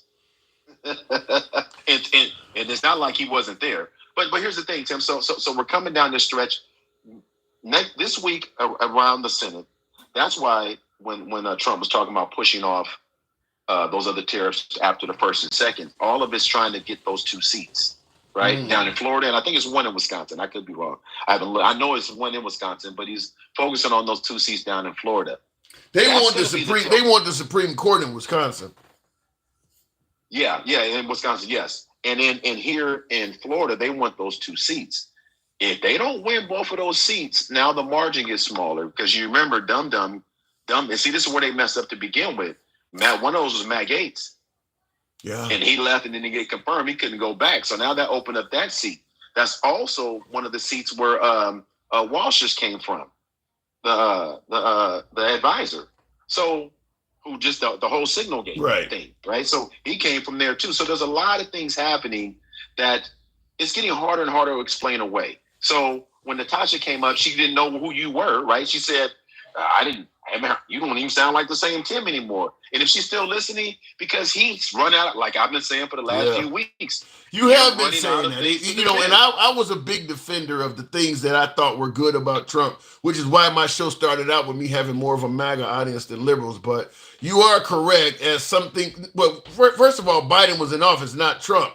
So, whoever's in office, unless they're doing a stellar job, they're going to get most of the criticism. Well, Trump is in office now. So, I mean, he's going to get, and not only is he in office, he's doing controversial things, and he's on the TV every day. So he's going to get more criticism. I'm not going to revert back to Biden. Biden's not in power anymore. But I was hammering Biden on the economy and things like that. But you are right. It's getting harder to defend some of this stuff because some of the things he is doing is just that, like taking Greenland. There's no way to defend that. I mean, to me, that's wrong. I don't have a defense for that. And now him and Putin going back, and he's threatening Putin. He's threatening Putin. Yeah. But he also said, but he all kind of soft shooted too. If he deemed that Putin was at fault, well, he's not going to deem Putin's at fault. Why would he do that, right? So you think he's just talking? You think he's just talking shit? Well, he's just talking to show some level of, but Putin knows he's a pussy. I'm gonna call it what it is. He knows he's a pussy. I can't say that. I can't agree with that. I can't agree that you say that Putin knows Trump is a pussy. I can't agree with that. Well, okay, let me ask you this then. Listen, okay, I like to bring things back down to a personal level. Why would somebody put your wife on TV if they had any respect for you the way he did? I don't have an answer for that. You would think that I thought you were soft, Tim, if I did something like that. I mean, he did that to Ted Cruz's wife. Trump did. He said Ted Cruz's wife was unattractive. And what do you think? And what do you think Trump feels about Ted Cruz? Yeah, good point. No, good point. I can't argue. I have to give it to you when you got it. I got to move it on, but I can't argue with that at all. That is true. I think he does feel Ted Cruz is a pussy. I can't argue with it. Last thing I'm going to say on that topic. Men historically do not stay in proximity of men that commit SA or any acts on children. The minute we're told a man may have that on his rap sheet, it may even happen, we historically distance ourselves. Am I right or wrong? You are 100% right. This administration is in proximity of it too much, and they bring it to them. Why would you bring Conor McGregor to the White House after he just got convicted of rape? What was the other guy that Ron DeSantis said was not welcome in Florida that came from Romania or something like that? And now he's back. Yep. And now he's back in proximity. Right. Yeah. So listen, proximity to these things. We wouldn't tell our child to be around somebody that was in proximity of something that we thought would endanger them. But this guy brings it all around. Tate, people are putting it in the chat. Tate, you just got to pay attention. People that are in proximity to these things aren't far away from the thing. All right, Mike, appreciate it. Peace. All right, good talk. Looking in the comments, Elon is giving 2 people $1 million checks in Wisconsin for signing his petition for voting for the far-right judge. Signing a petition is not actually voting for the person. That's why it's not illegal what Elon is doing. It looks shady as hell. I'm not gonna deny it looks shady as hell. But if I'm the judge, I'm gonna rule that what he did was not a crime. Because you don't have to do anything other than sign up. You don't actually have to vote for the judge. So he's not paying, because the illegal part would be when you're paying people to vote for somebody. He's not officially doing that. Transgender mice is crazy, but it's not crazier than 1,000 other things that our government has funded over the years, like developing origami condoms or studying why chimps fling their feces, okay? No, what's worrisome about it is that nobody around the president would dare tell him that transgenic is not transgender. It makes you think that if Trump came down one day and his fly was open, Republicans wouldn't tell him. They'd just start showing up with their fly open.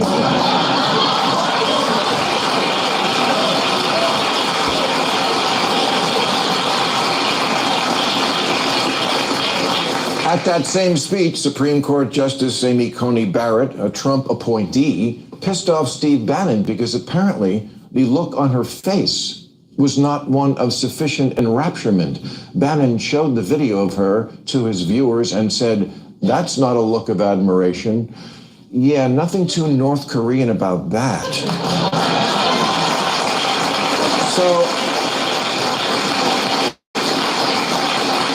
So I know, my Republican friends, when you hear cult, you roll your eyes, but let me add one thing to it that you might not have heard. You know a cult is really a cult when the leader asks you to turn on friends and family, because they're the only ones who are a threat to deprogram you. It's why Tom Cruise doesn't talk to his own kid. Which brings me to America suddenly saying to our closest friend in the world, you know what? Fuck Canada for no particular reason.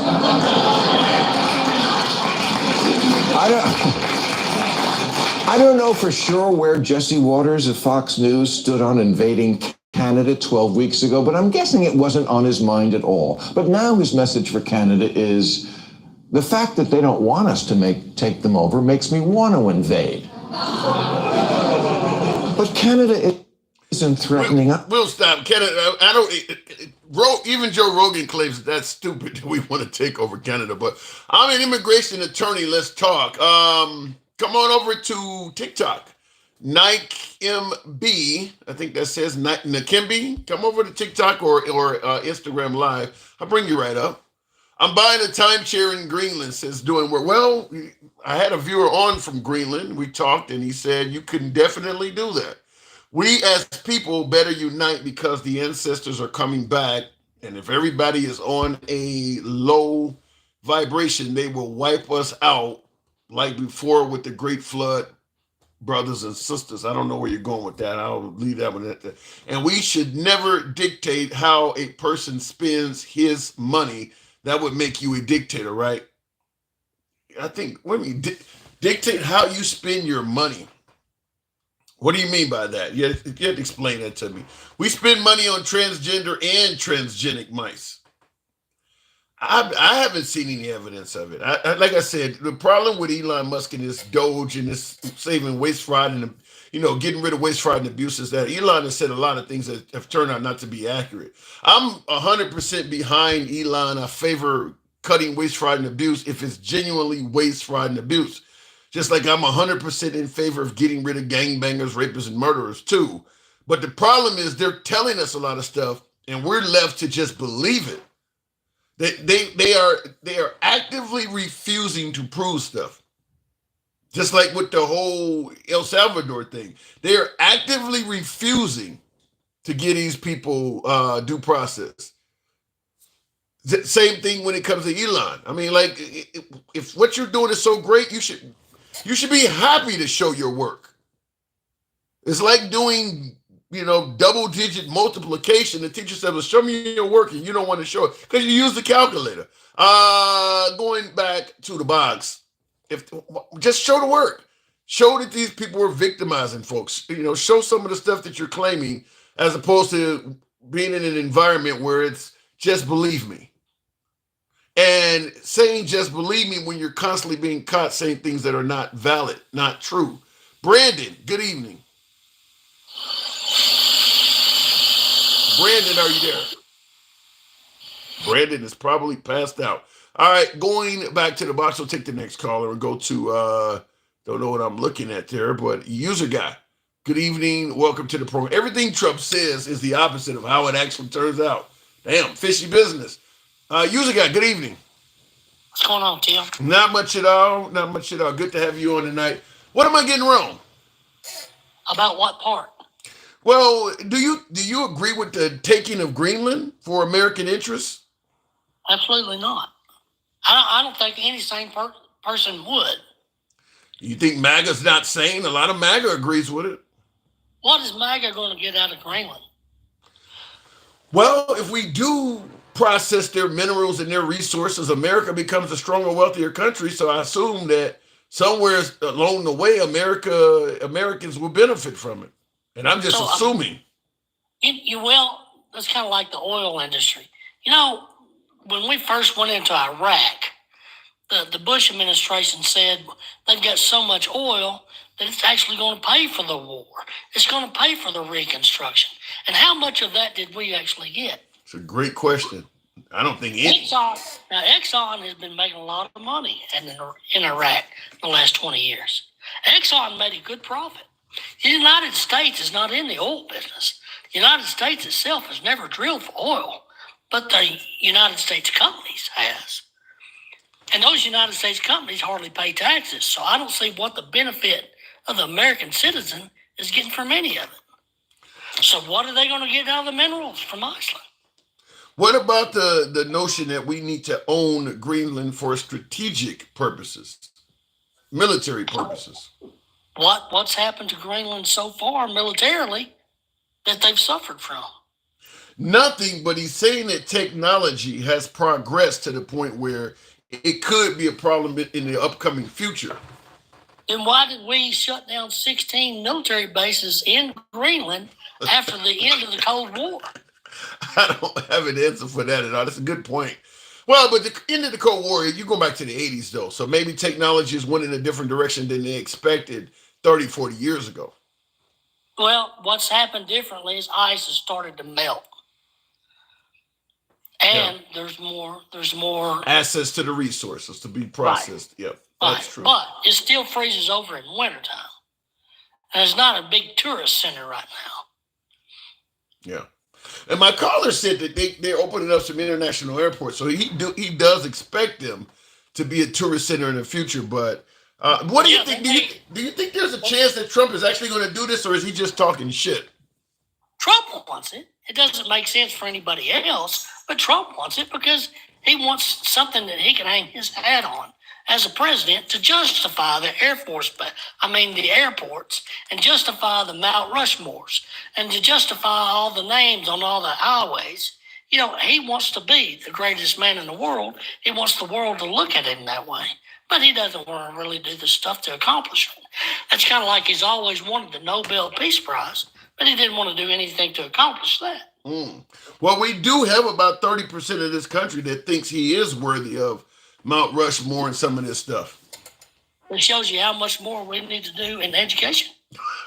I mean, come on now. You're not saying that Trump hasn't done anything good for America, are you? And nothing comes to mind, Tim. Tell me what you think he's done. Damn, you guys are harsh on Trump. I mean, Operation Warp Speed. That was it. That was a great thing for Trump. But he didn't sell it. He sold the opposite. He sold the he backed the people who were anti-vaccine. What could have been the greatest accomplishment in the last 25 years, he just blew up by himself. He got vaccinated himself, but he went with the crowd, said, well, that's probably going to make you grow a tail or make you magnetic. Yeah. It made no sense. First Step program? What was that? I can't even speak on it enough to tell you, to be honest with you. But I don't even know what it was. I mean, he let some people out of jail for minor crimes, right? Yeah. Very few, by the way. I don't know anybody got off. Yeah. Protecting the life of the unborn. I brought that up. In some states, he has. And, it was mentioned earlier that, the states get to regulate themselves on abortion. Well, you got Texas suing New York because a doctor in New York mailed some birth control pills to a lady in Texas. So the federal government has to get involved in it when one state sues another. I'll just tell you this right off the bat. I had one of my viewers come on earlier suggesting that it'll never be a federal abortion ban. There's no way I buy that. If Trump continues being president, even if he doesn't do it, eventually the right, listen, if you're for saving the life of the unborn, you're not going to be okay because the mother could go across a river or, as you say, get some pills from a different state and do it. You're going to want to save the unborn anywhere you can. So the idea that they're going to leave it up to the states, that makes no sense to me. Eventually, they're going to make federal swings at it eventually. Yeah, I think probably sooner than later. Yeah. It's in the, what is it, the bill, not the bill, but the plan, the Project 2025. That's in that they wanted to make it a federal ban. So they're doing everything else that Project 2025 has called for. Yeah, it's that's crazy to think that anything that they favor, they're going to want it to be done nationally. It's the things that they don't favor is when they're all of a sudden in favor of states' rights. So that way, at least we can make sure the Republican states are not forced to do this. But if it's something they favor, they want it done nationally. They don't want it just done at the state level. Correct. Yeah. So, yeah, that's a wolf ticket, Adam. I don't disagree with that. So, now I played a bunch of clips that show that there's a lot of love for Trump, everything from naming money after him to put his face on Mount Rushmore and making a holiday. Why do you think that's happening? You said there's a lot of love. I'd like to see the numbers attached to that. I'd like to see a poll done on each one of those items, because I don't think there's, other than the solid MAGA, followers, I don't think anybody supports that. Well, the reason why I say there's a lot of love is because, as I mentioned earlier, if you had let's say a transgender person trying to play for a girls' team in some corner of the country, it would make national news on the right. The fact that some of these well-known politicians are talking about making Trump's birthday a holiday and stuff, the right ain't complaining about it. To me, is what shows he has support. I mean, they're not saying anything at all. Some of this stuff is outrageous. Talking about naming multiple airports after him, putting his face on the front of money, and the right ain't saying nothing about it. They seem to be okay with it. Yeah, these are basically the same things that he tried to cook up in his first term before COVID hit. But on the transgender sports athletes, I don't know why nobody on the Democratic side actually stands up and say this, but there was the president of the NCAA testified in front of Congress, and they asked him how many transgender women are playing, and there was less than 10 out of 550,000. Yeah. Well, their motto is one is too many, so they'll make a big fuss over 1 out of 350 million people. Well, great. I tell you what, there's only 5 in all of the high school sports. Wow. Transgender boys playing high school sports. So that's the difference between a track meet score, right? We're arguing about one track meet that somebody failed because she wasn't as fast as a tomboy. But let's take her out of the sports, but can we at least let her practice? Because that's the highest rate of suicide deaths are transgender children. Well, they don't. It's just like the whole immigrants going down to El Salvador. They don't care about these people. The whole sports thing in the bathrooms, all of that's just excuses for it. It really is hate. So when you start talking about, well, at least let them practice because it'll prevent them from committing suicide. They don't care about those people. Some of them probably want the suicide rate to increase. So they don't care about them. We ought to get them to admit that. Why won't they admit that? Because people don't admit hate. That's right. That's like all this this dose stuff that's going on, like this fraud, waste, and abuse. Fraud is a crime, and they would love to prosecute somebody if it was actually happening. They just can't prove it. Yeah. Yeah, that is a good point to be made. If you're catching so much waste, fraud, and abuse, where are all of the people you've indicted and arrested? I mean, you got a bunch of people that's been receiving Social Security that are 150 years of age. No arrest at all? You haven't arrested anybody for this? And you're claiming you found thousands of people and not one person has been arrested for it? It is a really good question to ask. Also, on the Social Security thing, where they've got 300-year-old people still drawing checks. There's an automatic shutoff at 115 years. So if somebody actually lived beyond 115 and got their check cut off, they would restart it, but there has to be a request made. Mm-hmm. Now, if a person dies and a funeral home is called, the funeral home issues the death certificate, and they, by law, notify Social Security Administration.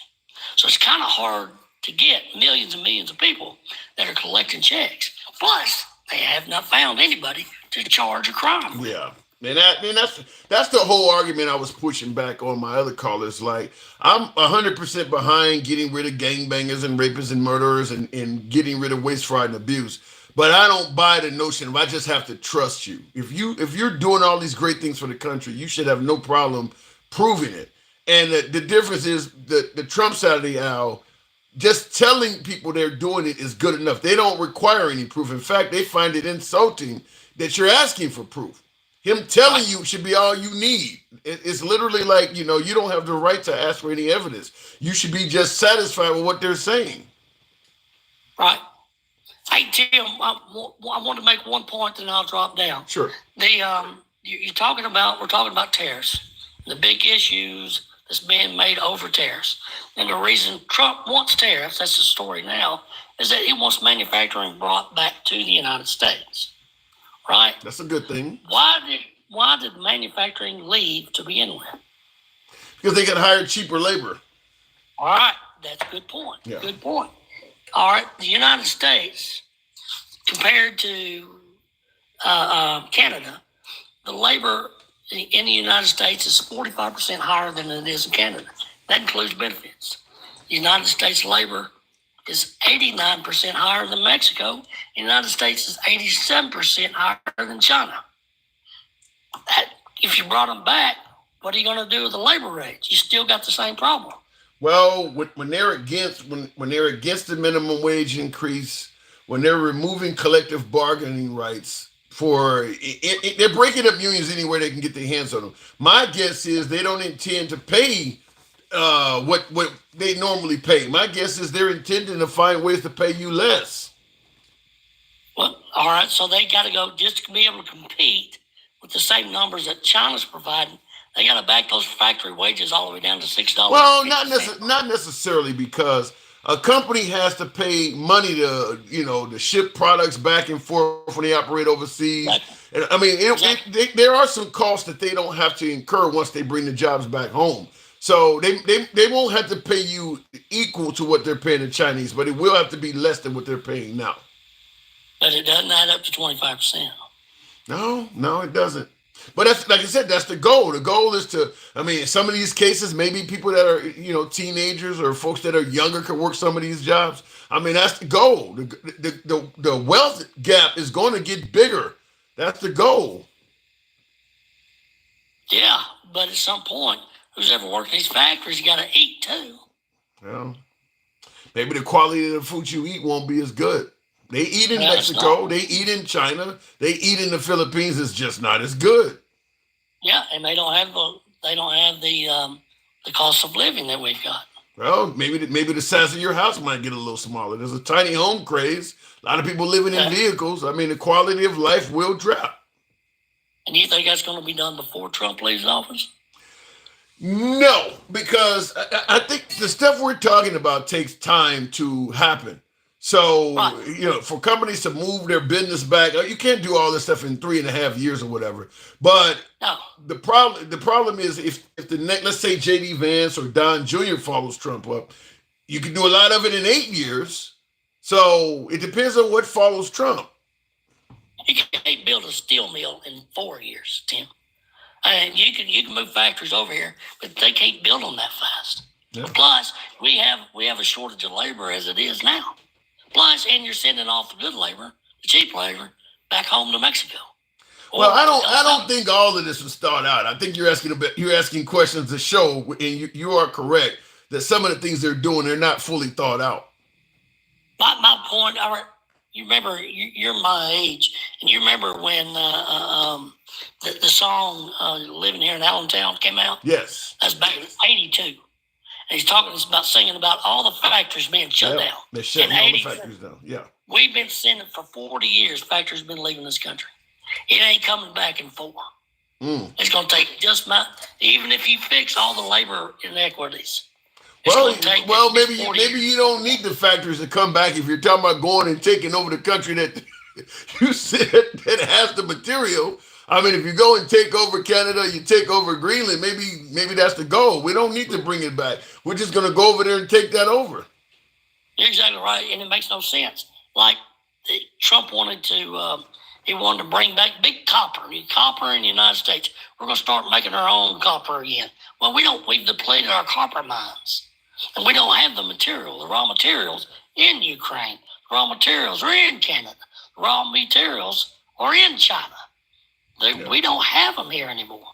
It makes no sense to bring it here Bring the material over and make copper here. Just go ahead and make it there and pay the price.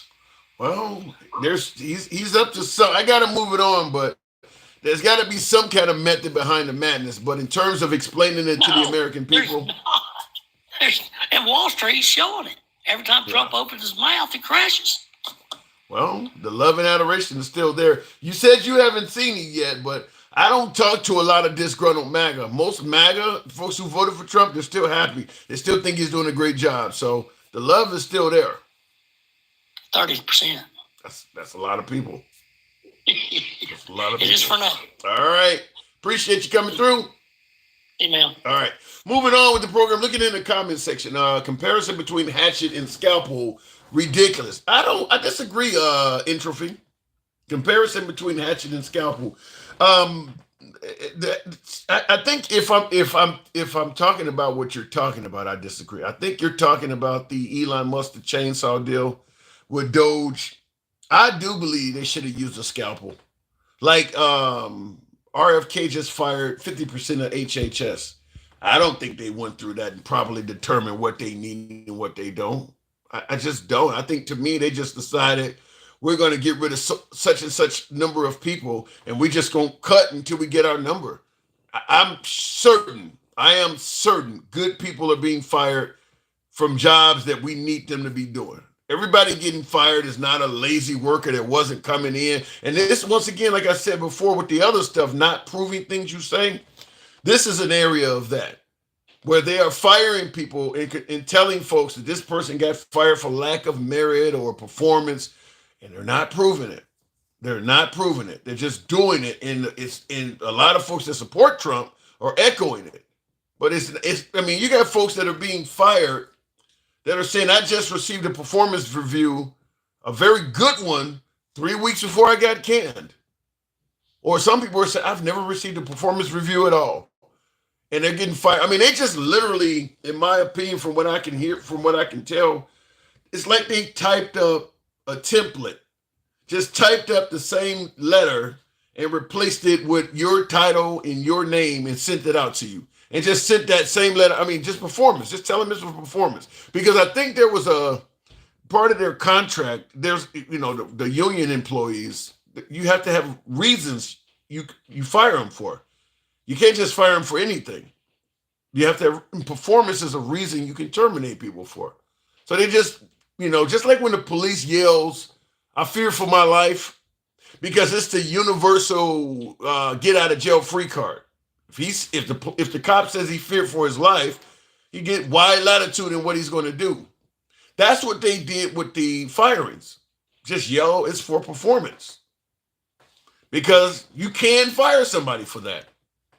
But they don't have to prove it. That's the problem. They're not proving that they fired these people for performance. We'll see how the courts go, but I do believe they're going to lose a lot of cases in court. I don't know how well that's going to go because, at the individual level, most people don't have the money to take the government to court. So hopefully class action will get some of these folks their jobs back.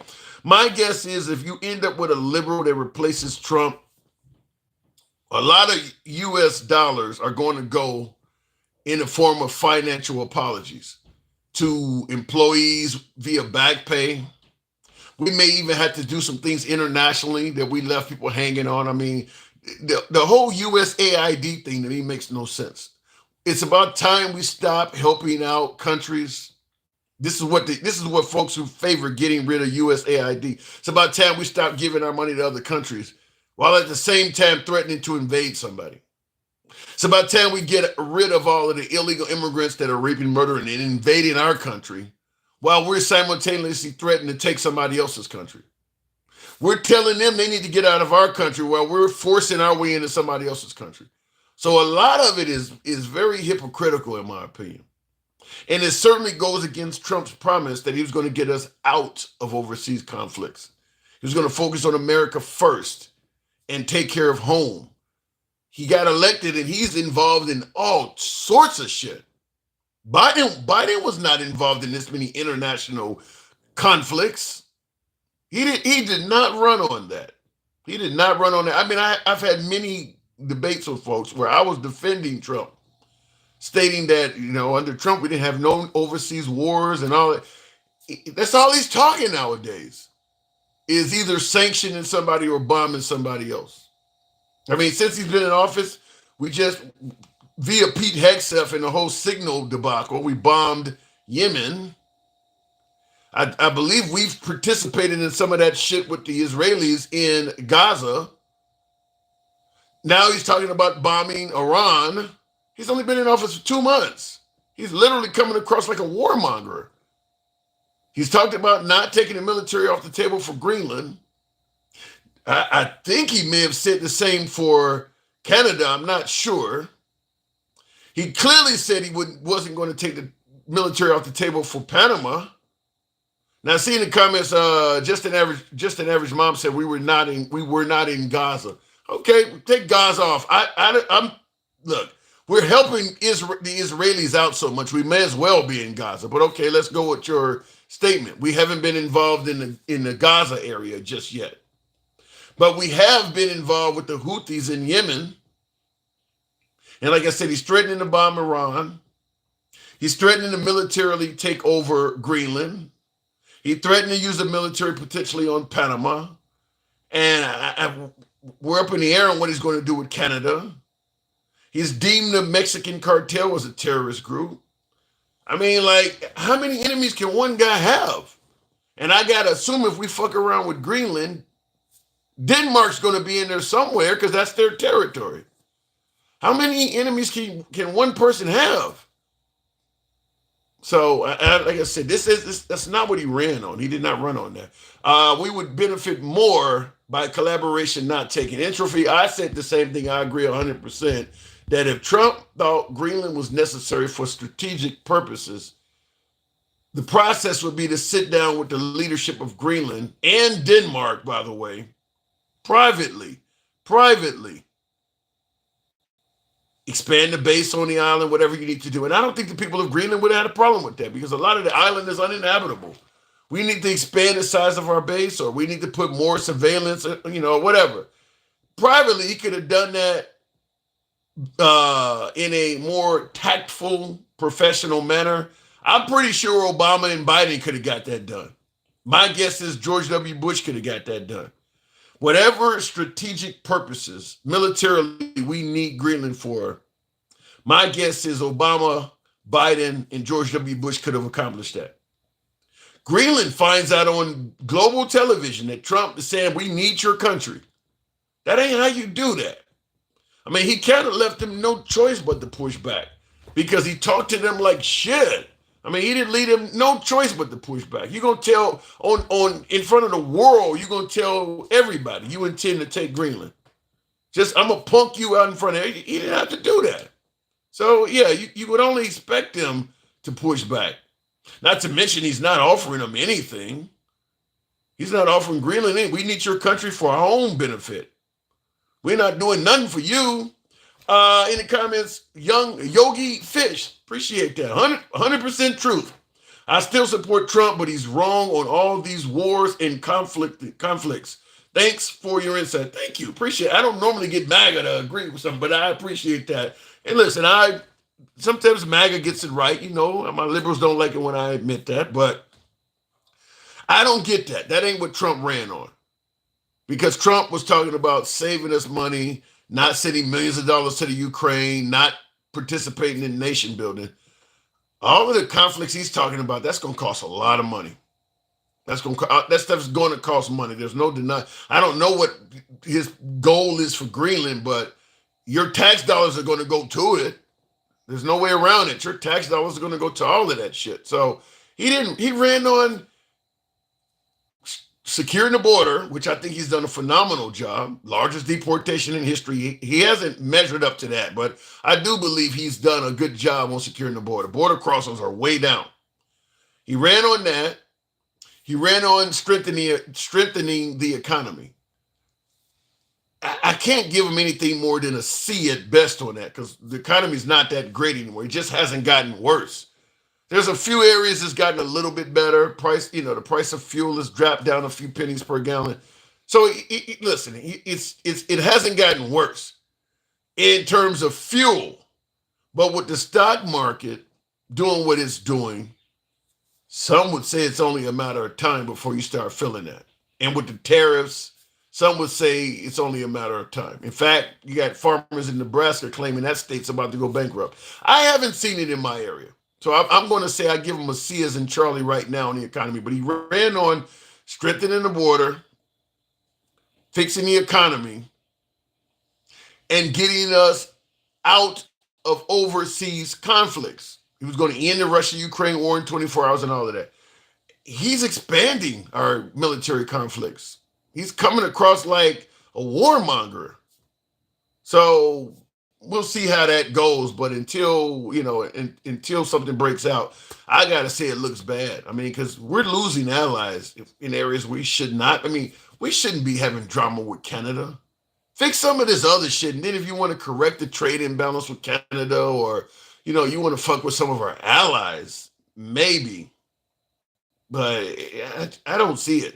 And all the things you could have done, all of the issues you could have started, why start with the people we're the most allied with? That doesn't make any sense to me. And your goal was to fix the economy on day one, not to impose tariffs and make things worse, and then hopefully down the future it gets better. So we'll see how that goes. But right now, like I said, the love and adoration for Trump is still strong. So it is what it is. Anyhow, you folks know what I got to do around this time. Got to get up early and go to work just like the rest of you folks do. If you favor civilized, I'm about to say uncivilized. If you favor civilized dialogue from all sides of the aisle, you're in the right place. Follow the program if you watch on TikTok, if you watch on Instagram.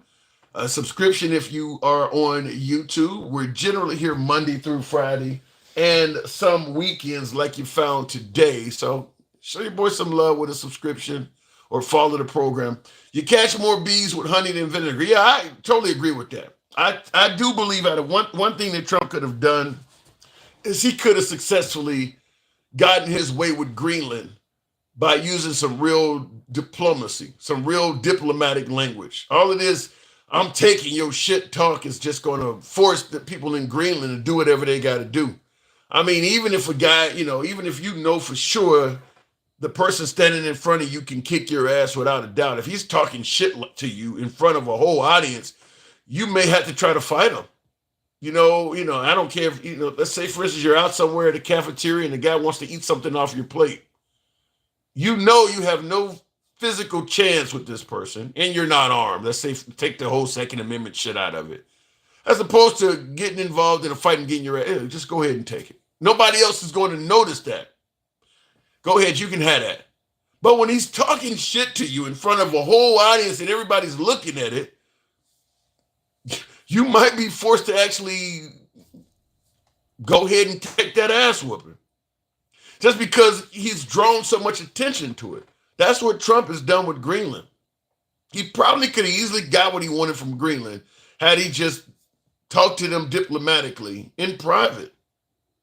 They would have probably let him expand the size of the base we wanted, put any kind of, if you want to put an airport here, an additional airport, more aircraft, more, whatever you need, antennas, radar, whatever you need, they would have probably worked with him.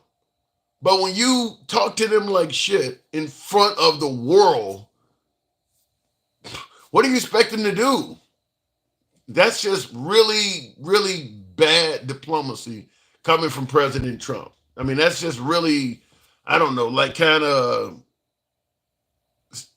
shooting yourself in the foot type language. It didn't have to happen. So, you could have sent JD Vance over there or you could have sent somebody else over there to have a nice conversation and have made that shit happen. With Greenland, Ukraine and some of these other places may be a little different. Canada's never going to want to be a 51st state. That's not going to happen. Too much violence in this country, no entitlements. Canada, the Canadians are happy. They don't want to be part of this country. That's not going to happen. But Greenland probably could have made that happen if he had done it diplomatically, for lack of a better term. JD Vance is spineless, says Dan Fries. Shit, I mean, I hate to say this. It's going to piss off some MAGA, but who in the Republican Party right now, when it comes to dealing with Trump, is not spineless? Who in the Republican Party do you feel confident would speak up against Trump if he was doing something that was completely wrong or you knew for a fact was unconstitutional? Who do you know in the Republican Party that you feel confident? Ron Paul, okay. Ron Paul. All right, well, maybe that, okay. But I mean, think about it. For the most part, the Republican Party ain't gonna say shit to Trump, and he knows that. He knows it. You know for damn sure, if a liberal was doing what Elon Musk is doing in Wisconsin now with this $1 million gift, if George Soros was fucking around and doing that, Bill Gates was doing that, or even 2021 Mark Zuckerberg was doing something like that, the Republicans would be going ape shit. But now all of a sudden Elon Musk is doing it, not a complaint at all. Not a complaint at all. So I don't, when you say spineless, I think most of them are going to let him have his way, no matter what he's doing. Anyhow, folks, I appreciate the 148,000. Wow, somebody was really tapping the screen. Thank you. Damn near got 150,000 likes. It's been a while since we were that high up, so I do appreciate that. Appreciate you folks showing the program some love. Did I miss a super chat? If not, coat. Why coat shape? Sean Herbert, I missed that one because I don't know what that means. Now I'm late to the party on that, and I do apologize. I want to make sure I didn't miss any super chats. Tim, you're making assumptions, or are you privy to diplomatic conversations? It's a good question, Draco. I'm not privy to diplomatic conversations, obviously, but the way Trump has talked about, wow, Scott Penny, appreciate the good galaxy. Thank you. Thank you for your support. Thank you, Scott. I'm not privy to diplomatic conversations, as you asked, but when you see how Trump talked about Greenland on the world stage, it's pretty clear that there's no diplomacy being used. You don't need to know more than that. Regardless of what is going on behind the scenes, no president should ever talk about a country like that. The fact that he's doing that shows there's not any significant amount of diplomacy between Greenland and the United States. You shouldn't be doing that. Saying things like, I need your country. That language is awful. How about for my married viewers? How would you feel somebody told, I need your wife? I mean, I need your house. I need your car. Kind of like the old 80s Terminator movie. I need your shoes. What did he take from the guy? I need your pants, your shoes, your jacket. He just took his clothes. You can't talk to somebody like that. So when you say, am I privy to diplomatic conversations, the one I saw is bad enough. I don't need to know what else they were talking about. The ones we've seen are bad enough. He's sitting on TV with the Prime Minister of Ireland or something like that. He's telling that guy, I intend to take Greenland. Shit, what else do you need to see? God damn. Anyway, it's bad enough what he's doing. Looking at him like what? Just like the same thing when he's standing on TV with Netanyahu. And he's talking about we're going to own Gaza. What more do you need to see? You're talking about just taking people's shit. What do you need to see any more than that? That language should never be happening from any leader of any country. You should not be. He's calling when Trudeau was in office, when Trudeau was the Prime Minister of Canada, he was calling him Governor Trudeau. What more do you need to see? Can you imagine someone from overseas calling Trump some office that's less than president? It's disrespectful. It's disrespectful. So, somebody from the UK calling Trump a member of parliament. You pretty much, if the Prime Minister of the UK called Trump a minister of parliament, that means he's under him. That's disrespectful. What more do you need to see? His language is awful to these people. But if you favor Trump, you like that. You like when he put people down. He ain't owning the liberals. He's now owning the world. It's your boy Tim, the handsome liberal. I'll catch you guys tomorrow. Y'all take care. And I want to make sure I hit the right thing here. And thank you for your support. As always, I got to go. Got to get up early.